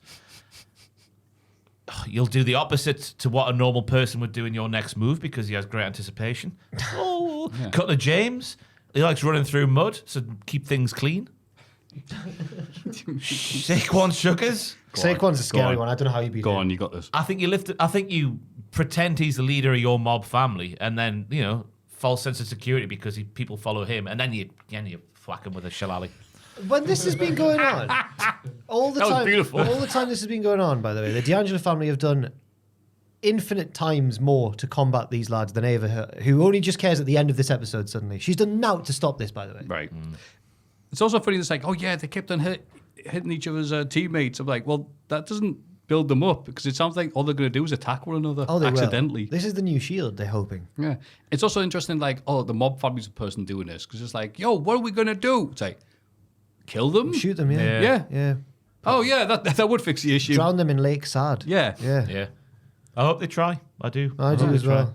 But it was interesting. The very end of the segment was very. Is that on your notes as well, Mark? Stax wants to take the fight to them. What? But Tony wants a more intelligent approach. He reminds Stax that his last plan didn't work out so well and asks him to trust him. Stax agrees. Begrudgingly so, though, for me. He didn't look fully on board, did old Stax. He's 100. There's never been anything more certain. Yeah, 100 for show. And I'm convinced there's someone who writes NXT watches this podcast because certain things are happening off the back of our podcast that are too coincidental for them not be watching. Very occasionally there has been. Over the last 6 months, I think it's happened maybe once every 2 weeks. Oh my god. Oh yes. And I follow. Well, one of the writers follows. Follows me at least. What? Yeah, I've forgotten his name. I followed him back. Oh, now this changes everything. Shawn Michaels follows you. Shawn Michaels follows me. Everybody, yeah. Oh, this is actually big news. So I'm going to say there's never been anything more certain than Stax turning on Tony. So if Stax doesn't turn on Tony, it's because they've watched this podcast. Yeah, that's a fed herring right there. Fair enough. Maybe it'll be Luca. You suggested it. Before Stack started acting really dodgy, you thought it was Luca, didn't you? He's been getting above his station, hasn't Yeah, he? The old legal eagle. Who do you think he is? Maybe it'll be all of them. Even Riz. I don't know about Reece. She's very mysterious. She's a mysterious girl. Almost underwritten, one might say. Almost underdeveloped. Maybe. A mysterious girl. It's a new gimmick. What a segment, though. Oh, I hate it. Restore the feeling. That's what we want more of. I love that kind of feeling in my tail when I'm watching NXT and there's something like this comes along. All I think is Ross is going to love this. Hey, brilliant. It makes me want to watch more films because I felt like I was watching a film. These are the wrong kind of films. Backstage, Pretty Deadly have convinced Hank and Tank to wear gear like theirs. The bodacious belly boys aren't sure. Pretty Deadly say in order to be a star, you need to look like a star. Say it like he did, Maffew. In order to be a star, you need to look like a star. I'll take it. You can't just honk honk. You need to feel honk honk. Yes. The NQCC walk past and say Hank and Tank are about to get their asses kicked. They rip off the new gear and leave, but Pretty Deadly still have faith. Go get him, guys. Kit's tie was a fish. That's what I've written down. Oh, was it? Yeah, nice fish. Which makes sense because they were drowned. They were sticking with the fishes. Cinema. Yes. The other members of the Cullen pay tribute to Sean Spears. Now this is bad television. Oh, this one. This bad. one here. At least it only lasted a minute. Yeah. The last one took forever. Yeah, but this felt longer than the other bit. No, it didn't. Izzy Dame reckons they're like 4 equal legs of a chair. Oh my god! Because they've clearly gone. Well, we can't use 4 roots, 1 tree. Right. What else? There's 4 has of got 4 us. things. We're like a big car. No, you can get those 3 wheels. Oh, yeah, you're We're right. like the 4 little legs of a little doggy. You could have said anything. Like later on, Dark State do it as well. Like they're like 4 men, 1 goal. They're gonna take it all. That's fine. But 4 legs of a They chair. couldn't think of a more boring thing. Sean Spears' rickety old chair. Because he was the chairman in AEW. Oh, yes. Oh, Jesus where- Christ. It's I'd right like- there. Oh, really? Oh, I'd you- like to oh. apologise to the writers of NXT for. They know who they're writing for. I'm apologising for nothing. Spears will use their collective power of the chair to vanquish Ricky Saints and retain the North American title. Then they'll sit down on the same chair together. Yeah, they will. I mean, Like a you've made, totem pole. I've written down in my notes, crap, this isn't it? Brilliant. But the explanation there, I mean, so NXT is complex and sometimes the subtext is a little bit too sub. And that's a case there. So thank you for explaining that, Maffew. That's gone from a whack segment to a brilliant segment. Why I've used the word whack, I don't know. I'm surprised That's what a chair makes when you the noise it makes. Yes. I'm surprised that I was so convinced that Spears' reign wasn't going to be as transitional as maybe it turns out to be. But now I know why, because we've had 3, if we include the D'Angelo family, 3 shadowy groups doing shadowy promos. Yeah. And you need to cull one of them, ironically. Hey. Oh, I don't think they will be culled, though. Oh, they're a thing for a while. Yeah. Oh, I hope not. Evolve Tag Team Swipe Right, who you might know from Netflix, Menendez brothers, yeah. are in the crowd to watch Hank and Tank versus the NQCC. Hank and Tank. Eric and Lyle, that's what they're called. Sorry, I forgot the other brother's name. Eric. Thank you. Tell me when they walked on, especially for the interview later, you didn't just think, oh my God, it's Eric and Lyle. No, I never thought that. Because Eric and Lyle presumably look quite like each other. But these 2 lads don't look anything alike. Joel, could you just type in Swipe Right Evolve? The people at home can judge this. They In the look like back. very Oh yeah, different okay, yeah. things. Give us the Get out of there, Kenwin Jones, who's still on our Google. There they are. The second picture in from the left there, the top row. On the left, it's Eric and Lyle. No, they look more like the Mean Street Posse. The lad on the right, even wearing a toupee, like one of the Menendez brothers did. They've murdered their parents and they've come to NXT to take the titles. The No, parents deserved it. The whole thing's that they're just horny young arsehole Swipe boys. the knife. Yeah, they swipe. Oh no, that's not even how they died. Anyway, ooh. Hank and Tank try to mimic Pretty Deadly's offense, but it proves to be their undoing as Miles and Tavion pick up the win. Oh, Hang and Tang are idiots, man. Brilliant storytelling, though. Because obviously Go on. they're meeting all these tag teams, like the Hardy Boys told them to be extreme. They didn't quite understand what They being took it too extreme was. literally. Yeah, it's just about being yourself and testing your limits or whatever it was. This week they've seen Pretty Deadly. They've stolen their moves. This is going to continue forever. They're taking all the advice too literally. Yeah. They need to really be themselves. Yeah, it's just the bloody Kung Fu Panda plot, isn't it? I've never seen No it. idea. You don't seen Kung Fu Panda? Never seen it. No. All right. But anyway, the idea is Paddington in Peru, though. Now there's a film for you. Probably. because that's also an animated film about a bet. Oh yeah, okay, Yeah. okay. I like the bit where Paddington draws plans about his enemies on the back of several marmalade sandwiches. And, well, this one's a... I'm still annoyed about that segment, sorry. Is it marmalade sandwiches he likes, Paddington? Yeah, He does, yeah. What a legend. Is Peru his home? Is he going back home? Yeah, Is yeah, that that's the point? the idea, yeah. That's where it's tribe From is. deepest, darkest Peru. But then he realised... Oh, no, I'm not saying because Okay. it's just been on Netflix. Oh, it's a right. fairly new film. Okay. So, yeah. There is a big twist at the end. Oh, is there? Sweet. Yeah. He's a man. Well, you think... you He's think actually a small man in a bear outfit. Really hairy man. Takes that off. Ah! it's little Dennis Wise. Oh, Dennis White. It's Selena so Vega. small. Yeah, you think he's going to go off with his tribe and just go and live the life of a bear, but he might not, but he might. But he might That's not. the crux of the... Okay, fair enough. It's like High School Musical. Does he think his home is with the Tory family in London? Mm-hmm. Yeah, or is his home with his tribe? God. He's a clumsy prick, though. Couldn't live with a guy. Me, anyway. It's like the plot of Oliver and Company, which is another great film. Where Oliver's a little cat. Yeah. And all the gang are dogs. And it's like, is he going to stay with Jenny, the girl who's taken him in and loved him in her rich house? Or is he going to stay with the lads? Why should I worry? What? Yeah. Oh, it's Billy Joel, that, you know. Yeah, I know. Films are crap these days. Why? You got, obviously, Billy Joel producing that. The one that always blows my mind is Phil Collins' job on Tarzan. Oh, Who told him to go as hard as he did for that? What an album he produced for a bloody cartoon. Because Well- Elton John went hard on Lion King. He went, oh, yeah. Yeah. All right. It's like Michael Jordan. Like, all right, yeah. I guess I Disney thought was personally. like the hot thing at the time. So it's like, well, we're gonna really go for this. Oh, I don't know, lads. I'll try to join in. Carry on. Yeah, when was the last classic, like, Disney. Disney theme, well, any sort of, like, original composed for the film soundtrack? Because they all just take, like, songs that are already Well, songs. we're probably just too... It's probably like Frozen or something. Yeah, maybe. Maybe. Yeah. Hopefully. For the sake of film. Yeah, but Hank and Tank. I was upset watching this match, and let me tell you why. Oh, go on. NQCC make their entrance, and they've stolen the Chase U red and black for their attire and their Tron. Well, they're not... Oh, I thought they were always wearing red. No, it was like orangey colours, wasn't it? It was, you're right. And now they've taken the red and black They attire. have done that. Yeah, it really upset me, that because Andre's still there. They've He's waiting till he's gone. In spirit. They really got rid of their most popular stable for no reason. For Ridge Holland, who I've said from the start, wank. I was convinced otherwise by some people around this table, if not all the Oh, I remember when Jack was saying he was really improved. Every week, We both. You know what? I think Ridge has got it, really, hasn't he? people. Where's he now? I'd be less angry if it had actually led to something for Ridge, but he's barely doing anything at the minute. Who would have seen that coming with the bland Oh, no. Yorkshireman? Oh, come on. Nothing against the great state of Yorkshire. No offense.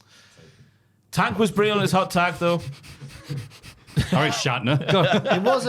Good dramatic pause there. It was a good match. It was fun. Yeah, Tank was a great hot tag. And there was a nice finish from the NQCC with the elevated DDT tandem maneuver.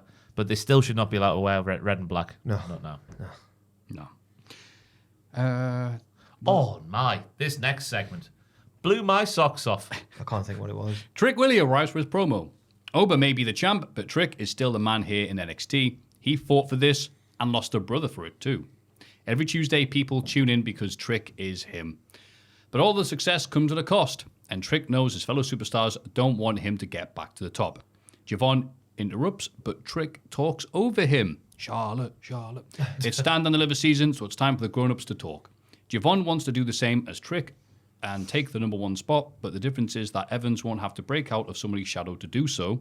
Trick says Javon is in his shadow right now. He talks about Evans not knowing what it takes to be champ, but accidentally uses several Carmelo Hayes lines. Javon points this out, saying he's become mellow, and the crowd go, oh! The crowd lost their minds. Yeah. And it had been built up since the start of the segment, because I did think it was weird when Trick went, I'm him. And I thought, that's not your line. On top of that, Javon has done something nobody else has done. He's dropped Obafemi. Oba arrives and says Evans... Tony D has dropped Obafemi in the past. Yeah. Twice. We don't talk about that. Oh, okay. And says Evans hit him with a lucky shot, but Javon says he has Oba's number. Trick also makes his case for a title match and tells Evans to excuse himself. Oba isn't happy with either of them, but Ava comes out and books a triple threat for stand and deliver, because she's lazy. Trick hits Javon with a sucker punch, but gets clotheslined to the outside by Oba. The lights go out, and Darkseid arrive. Oh, when the lights go out, everyone's anxiety goes up. That's what they've told us.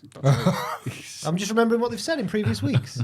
Beating down both Oba and Evans. They possibly tease an alliance with Trick, but beat him down as well. Now then. Ronan Keaton was right, lads. Life is a roller coaster. Because when Dark State appear, it happens just after Trick is sent out the ring by Oba. So at this point, I'm thinking, he is the leader. That's true. But then he's not the leader. He gets attacked. It's a Fed airing. It's a classic. It's an old-timer. Well, An this old-timer. one might be a bait and bait. I don't know. A Tyler Bate. Yes. A Bate Borisov from whatever country they're from in Europe. Where are they from? I can't remember where the Bate team's Borisov. from. Yeah, I don't know. Yeah, I'm not sure. Bulgaria, maybe? Somewhere like that. They're a football team. Oh, thank you. I think I told Fraser about Ross's theory when we were talking about this on the news after NXT. God, here we go. Why is it a crap theory? No, you fully agreed with your Oh, theory. right, that's all right. But he's different, though. He still is sticking with it.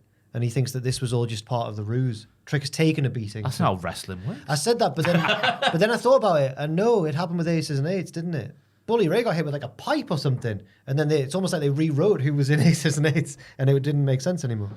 No, it was just so Bully can get him in the cage by himself. In their big, he got beat down by Aces and Eights before he was revealed to be the leader. Exactly, so in order you get the thing, yeah. So it could feasibly be true, but I think Aces and Eights. But I don't think the Trick is the leader of Dark State. I don't think so at all. He wasn't a high-flying college boy like them. He used to have to sleep in his car, remember? We do remember. But he was on the football team, though. They're all rested. He was like Rudolph, wasn't he? He used to get picked on by the other reindeers Why, on for the being football team. For being bigger and more handsome than all of them. I don't understand why. Something like that. I can't remember what it was. They picked on me because I was too good. Yeah, I think it legitimately was that, wasn't it? okay. Yeah, he was too good at the American football. Oh, my heart bleeds for him then. Oh, poor you. Ava's performance here was suspect for me because Dark State are doing their thing in the ring. Oh! Big back body drop for Javon where he lands on the mic flag. It looked like a horrible bump did to look take. like Yeah, right on the poor small guy. of his back. But then Ava sort of stood at the top of the ramp in the back, a shot of whoever's... Is it Oba who's selling on the ramp at this point? I can't remember who it was. She didn't sell, did she? No, she was smiling. It's Ava's the leader. She was like... I don't know. You didn't want to smile. Yeah. Those of you who don't You smile. still don't know if you're looking at me trying to do that. So she's their leader. I don't know. But That'll it's just be- weird how she was smiling. That would be so genius, and it would explain why she's not been doing things for the benefit of NXT. Yeah. And it would be awful as well, which is why I wanted it to happen. Imagine her cutting promos for Dark State when Saquon is there. Saquon Sugars. Saquon Sugars is there. I'm getting too excited. Ava's their cutting promos about like their admin and their paperwork and stuff. Oh. That it wouldn't make any sense. It'd be stupid. So it could happen. Yeah. I think she was smiling because one of them's secretly her boyfriend and she was proud of him. Who do you reckon that is then? Any of the four. All of them. No. Oh, Come okay. on now. That's Dwayne's daughter. Yeah. She wouldn't have 4 boyfriends at the same time. I don't know why that means. Polyamorous things are a thing. I'm just going to... Oh, yeah, of course. So But not do with 4 what you boyfriends. want. Yeah, do I'm what saying she's understanding and, open-minded, not that she's a slag. Let's make that very clear. Coming up on Who Said What in a few months' time. Oh. I hate those bits. Andre Chase learned he suffered a cracked rib against Ethan Page last week. The trainer says there's no time frame for a return. Is that true? We just can't tell Wouldn't lie to a us. cracked rib. Don't they have to heal by themselves? Like, Aye, but surely there's a window, an estimate. depends how much milk he gets. I don't know. How do bone cracks heal? That's what those milk adverts told me as a kid. Cale Dixon and Uriah Connors arrived to give him a ride home. Arrived to give him a ride home. And Chase admits they're not so bad after all. You guys aren't so bad. They will chase down the corridor where we see Jordan Grace and Jada Parker having a pull-apart brawl. What was your issue with that there, Ross? Well, he's coming round to Cale and Uriah, isn't he? Old Andre. I mean, this is all set up perfectly for the old Chase U to come back and remind Andre who he is. But obviously that can't happen. No. So we're having to deal with Cale and Uriah. Yeah. But at least, he's got a bad rib, which is what this entire storyline feels like. Thank you. Lovely pun. One good line of the... Why are you looking up Rolf Harris? Well, I just caught my own reflection in the... Oh, no. Why have you said You this? don't look like Rolf Harris, I don't do worry. with the curly hair. You I've don't. realised it. I've got a haircut booked for I tomorrow never morning. would have Would you ever know? thought that until you... I was just like, do I look like a young Rolf Harris? And I do!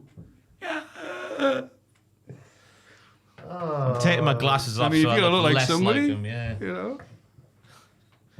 That's where the similarities end, I should say. I can't do art. Yeah, that's the main one. that's what we were all thinking, yeah. Hey. People seeing Ross like, draw something. But you do That's ca- what you that's do- what we associate with you. But you do like animals. Did Rolf actually like them, though? I'm You not like, sure. you like Well, you watching can't- them suffer. You can't trust anything Rolf says anymore, can you? That's true. Wait, He's dead. yeah. Well, yeah, okay.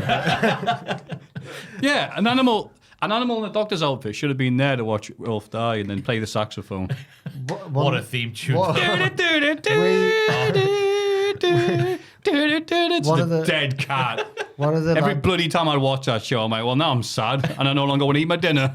the I don't know why, but the moment I remember laughing the most in WCPW was when I thought it said bloody. On The Animal. funniest dead animal was. when one of the lads from the magazine, remember the Tag Rope magazine? They were good magazines. Oh, you know? yeah, I'm tag group. And the lad who ran it was a lovely man, and he was really funny as well. And he just edited the Animal Hospital theme over the top of like one of our wrestlers, really serious. I can't remember who it was, but like a really serious, scary wrestler. And we'd been on the road for like 4 days, and we were just deliriously tired and just crying before the show. Or just whoever it was coming out, like Penta or whoever, just It was so good. We also pitched a gimmick, not to him, he wasn't there. Bubba Ray Ridley, get the riddle stick. I don't know, it was weird times. Carry on. I've said too much. I've said too The much. riddle stick. Bubba Ray Ridley. Who's that? But what's We just thought if the Dudley Boys were called the Ridley Boys, it would be really funny, and they were told riddles. Oh, and that. that's it. It's- Aye. Oh, They said this in the green room, believe it or not. We were just tired. We were just sleepy. We was just road band. just we were sleepy. bored. This is what you missed when you stopped coming to shows. This sort oh, of look, crap. Ross. I enjoy me weekends Fair. when you weren't getting paid. That's too far, is it? I don't know. Woo! We got time in lieu. Did you? Sort of. I never did. I don't know what we can say.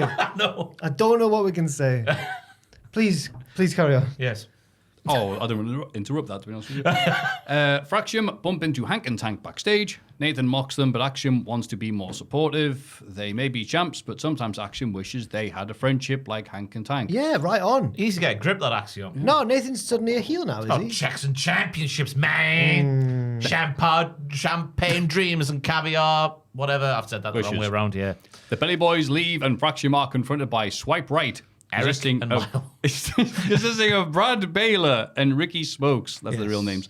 They're the hottest thing in Evolve and view Fraxium as their version of the Hardy Boys. The champs agree to a match. Roxanne Perez walks past and Swipe Right agreed that she's a smoke show.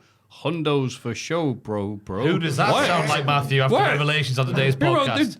Who does that sound like after Revelations on today's podcast? What, Hondo for sure? It's not me, is it? You talk about tugboat. Durham University. No, it doesn't. It doesn't. Hondos for sure, bro. That's not what they sounded like. Look at all. that chimney sweep over there. That young dame is very attractive. It's weird you say. I'd love to buy her. Surely these lads are more stereotypical, as you would say, frat boys. Oh, yeah, they are in the frat American boys. sense. Yeah. I was saying like the Hundos. No, you must no, have that's said Hundos. that's them trying to sound like all like they're from the streets, but they're obviously rich posh lads. How many pheasants has your father killed there, Joffrey? Hundos, friend. None. Hundos. None? Do you not have them? No, we pay someone to do it, silly. But my father's hands dirty.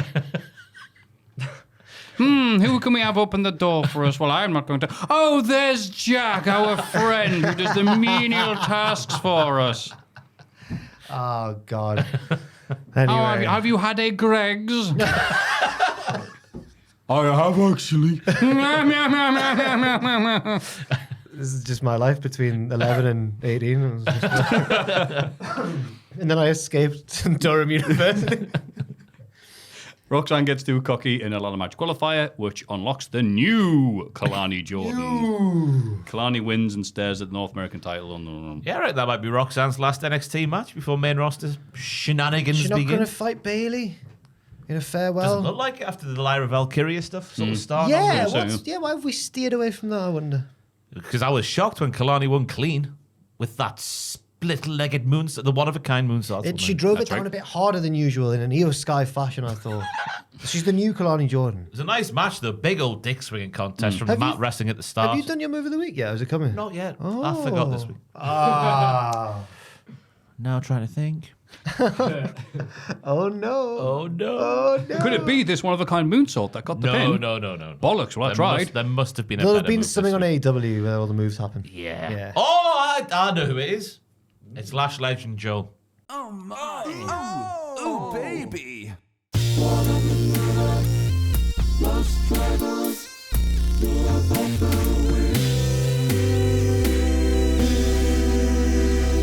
Her Gunter-esque slap that nearly brought down the shed from its very foundations.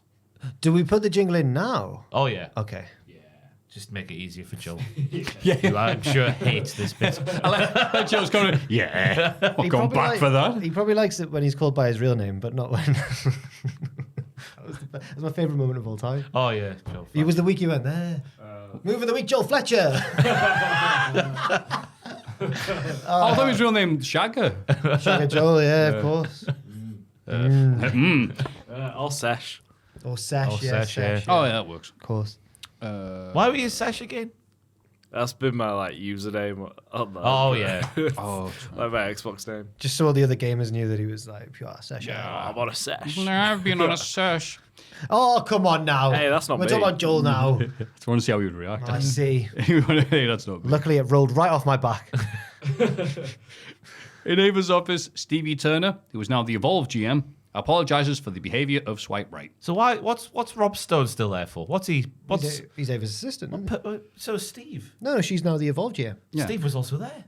She's just hanging out. She's been demoted. Mr. Stone would rather talk about the stand and deliver card, but Ava has finally decided to concentrate on Dark State.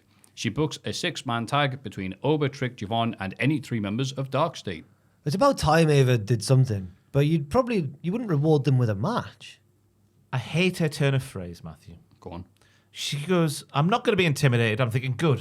I'm going to see someone rule with an iron fist over NXT. Then she ends that by going, I'm so over it. I'm over it. I didn't like I'm over it as well. Flippant again. Yeah. Flippant Ava.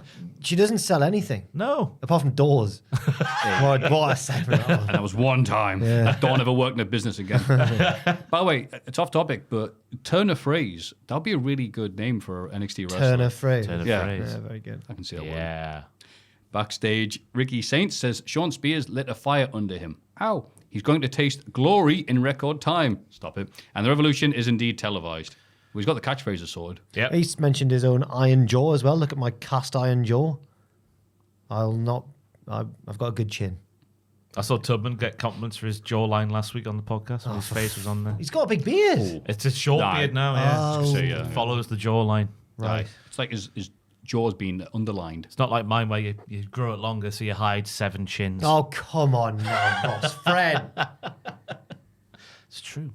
This week NXT's gone on for ages, isn't it? Even is, I'm yeah, thinking, yeah. bloody hell. I thought before we got NXT, like, we're doing good time here. I'm like, that is the speed bump. It was that one segment, that synagogue segment. That's what it was. Brilliant. Joel, you have to take time out of your day to watch that. I will. I'm sure you will. I will. Zarya wants Sol Rucker to be in the ladder match with her, and Sol agrees.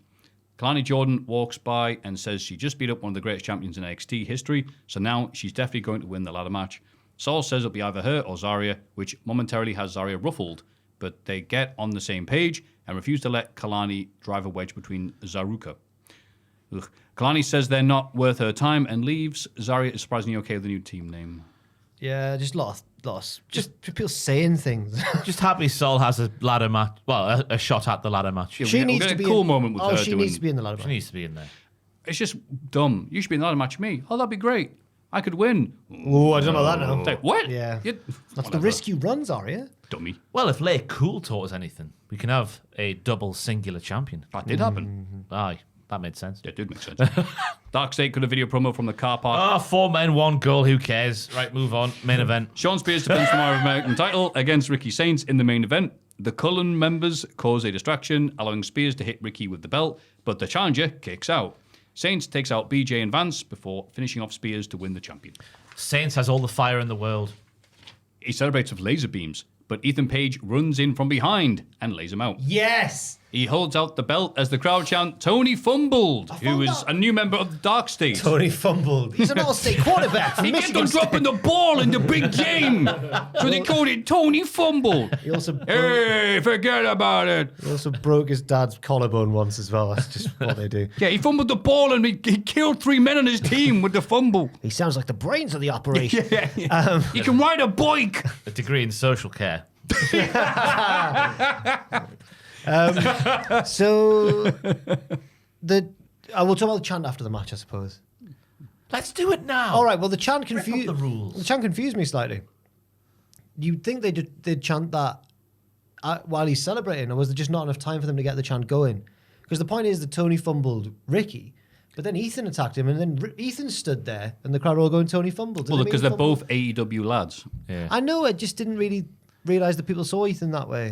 I'm confused. Like, I'm not, obviously, he was in AEW. I'm not saying he was, but wasn't, but it's just he's been so many other places for so many other years. I'm like, oh, yeah, he was just that guy who was in AEW for a bit. But I guess there's all newer people who only know him from that. True, So I'm like, okay, fine. I yeah. just think some of these people in the shed need to touch some grass. I thought it was Reece. Well, I mean, if you It's a bit need help cringy, with that, isn't I it? mean, you know, there's a certain room that Jack hangs out with. So and I maybe sort of, I half understand Ricky Starks back in the days, like unfulfilled potential, but Ethan Page was going nowhere in AEW. Yeah. Tony doesn't give a toss about Ethan Page, I don't think. Yeah. the streets were saying, "Come on, Ethan, And let's not get a title shot." Let's not forget here, lads. I know I love NXT, but we're not exactly talking about the WrestleMania main event here saying Tony fumbled. If we're going to split hairs. I saw a tweet that was like, said that Ricky's improved so much since he came to NXT. I was like, what are you on about, mate? He's Oh, barely I've done seen- anything. I know. It's amazing how some people get more negative about AEW wrestlers. It's almost as if people aren't watching the show. Because I've saw so many people go, whatever, all this fuss about Ricky Starks, who cares about him? He's not even that good. And they're going, you don't, what? Yeah, he's blatantly And you gay. realize now, and those same people have been saying the same as you, and I'm like, oh, you weren't watching the shit. Right, okay, as a lot of people seem to nowadays. They're also acting like Ricky was already, like, I think, quite a big indie name before AEW. Like, he'd already had a background, like, NWA. I mean, Right. I saw him on UK shows and stuff. Like, he was already, and people were like, Yeah. "Oh, Ricky's here!" Like, he was already on his way up even before AEW. So, I don't know. It's weird. I Tribalism, I agree with Ross. It was quite a cringy chant.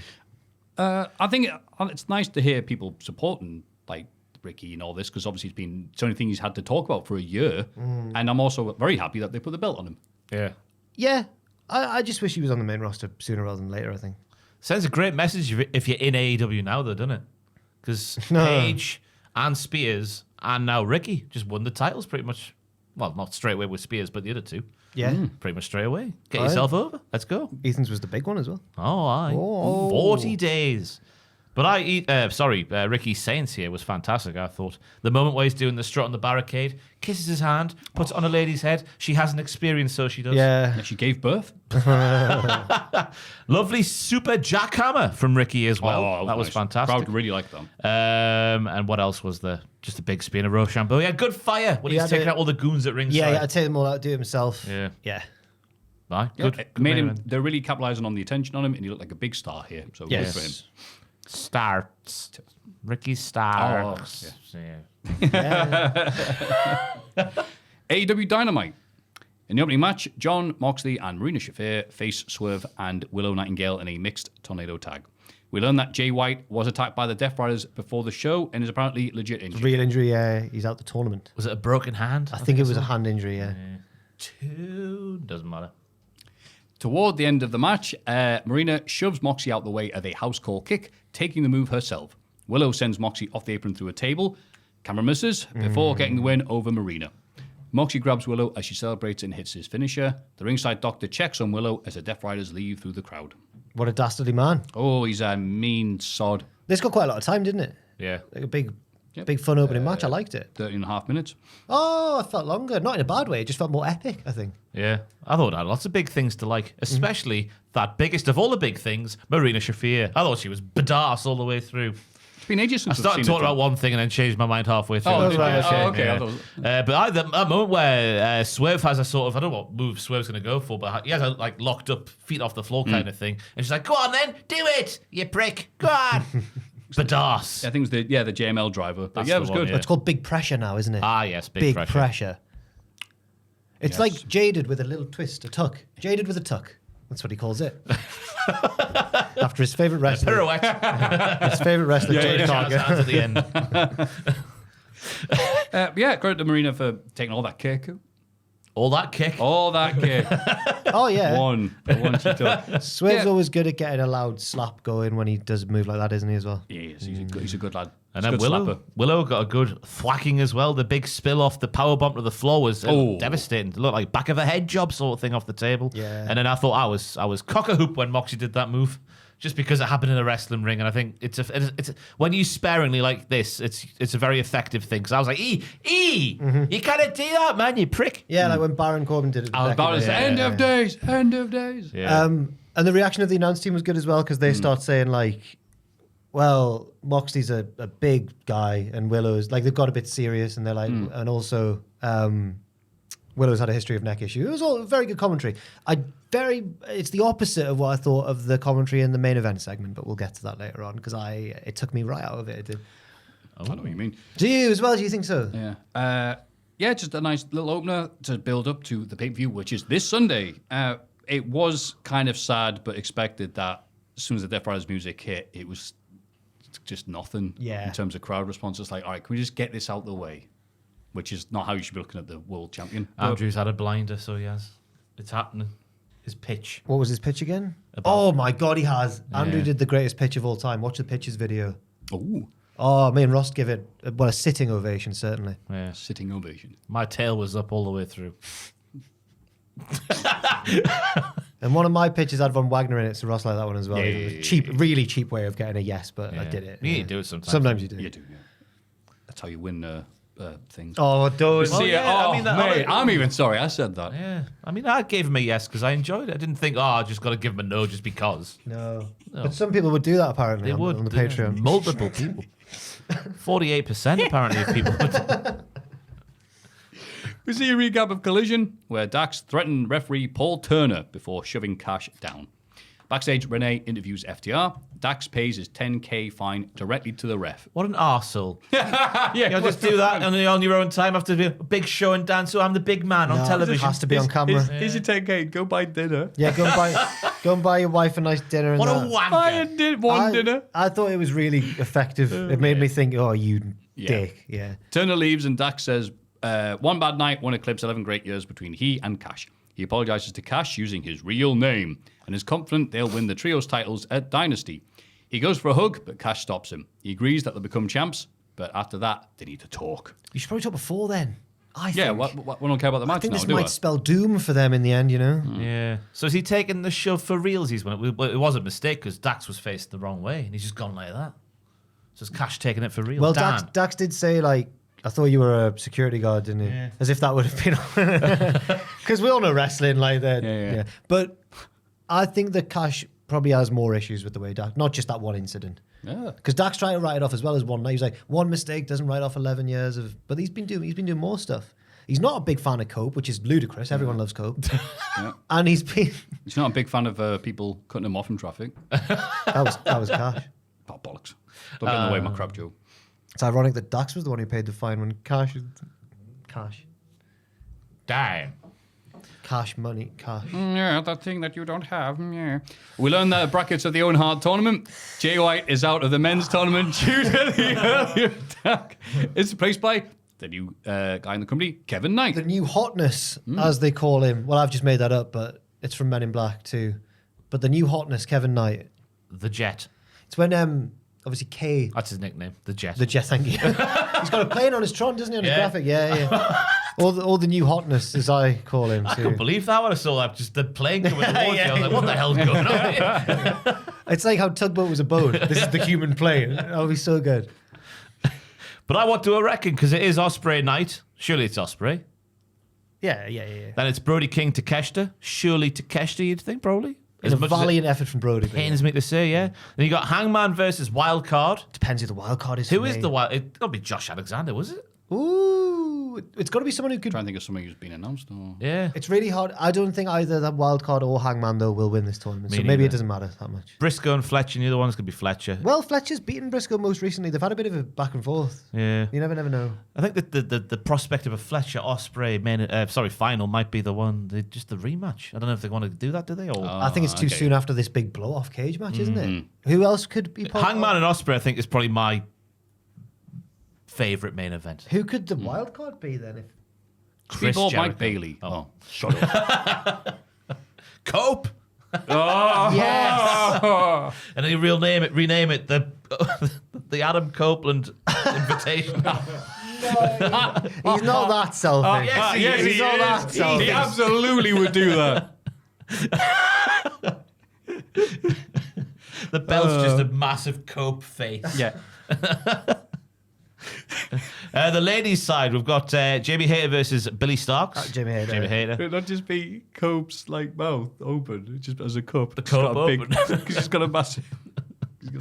Shut up, Matthew. Go on, Russ. Thunder Rosa versus Statlander. I assume Statlander. That'll be a ding dong battle. Yeah, a That bit one. of a Yeah. 50-50 there. Athena versus Harley Cameron. Athena. Julia versus Mercedes Moné. Mercedes. Yeah. Do you reckon Mercedes versus Hayter in the final from the two sides of the bracket? Maybe Athena versus Hayter, because I'm assuming Athena Mercedes will be a non-title match. But if Athena beats her, that'll get her a title shot. A won't title it? match, yeah. So maybe Athena versus Hayter in the final. Oh, will that be Mercedes' first pinfall loss? If it happens, lads. Huge. Yeah. That was another tube. Oh, enough's enough. Toni Storm wins a match against Penelope Ford. Megan Bain interrupts her celebration, but stays on the ramp. Tell you what, that kick on Collision from Penelope to Tony was On the camera. fantastically shot, yeah. yes. But yeah, Ron Seal this match was with the long heelish beatdown from Penelope, with the long babyface comeback from Tony. Tony biting the tongue of Penelope to try and, when Penelope was trying to lick her, was a very interesting move. Very interesting move indeed. It made me feel pain in my tongue, though. I don't like that. I get that feeling. I You know, when heard that. people like rub velvet. I Velvet? get that feeling in my mouth. It's for me, it's sandpaper. Oh, yeah. Can't hack it. I could never be a joiner. Texture of a meringue. Oh no, That's I know what you're delicious. talking about, yeah. Oh, do you also not like polystyrene in that? No, plus I'm all right, but that's just thinking about it. It's giving me goosebumps, literally. I'm glad it's not just me sharing this. Meringue's good. I like meringue. It's like eating... You're wrong. No, I'm not. I'm glad you like meringue as well, Joel. There. Yeah, I don't know what you mean, really. I was watching Friday Night Dinner recently, going back and watching it. And they have a tin of little mini meringues, and they just sit there with a cup of tea, biting it. I was like, Ah, they're good. It tastes nice. when It's just that paired with texture. Lemon meringue. Oh, Oh, yummy, yummy, yum. yum, yum, yum. What have we done? Right, we'll there? move on. I was feeling uncomfortable before, but I'm But feeling really I uncomfortable. thought Pella broke her neck. Because the Storm's here at the end. Penelope's head wobbles. When she goes for the pin, it was like D'Lo Brown. But Penelope. Yeah. I didn't actually think she broke her head, but just the setting of like a fish. Oh, you mean the head? Oh, God, I thought you were doing something like draws. No, he wasn't doing a oh, draws Jesus. reference. No. He just meant the okay. movement You of the know. head. Oof, God. That would have been quite dark. Jesus. Yeah, I know. Willow Nightingale is checked in the medical room. Identity. Is Renee interviews Swerve Strickland. He says Willow is strong and brave. She is brave. Yeah, so he knew they'd win tonight. But she has a history of neck issues, and Strickland won't rest until he gets his hands on Moxley tonight. Oh, he's like Batman. I was going to say, hey, I will not I rest. will not cease my pursuit. Tell you what, I was disappointed in Renee's journalism here. Because the trainer's right there, and she asks Swerve for a medical update. Ask the trainer. Should have had to squeeze awkwardly past him. Maybe she doesn't feel confident. We ruined the Freeman. She also probably feels quite awkward because her husband did it. Yeah. Oh, there's blood on Renee's I hands. was going to say more on that later on. Bobby Lashley makes his entrance with MVP. MJF interrupts their promo and compliments them while also sympathising with Shelton Benjamin's travel issues, so he's not there tonight. But Lashley disrespected Max last week. He may have been around the block a few times, but AEW is the block that MJF built. Max knows this company inside out, and he can help the Hurt Syndicate keep the tag titles for as long as they want. In return, they can help him win back the world title. Lashley may not want MJF, but he needs him. Oh. Bobby says out of respect for MVP, he won't attack Max right now, but he doesn't like him or trust him, and the Hurt Syndicate don't need him. Unless he can prove otherwise, he should get out of Lashley's face. MJF says fine, he'll prove himself and leaves. Big Bill and old Brian Gravity arrive. Oh, yeah. Oh, big Brian Gravity. Careful now. They have a stare down with the Hurt Syndicate Pictures video. and invite them to watch their match. You'll never guess who Ross pitched Brian Keith disguising himself as. There's Let a me think of genius that. pitch, Maffew, where I had Bandido being replaced in the match by Bill Dido. Bill Dido. Because I want Big Bill. Oh, thank you for- yeah, I want Big Bill to leave the learning tree. Yeah. But then the more subtle one that you might not have caught. Go on. Was Brian Gravity. Oh! I thought it was old Brian Gravity. Old Brian Gravity. The old really made it for me. Be careful now. Dangerous. So this was interesting time in this segment for me because it's coming before a pay-per-view match where you would assume the Hurt Syndicate will not need any help to beat old Brian Gravity. However, MJF is going to have to prove himself to the Hurt Business, it looks like, because that's the way the promo ended. Is he going to try and help them win and maybe cost bumble them? it, yeah. It's going to go one of three ways. Either he's going to help and it's going to work, he's going to help and it's going to cost them, or he's going to do nothing at all. Do you think You've narrowed it down. Or he could help. It almost cost them, but they still win. But now they hate him. 4 options. Yeah. 4 legs, 1 chair. Yes. Yeah. I think that's... Yeah, there's a lot of different ways they could go, yeah. Yeah. But here's the thing. There's 4, as we've established, 4 ways, yeah. Here's the thing, though. I don't care about this. Oh. Why do I care about AEW? about MJF and the Hurt Syndicate getting together? Because the Hurt Syndicate don't need any help. They've got titles. It feels like a thrown together storyline, doesn't it? Yeah, Well, we've and- got MJF do nothing at the minute. And then, oh no, MVP and Bob are having In the issues. bigger picture, though, MJF wants the world title back. And His reasoning's there, yeah. He's building an army to take on an army. Okay. Presuming Moxley's still the champion.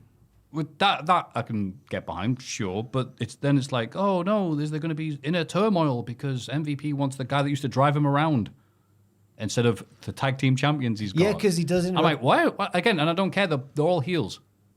They get lots of cheers, Yeah. but yeah. I don't know why I'm supposed to be caring about any of this. Fair enough. I am captivated. Bless you. I'm somewhere in the middle. I'm intrigued to see where it goes, with, especially just this close to a pay-per-view where he says, like, prove your worth. Yeah.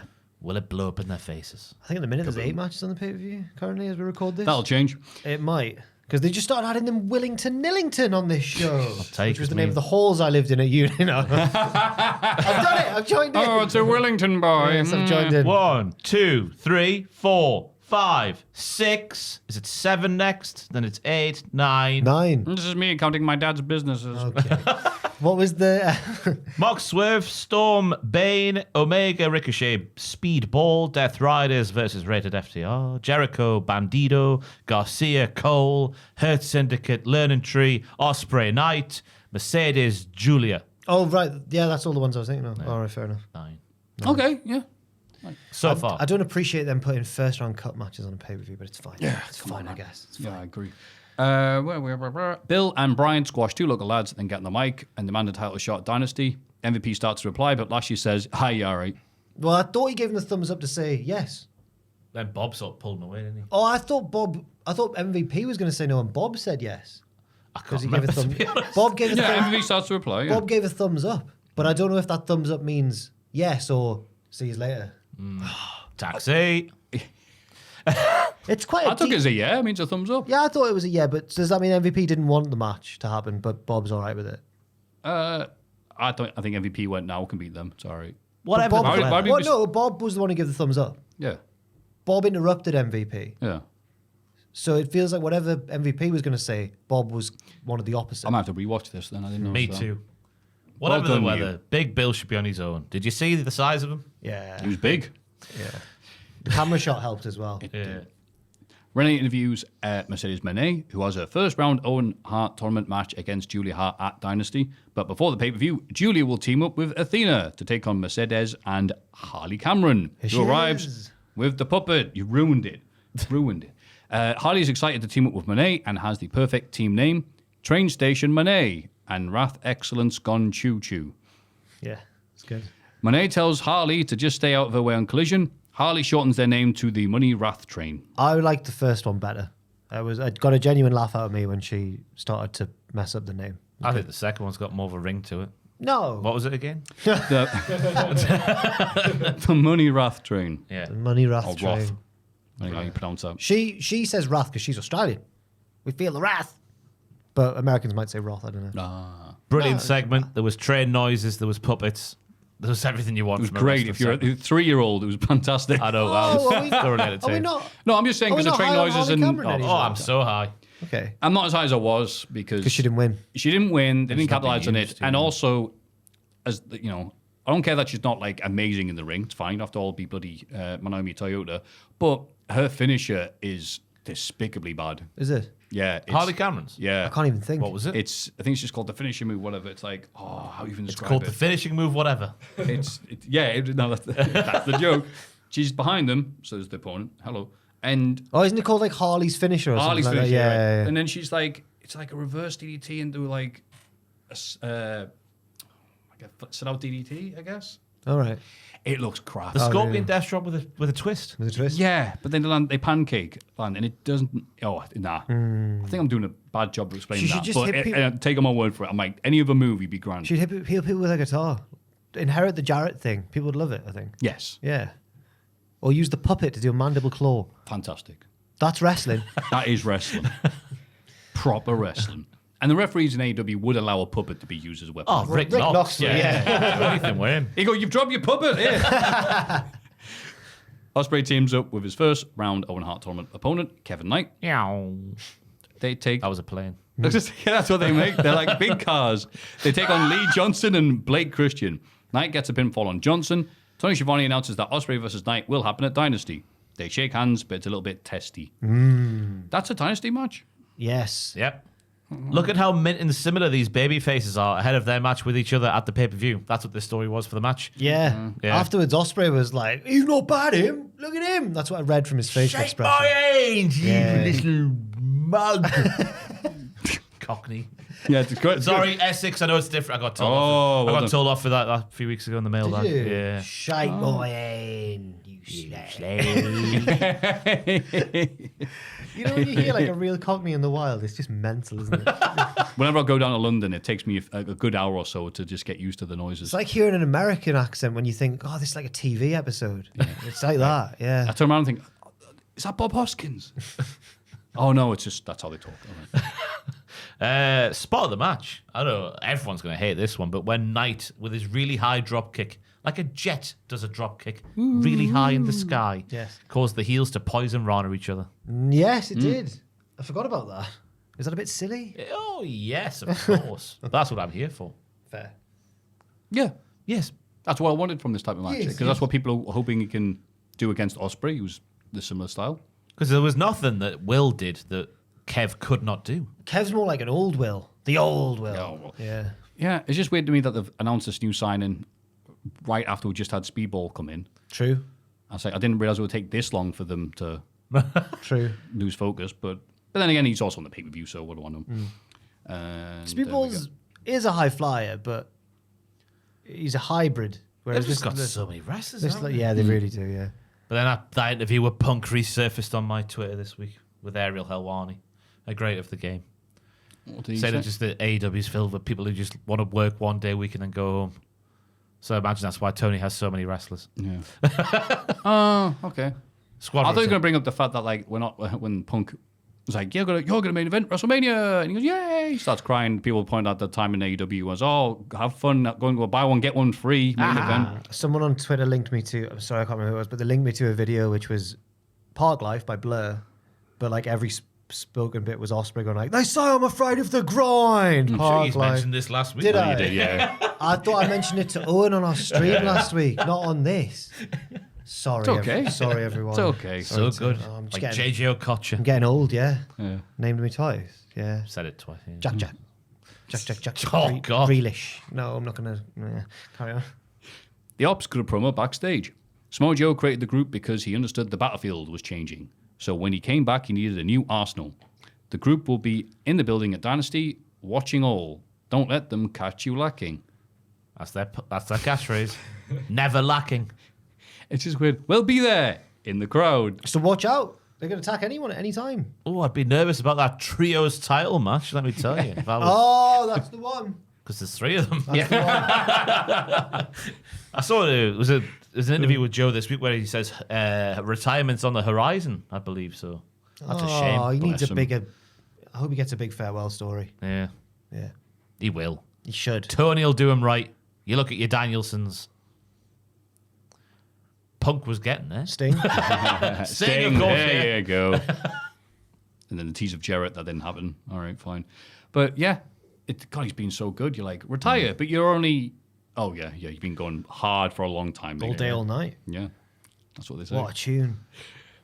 Don Callis accompanies Lance Archer for his match against Brody King. Callis threatens a fan dressed exactly like him in the front row. There was I one would last love week. to know what he said because that fan like was about crying. Yeah, it looked nasty. At first, he said something like, "Are you serious?" And the guy went, just like no soda. And then he leaned in and said, "Yeah, what's that then?" Want to come back with me?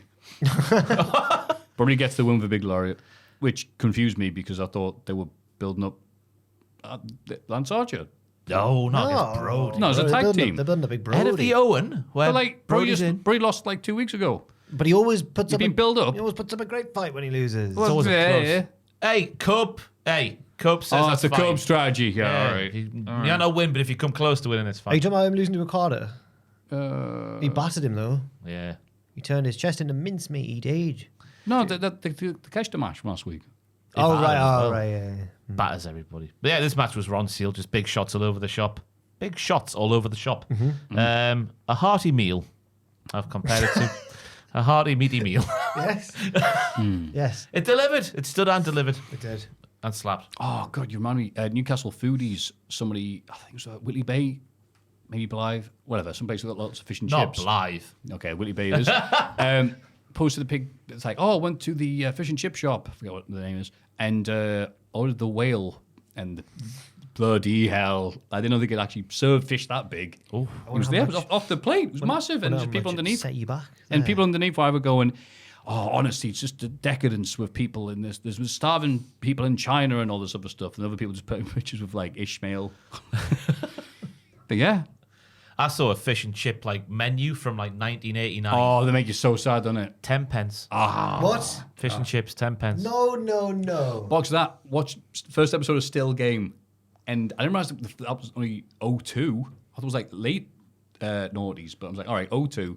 And they're just, I'm trying to pay attention to the show, but they're walking past like, here's the deals on sandwiches. And you're just like, oh, take us back. Yeah. Wow. And now it costs you a good 15 to 20 quid for a good one. I've been led to believe anyway. I don't eat fish anymore. Do you know? I can't. Oh, Get get stuck. Right, stuck, yeah, yeah. sorry you've been through this. Heartbreaking. Cope takes on Claudio in the main event, and I didn't realize the main event until they said so, and I was just like, oh, really? Oh, okay. Claudio can't put Cope away, so he gets frustrated and tries to hit the concerto. Bryce Remsburg somehow stops him. I can't be the only referee with eyes.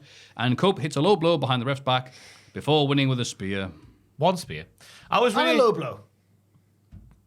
But there was a gap of time for me. A lot. Claudio was there for ages holding his Yeah. willy. Like, if it's a low blow and a roll-up, I can accept. Yeah. But a low blow, recovery time, which it wouldn't have gone away fully, we've all been there, but it would have been all right. At least But it was a it nice wants to short be, match, though, Well, I was enjoying it to begin with. Like, Cope hanging on in the early going as Claudio was thwacking him, but then getting a shoot bulldog off Brett's rope. And then the spear to the floor before that to turn the tide initially. Yeah. Claudio's impressive swing because Cope is a thick boy, a girthy boy, a long boy as well, with a good swing on a big boy. Yeah. Lovely scoop slam from Claudio on the apron before he throws Cope over the barricade into the crowd, so then he tries to get the ref back in the ring for a count-out win. I'm thinking, wow, it's all going well. I knew the Cope win was coming, but I didn't quite see it happening like this.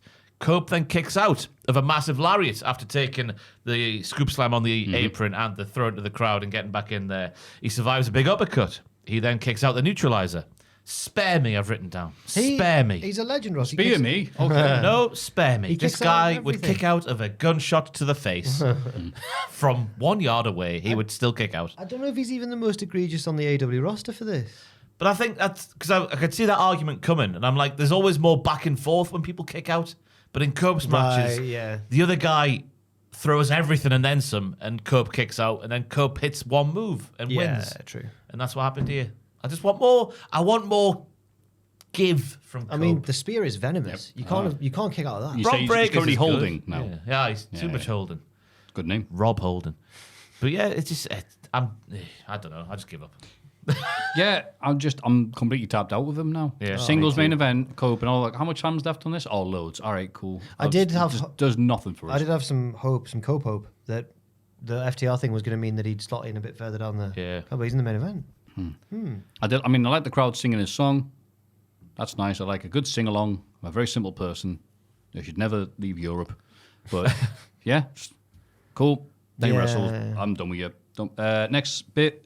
Swerve Strickland argues with Prince Nana backstage. Who storms off? What was that about? I think Nana was saying, "Leave it, bruv. Yeah. It's not worth it. You've got a big match on Sunday, son." Have you seen this video? Someone synced up Osprey to Park Life. Renee tries to interview She's Swerve. a little glance at me there as well. It says a lot of people don't like you, man. I'm sorry. Renee tries to interview Swerve. What? Who says Sorry. he's looking. Wait. All the accents, the posh lads. Oh, I thought you were just saying a lot of people don't like you, Jack. I realised that came across really badly. I apologise. Sorry. Very tired. Renee tries to interview Swerve, who says he's looking for her husband right now, and he resumes his search by walking down the corridor. And was the only person watching this who thought Renee was going to attack Swerve? Because she does glare at him when he walks off. Yeah. It's about your husband. She pulls out a gun. Oh no, it's the bout of spikes that Renee carries in a purse. He resumes his search, but is confronted by Hangman Page, who tells Swerve he's wasting his time trying to win back the title because Page vowed never to let him. Security hold the pair apart as they shout about the horrible things they've done to each other. Swerve agrees he deserved to have his house burned down, which stuns Hangman into silence. They then passionately make out. It seemed like they were about to. I'm glad we're on the same page. Yeah. Page leaves and Swerve is attacked by the Death Riders, who appear out of a little a nook, a cranny. Yeah, one of them. One of them. I don't know what the difference is between the A two. hole in a wall. They appear out of a stalactite. Yes. An adjacent corridor. There you go. They drag him in the ring and pour broken glass onto the canvas, which Claudio powerbombs him into. As the Death Riders leave, Swerve sits up like The Undertaker and stares at them. He makes it to his feet and his music plays. Yeah, like I said, the announce team ruined this one for me. Because Excalibur called it like a move in a match. They should have been like, this is horrible, someone stop this from happening. But Excalibur was, powerbomb onto the glass. Like, mate, what are you doing? It's funny because it almost has become that way in AEW with these spots. Do you think? Yeah, like, and for something that Swerve was then going to sit up from, you're like, well, why waste it on this? I think it's a big, violent thing wasted on this moment. And yeah, the commentators probably could have made a bigger deal of it. But I thought it was cool in theory, but the crowd really didn't click on when he started to stand up. It was like they were still watching the Death Riders leave. And it didn't, I don't think it got the response that people would. It'll look good in the video package, I suppose. That might just be because the Death Riders just have this. Well, Moxie specifically. I mean, they're up for Claudio more than they were Mox. Yeah. Because Claudio does different things from time to time. I know the glass is different, I guess, but it's largely the same, isn't it? Just beat down and then we get to the pay-per-view. Yeah, Claudio goes, it's a Swiss glass. I thought it got wasted, like doing that and then having Swerve stand up. I thought it would be more effective to do like in the match if you could do it. But I know it's a normal singles match, but yeah, Andrew's played a blinder. Mentioned earlier on that moment of clarity for Hangman, going like, "Oh, we're one and the same, you and I. We both have a moral compass, and we realise our flaws. That's the right word, Ross. Jesus Christ, we're hour 4 on the podcast. It was good. It was very good. So yeah, I think Hangman's going to help Swerve to win. But maybe for a different reason that Andrew suggested. Yeah. Because do you remember when Raven helped Tommy Dreamer win the tag belts, and Tommy Dreamer was like, I've won, but only because of Raven.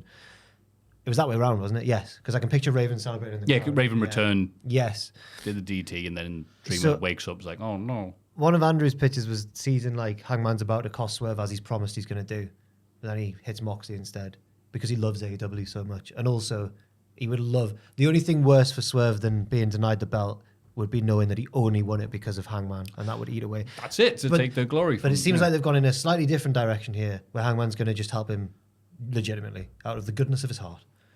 I can see another way, like, I did that, wanting some sick of Moxley, so he'll turn face, and then he'd be like, so I can get the belt off you. Yeah. Oh, and that would work as well. Yes. I did a pitch featuring that, and the coldest white boy in the game. Gabe Kidd. Now this... Oh, yeah. How could you forget? Yeah, no. I think... Are we all agreed then that it seems like Swerve's going to win? I'm not going to say that. I am. I think he's winning. Not what you want to happen, what you think's going to I've predicted Swerve to win, but I'm not confident. How can you be confident the way the Death Riders have gone so far? Please. I think this one might... I think this time it might be it, guys. I really do. Because Swerve Ospreay feels like the all-in main event. So they need Swerve to have the belt before then. They can't have Moxley main event all in. Everyone kick off. Well, they could. They could do it. They could do it. Well, better idea. They could have Cope main event. Trios title match main event. Big Arlington Stadium. Anyone fancy? No? The Cup would end the show like winning and yay on this day. Yeah, but it'll be 45-minute match if he's in it, and the people have left. Everyone, they'll lock the doors, keep everyone in. You cannot leave. Lock the doors. Oh. Hit the mic with my brim. But I'd like to see, obviously, Swerve win, but you can never be sure, can you, with these Death Riders? These pesky bloody Death Riders. Yeah, that's why Hangman Page is there to scare them all off. Yeah. I thought it was a lovely moment. Shoo. A lovely moment. Oh, see ya. Yeah, it was nice. It was nice. What did you say? I said I deserved it. I love you. Really thought they were going to kiss. Yeah. Nice. At the end of the week in wrestling? That was the week of wrestling.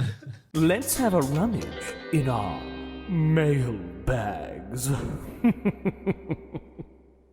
Mailbag. Oh. Good evening, diddlers. Hello there. Hello. As of writing this, we are a little over 2 weeks out from WrestleMania, and there are still a lot of big names who do not have a match announced for Mania as of yet. For me, the most notable name is Liv Morgan. After watching this past Monday's Raw, it could be that her and Raquel could be defending the tag titles against Bayley and Lyra, or being a triple threat with Bayley and Lyra for the IC title. However, there's a chance she may not be on the card at all. For me, that would be a big disappointment. Liv has had an amazing year since Mania last year. She's put on great matches, and I think has finally really clicked with her character work. Though the booking of her world title reign wasn't great, she did very well with what she could. As well as that, when WWE was moving to Netflix, Liv was literally all over every promotional material in the build-up to the switch, so it would be very strange and borderline disrespectful if she's left off the card this year. This leads me to my questions for you lovely gentlemen this week. Firstly, do you think I'm overthinking/overreacting to Liv possibly being left off, and it's just a not enough room on the card situation, and it is what it is? Shout out to Izzy Dame, it says it. That's nice. It is what it is. And secondly, was there ever a time you were shocked at a wrestler being left off the Mania card after having a great year beforehand? Not counting injuries, of course. Thanks again for the great work you all do, and hope you're all keeping well. Keep on yeeting, men. Former diddling world championship educator Annie Bell, a.k.a. Gary from Ireland. Thank you, Gary. Now, I think it's a good point well made by Gary. Mm-hmm. And I think that... I don't know how I feel about it, because on one hand, I would be gutted for Liv, because she has had a really good year and she has been really a standout part of Raw for like a long time now. So she deserves this big Mania moment. But also, I think she's already had a lot of moments. I don't think it's going to diminish her at all. I think people will still like her. So I don't know. I think she'll be a part of a WrestleMania moment this year. Oh, yeah. The splitting up of the JD. I think she'll be a part of that. She'll have a women's tag team championship match. That might be on a kickoff show. Who knows? I don't know if they even do kickoff show matches anymore. The for Go Home WrestleMania. SmackDown, innit? The Go Home SmackDown, yeah. So she'll have a WrestleMania weekend-ish match at the very least. But I think the JD will split up a WrestleMania and she'll be involved in that. I think there's room on the card for her. I think maybe Gary and other people are getting a bit presumptuous. I think that they're going to defend those title belts. It's just described it. Against Maxine Dupree and Natalia. Exactly. Natalia? Nutella. I love Natalia. Bit of spread. I don't know if there is enough room on the card, as much room as we're thinking, though. Because, what was there, like 7 on each night? 7 matches on each night? Something like that. I think they've announced 9 so far. I think I saw this the other day. I can't quite remember. Yeah, So there's like 5 plenty. left. All right, Yeah. okay. My computer's updating. I can't check, unfortunately. So. And also, is there any... I'm really struggling to think of someone missing out on a WrestleMania. Me too. I had to think beforehand because I like to prepare sometimes. One, there was 2 that stuck out for me. One was Zack Ryder, who would only make it onto the Battle Royal kickoff things that they used to do, that they put the DVD just so people can get a payday. When he was getting very over on the internet, when they were chanting his name during rock segments, and I think just out of spite, it was only until 2016 they went, all right, fine, you can win the ladder match. That was probably the best part of the Mania we went to. Yeah. Oh, yeah. And the women's match was good as There's well. the women's match The Rock and set his that. name on fire. And The Rock set his name on fire. That was good. That was good. Joel just looked there. 4 matches have been officially announced, which I'm blown away 7. by. Was it 7? Yeah, I thought just it said 4. Just take your bloody glasses off, Rolf. I know, but I look like Rolf Harris, Maffew. they're matches that are yet to be assigned to a night. Oh. So there's 3. There's 2 on night 1, 1 on night 2, and then 4 that have not been assigned. Don't rightly knows. Yeah. Yeah, Got you. So there's 7. plenty of room. I think I'd want to, if I was a wrestler, I'd want mine on night 1. Get that out of the way. Have a nice night 2. Like Seth and Becky when they got hammered. Like they both wrestled on night 1. And then they got really drunk. That was funny. Hungover for Raw. Dangerous.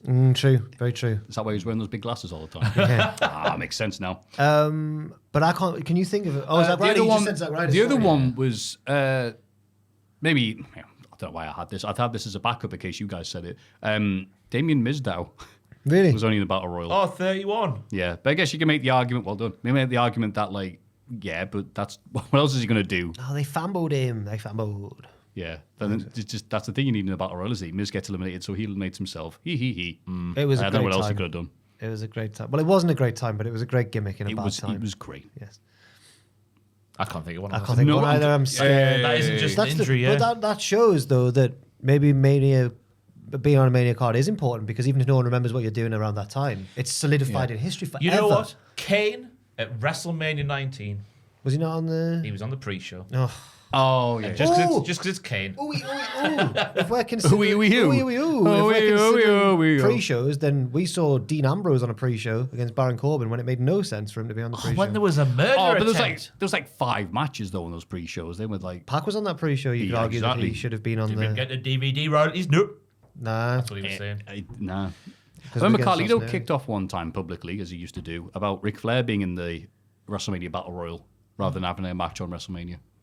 How can you disrespect Ric Flair like that? Didn't Ric Flair and Carlito team for a Mania kickoff? 1 year. Was it 23? Have I made that up? Yeah, 07 sounds about right for Yeah. that. Yeah. I was going to go, who is it who hates Flair? And then realised there's quite a few Yeah. candidates. It was Scott Steiner I was thinking of. Steiner hates him. Bruno didn't like him. Bruno didn't like him. No. Brett thinks he's overrated. Brett thinks he's overrated. Yeah. That's funny. That's very funny, dude, Brett. Very droll. Good evening. Bret Hart just an edgelord. Is that all he is? What? No. No, he just doesn't He think has his anyone- beliefs, and he's He just doesn't think very, anyone's- very serious about them. He just doesn't think anyone's as good as him. Yeah. Which people would argue is true. Yeah. When you're it's hard to be humble when you're the best there is, the best there was, the best there ever will Just be. like Logan Paul says. Humble. Good theme. Do you think? I like it, yeah. I like it. It's got good Kavorka about it too. Fair enough then. Good evening. Good evening. Listening to Ross talk about the Hydra cheering CM Punk after screwing Drew reminded me of the trauma of the finish. The crowd cheering and chanting for Punk doing it, and how much I paid for the tickets. It made me think, have there been any times that you've been more annoyed at the crowd than what's going on in the ring? Yeah. Especially something you were at live. Oh, God, I don't want to tell this story. Love the podcast. Former Dunfermline athletic goalkeeper Marco Rutenbeek. Also Craig from Dunfermline. Did you hear that? Yeah, I did as well. That was the noise of Matt Summit going, can you feed me already? Are you still talking about wrestling? I can't believe it came out that I way. proper kicked off with a lad to an embarrassing degree at Double or Nothing. He was sat behind us. Like, to the point where Ross was like, you need to calm down. I was like, yeah. Oh, God, aye. Really? Oh, mate. They were... I'm not trying to defend myself. I 100% overreacted massively. I was a knob. But it's like the most I've ever publicly embarrassed myself. Like, But they were very annoying. They were very, very annoying. Please back me up. They Double were or very Nothing, annoying. like, Honestly, what, in Vegas? It's going to ring a bell when you say what they Oh, did, but no. I can't remember. I can't remember. They Yeah, just, I don't remember either. They just spent the You whole... weren't- it was You, me. you were with us for the pre-show, but then you moved seats to your normal seat when it filled up. Yeah. Oh, yeah. So you wouldn't have seen them, but they were like... just like... No, they weren't saying anything bad. It was just it was constant. I remember it being constant. And it was constant. And by the main event, they were rooting for Jericho, which is fine. You can root for who you want in that. But this guy just kept going like, Kenny's a pussy. Kenny's a pussy. It wasn't even, Everyone wasn't around even, were getting annoyed. It wasn't even like it wasn't even like witty or anything. It was just because it's one thing getting annoyed when fans try and get themselves over by being. But I think what had happened was, from what I could tell, one lad had brought his mate who was a very casual or ex-wrestling fan. So he just decided, I'm just going to get drunk and ruin it for everyone else. But I kicked off way too much. That's my story. I don't want to build on it. What did you say to him then? I would just turn around. Excuse me, sir.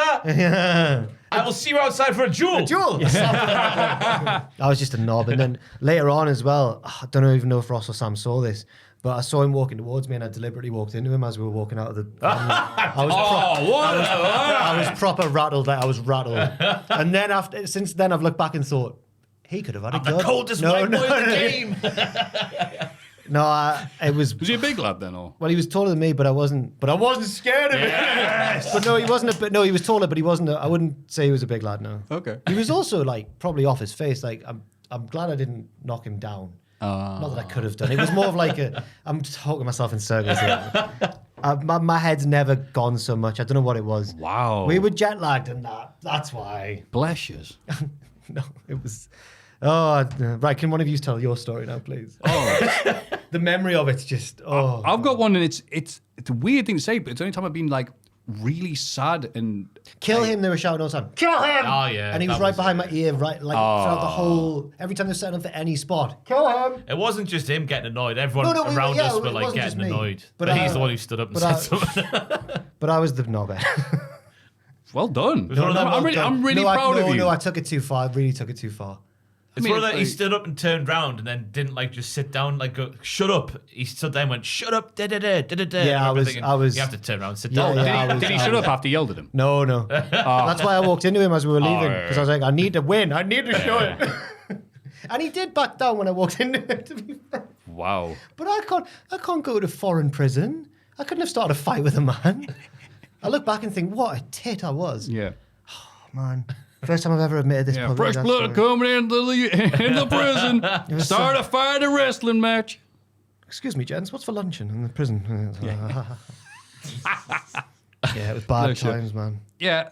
Wow, I can't follow that, but I felt really bleak and sad and miserable. VXV 16 carat 2020, aka the one that happened, and then the day afterwards, everything shut. It's crazy thinking back that event even bloody happened because of COVID.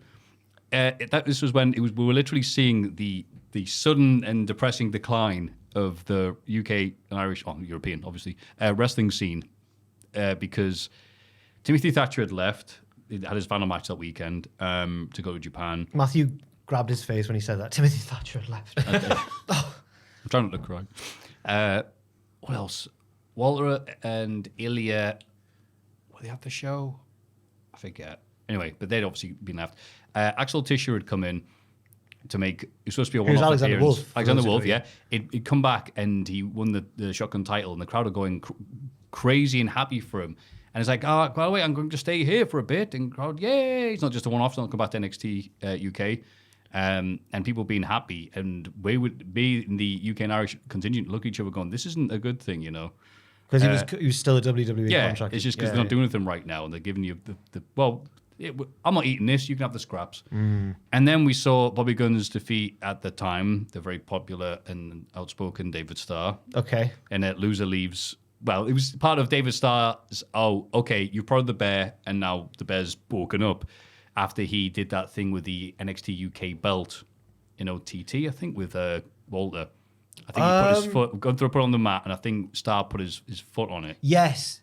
And it's and Starr's thing was that he was anti this. Yeah. So he lost the Loser Leaves OTT match, and then he lost the Loser Leaves VXV match. And we were just like, we're watching this all Who fall. Starr did or Guns did?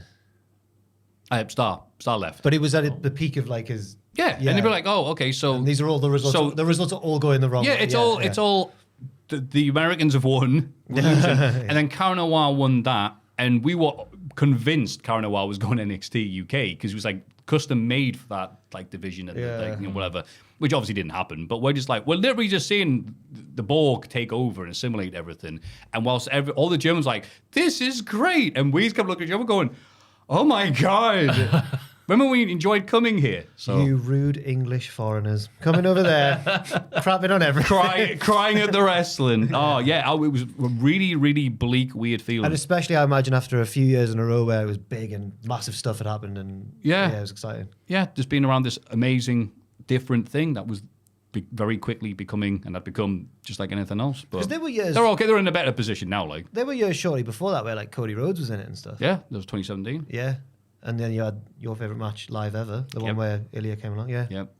It's still good. I mean, I was only there a few weeks ago. Well, it's maybe more back to what it used to be, I suppose, a little bit. Yeah.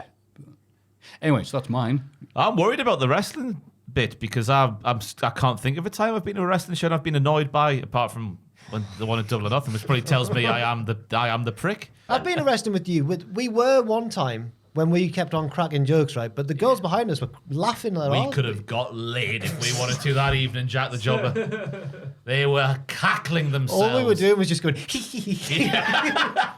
It was at the famous NXT house show that everyone went to. Oh, yeah. Yeah.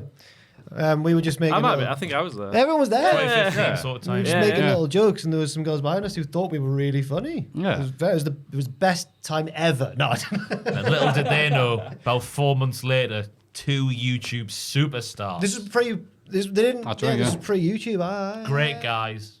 Yeah, I had my... Go on. I had a T-shirt on that the company had encouraged me to wear at the show to promote the website, but I wasn't on the YouTube channel, so no one was going to recognize that it's me from the What Culture YouTube channel. So I wore a T-shirt with the face of another presenter on the YouTube channel on it. So that's what I wore to that. I had my. Someone needs to find that. There might be something else, but that T-shirt wasn't on sale yet, so people were like, "Oh, what's this?" Blah blah blah. Well, 1 or 2 people were. Was there any words on it? Ding, maybe one of them, something like that. I don't need to find that. Said if you stay away from this man. Let's move on. Good evening. Good evening. I'm one of those weird people who spend an unfathomable amount of time on Wikipedia. I'm one of them. And recently found out that just 6 individual wrestling matches / in-ring events have their own dedicated Wikipedia pages. And those 6 are I thought we were going to guess. Mankind versus... do you want to guess? Mankind versus Undertaker. King of that's the right. 98. There you go, yeah. The podcast's long enough. Okay. The mass transit incident. Fair enough. The Montreal screw job. Okay. The last battle of Atlanta. Okay, I mean, that had significance at the time. Wait, what? Yeah. And the finger poke of doom. The last battle of Atlanta? Overblown. That's the completely. first time I've heard that one as well. Oh, it was the... I can't be asked to go. It was a big match for NWA. It's got its own... Who was in it? Yeah. Buzz Sawyer, I think, is one of them. Off the top of my head, I'm not thought about this match in How ages. has I this can't got think of its it. own- Because it was a lost match for a while. Then they found... Was it a lost match? It was the last It was the first... It was I remember Tommy- now. It's the first cage with a roof on it. Oh, right. It's Tommy That's Rich right. versus Buzz Sawyer. Yes, I got one of them right. And it was the first... It's the basis of the Hell in a Cell That's match. right, I remember It was now. untelevised. Yeah, but they found a copy of it, so you can see it now. Oh. And then Bret Hart versus Tom McGee, which... I don't know why that's there. I find the selection fascinating and understand why they have their own wiki pages due to the cultural significance, importance of them. Bret Hart versus Tom Mickey, whatever. My question is, what single match/in-ring event do you think should have its own Wikipedia page and why? Keep up the great work, fellas. As a fellow YouTuber with no actual skills or other work experience, what do you mean fellow? The conversation in a recent podcast about life after YouTube is something that deeply resonates with me. My plan is to become the town drunk once this site falls to pieces. Same. Feel free to join me. All the best, Patrick. Name Explain. Thank you, Patrick. Name Explain. Is that your YouTube? Yeah, I've watched Name Explain before. Yeah. Yeah. Okay, cool. Thank you, Patrick. You'd like it. Cool. You would like it. Thank you. Have you heard of I'll say Name it again. Explain? I don't think so. I'm quite shocked at What Name do they Explain's do? wrote in. Can you load They it up on the explain YouTube? etymology of things. But like, it's more interesting than I've just made it sound there. Yeah. I would like to know what the word Geordie means, for example. Has he done that one? I don't know. I hope so. Do you want me to look? Go on. I hope he does Diddler. The match that came to mind for me was Starrcade 97's main event. That's what. That's a good one. Yeah. I don't think he will have, will he? No. The Jamaican accent came from. That's weird. That came up when you typed in Geordie. Where did you Yeah. Where did it come from? Jamaica. Almost definitely Scandinavia, the Geordie accent, surely. A mixture of Old English and Scandinavian. Oh, UK City names explained. Yeah, think I'll I check that knew one you'd out, like. yeah. I knew you'd bloody like. Damn it. it. I'm sure he's emailed in before, maybe years ago. Oh at yeah, I this think point, so. Do you see our boy Maffew Todd in the Shadows released a new video? I did. It was the Veronicas. Untouched, One Hit Wonderland. I'd never heard it before. I feel so What? untouched now. Yeah, it's a great I had song. no memory of this song at all. I know. I think it's the only one I've heard that was like during my lifespan, and I've gone. I can't believe you To be don't fair, remember it was a FIFA song initially, wasn't it? Oh, was it? Yeah, it was on the okay. FIFA soundtrack. I remember and the got music video. I couldn't you tell them do. apart, so I think they were sisters, but I don't know.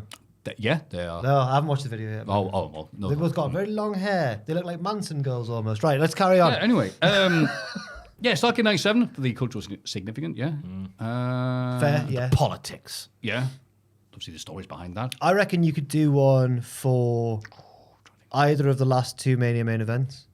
Just the I think Roman Reigns' career might, or the response to Roman Reigns from fans might have its own Wikipedia page. That's a good one. Yeah. Yeah. Just put that eye patch will. He just did another video, didn't he? He did. I'm- It's like 2.5 hours Those long. I'm videos like, frustrate me so much because I want to watch them because they're so well made and he's such a good presenter and everything. But it's everything I already know. He's explaining it to people who know less. It's so I weird, isn't it? Because I Yeah. think, this is great, this, isn't it? You'll like this. And I was like, "Argh." It's like, but I'm like, well, yeah, normal people. But I would recommend it to anyone who doesn't know about it.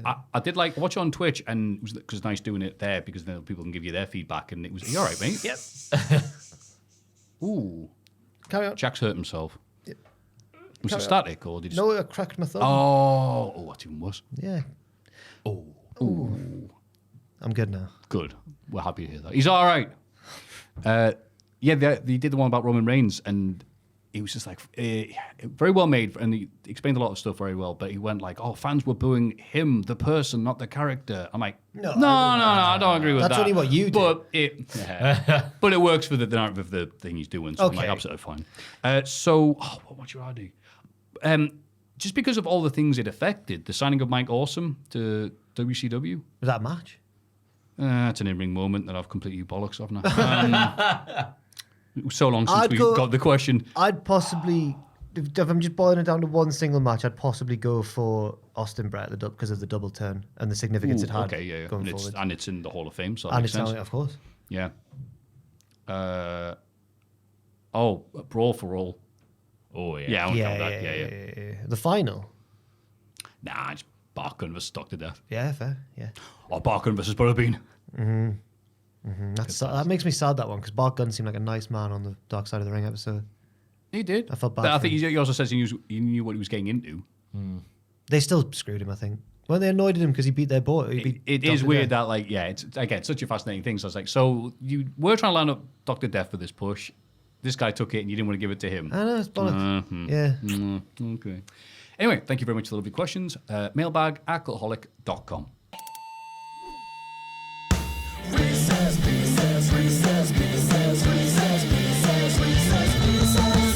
Piss. Oh. Good evening, diddlers and Joel. Good evening. Who's not a diddler? Joel is also a diddler. Good evening. How dare you? Yeah. No. Your big question a couple of weeks ago and the recent Cena Cody promos have inspired me to ask you, what's your favourite modern day promo? For context, modern is 05 to 2025. So the past 20 years, does that make you feel old? Yes. Yeah. Yes, it does. Thanks for many laughs, cries, and questionable impressions of accents from former Salford Red Devils RFC player Luke Menzies, a.k.a. Stuart from Bristol. Luke Menzies is Rich Holland's Yes. cute name. Although, Thank you, Stuart, did you say? Stuart? it is Stuart from Bristol. I'd like to apologise for my pronunciation of the word straightener before if you are from Bristol. Straightener. Oh, there we go. There's the questionable impression.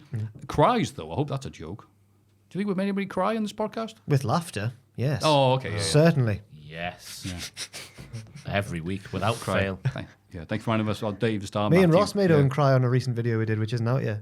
But he was the... Little face, his he- little we- face. We just, I think we made a mistake or something, and he just burst into happy tears. He did. It's the bit where I was like, thank goodness King Kong Bundy's third initial isn't K. Bro, that's what Owen cried laughing at. Yeah. I was like, Oh, wouldn't, dear it, me. wouldn't it be funny? Wouldn't it be funny if it was King Kong Cundy? And Owen cried. Yeah. Oh dear. Them pills. He likes silly words. But that's got a whole. But the joke in that the joke in that one's about the implication of what it would mean. I could see you being someone who puts a lot of effort in their stuff, being really mad that you have to that. So if I say like, if I go up to him and go like spoodly woodly doo, That's funny. they're like children. They're like children. These No, to be editors. fair, you know, what's that LOL on Amazon Prime where the Bob Mortimer? Yeah, you've got to try not to laugh. No, I might watch. I've heard it's good. Really I've good. seen some of his bits. That I Joe bet Wil- he's good at it. Yeah, very good. Joe Wilkinson gets sent to the naughty step, and obviously he can't laugh.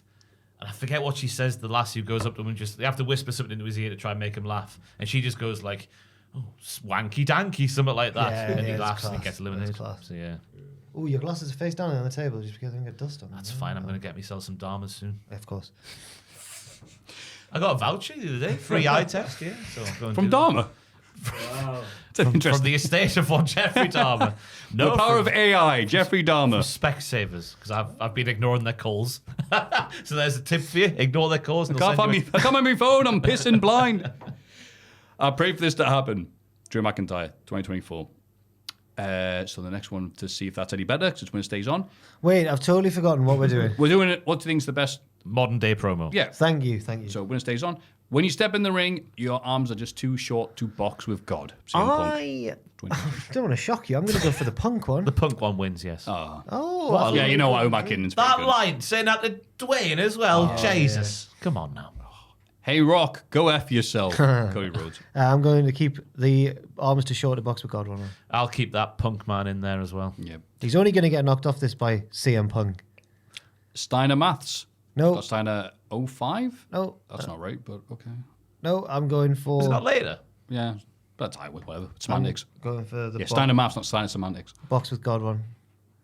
If we're going for a really cool and badass vibe on this Reece piece, I'll go for Punk still, yeah. Oh, well, okay. But for significance on the business as a whole, it can't be argued. Can it? Genre defining. That should have a Wikipedia page. Suffering Succotash. No, you're just being silly now, hey, Stuart. yo. You're just being silly. Oh, Luke. You claim to be the best wrestler. Sorry, you claim to be the best in the world, but I'm better than you, and you know it. It's still the bloody boxing with God. You claim to be the Remember best that wrestler in legendary the world, promo? but I'm better than you and you know it. Is that MJF? I imagine Yeah. it was good at the time. You know, it's probably part of everybody. Oh, the MJF CM Punk feud was probably the best Oh, thing he's right. ever done, so it's probably pretty cool. Box with God. Yeah. Who's your daddy, Montreal? Oh, well. Box now. with God for me. Montreal for me. Montreal for me. You're a Bret Hart fan. Yeah. How have you done this to him? It's good heel work. Wow. I wish you died in the womb. Oh, yes, Jerry. Wait, is that the Bellas one? Springer here. Yeah, I'll be going for Shawn Michaels with this one. I'll say the womb just to see what Maffew says. It's Montreal for me. Phew. You've had it easy, sunshine. William Regal. Oh, that Regal one. Is that on Triple H? When he gets furious. Yeah, because Triple H starts. What's he do? I think he just attacks Eugene. Yeah, Yeah. but Regal's promo, oh my God. Yeah. Yeah, and he typed up verbatim in his book. He was so proud of it. Really. That Regal one for me. Still Montreal for me, though. Just different vibes, aren't they? Different vibes. Yeah. Montreal. The son he always wanted. Paul Heyman, 2023. Well, I've got no idea Is what that that's to about. Roman? Maybe it's to Roman, I guess. I'll be. keep the Montreal one. Oh, no, it's to Cody. Yeah, to Cody. All right, I'll keep the Montreal one Yeah, then. Montreal. good lucha things. Kalisto. Montreal. You effing fire me, you Mark. Ugh. No, that was good. I One like of that the worst promos he's ever done.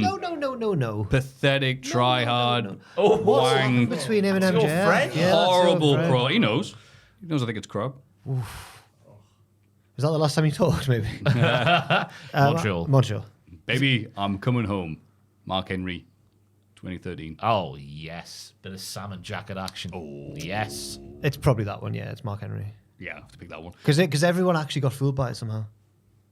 Yeah. It worked. Well done. Cena versus Cody this week on Raw. Mark Henry. Salmon. Salmon. Salmon. Today I terminated Phil Brooks, CM Punk with probable cause.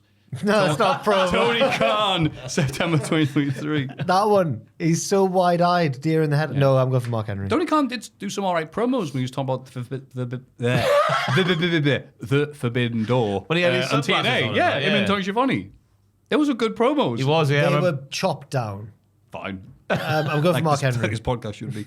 The Pipe Bomb, CM Punk. It's the pipe It's the bomb last for me, one. actually, lads. You think the Pipe Bomb is better than Mark Henry? Yes.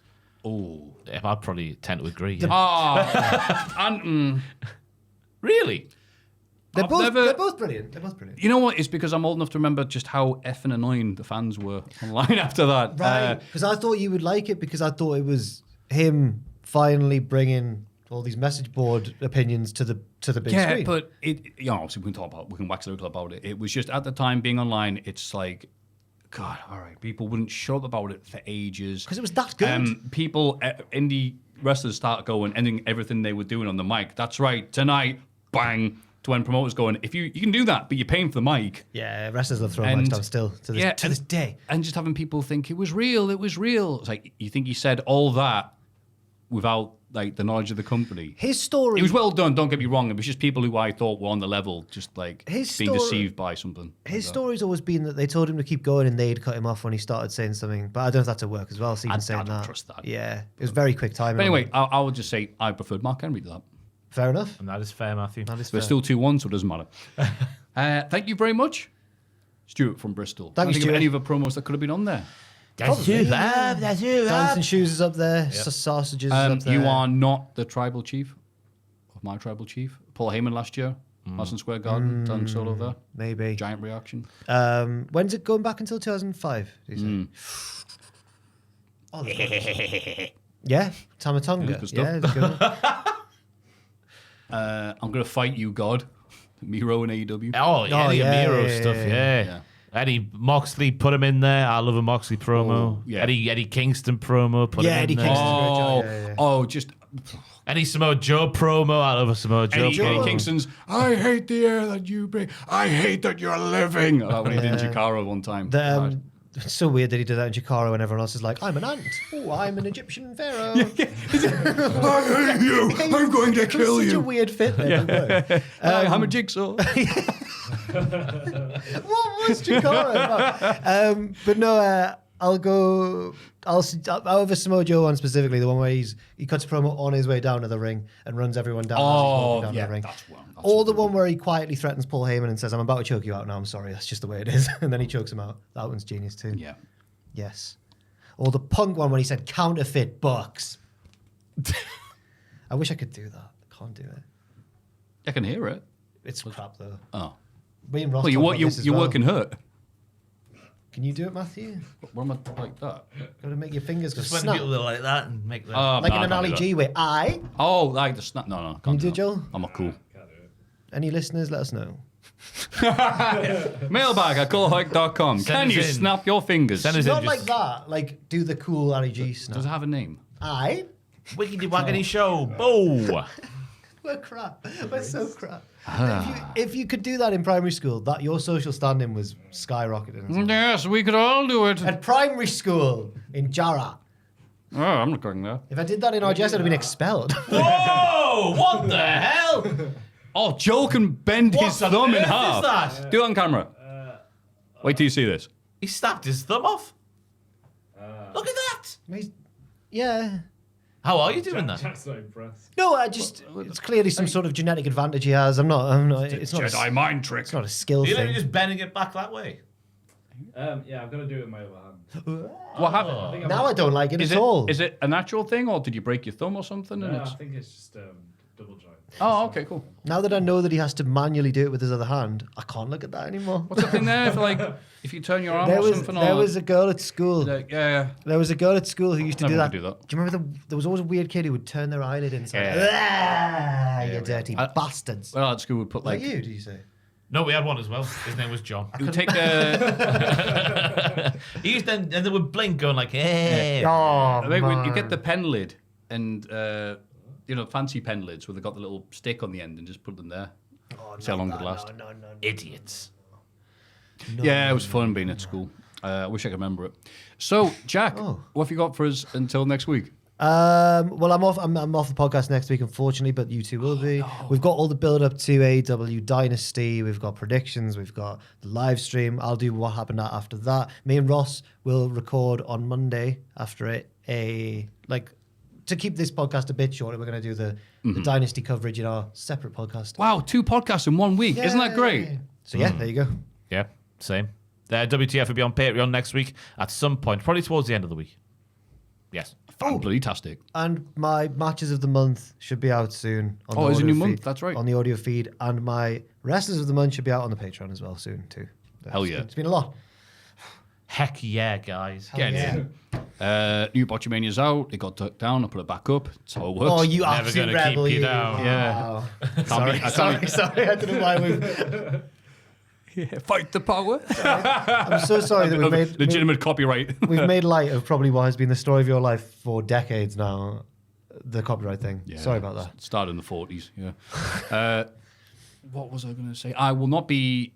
what am I talking about? I will be On doing Monday, this. you won't be Yeah, here. Mondays. Yeah, I'll confuse myself then. It's like, wait, no, I'll be there. This week I'm going to a wedding. Hey. Yay. 3 days is a bit selfish, though.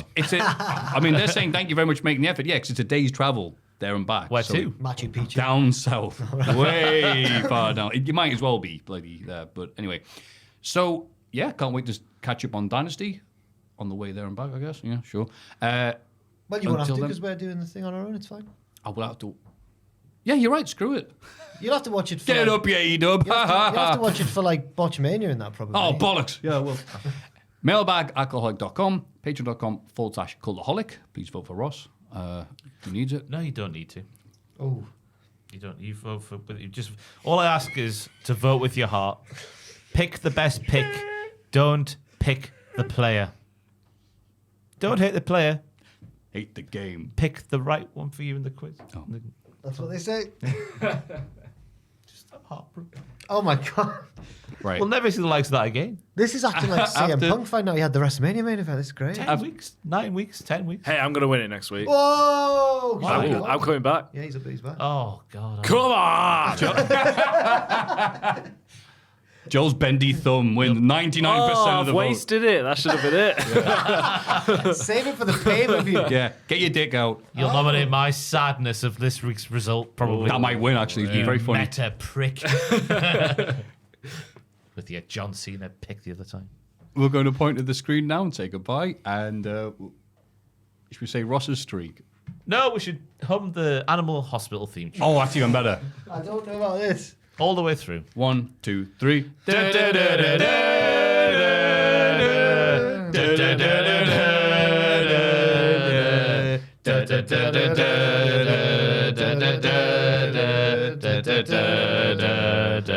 Your dog is dead. I got it wrong.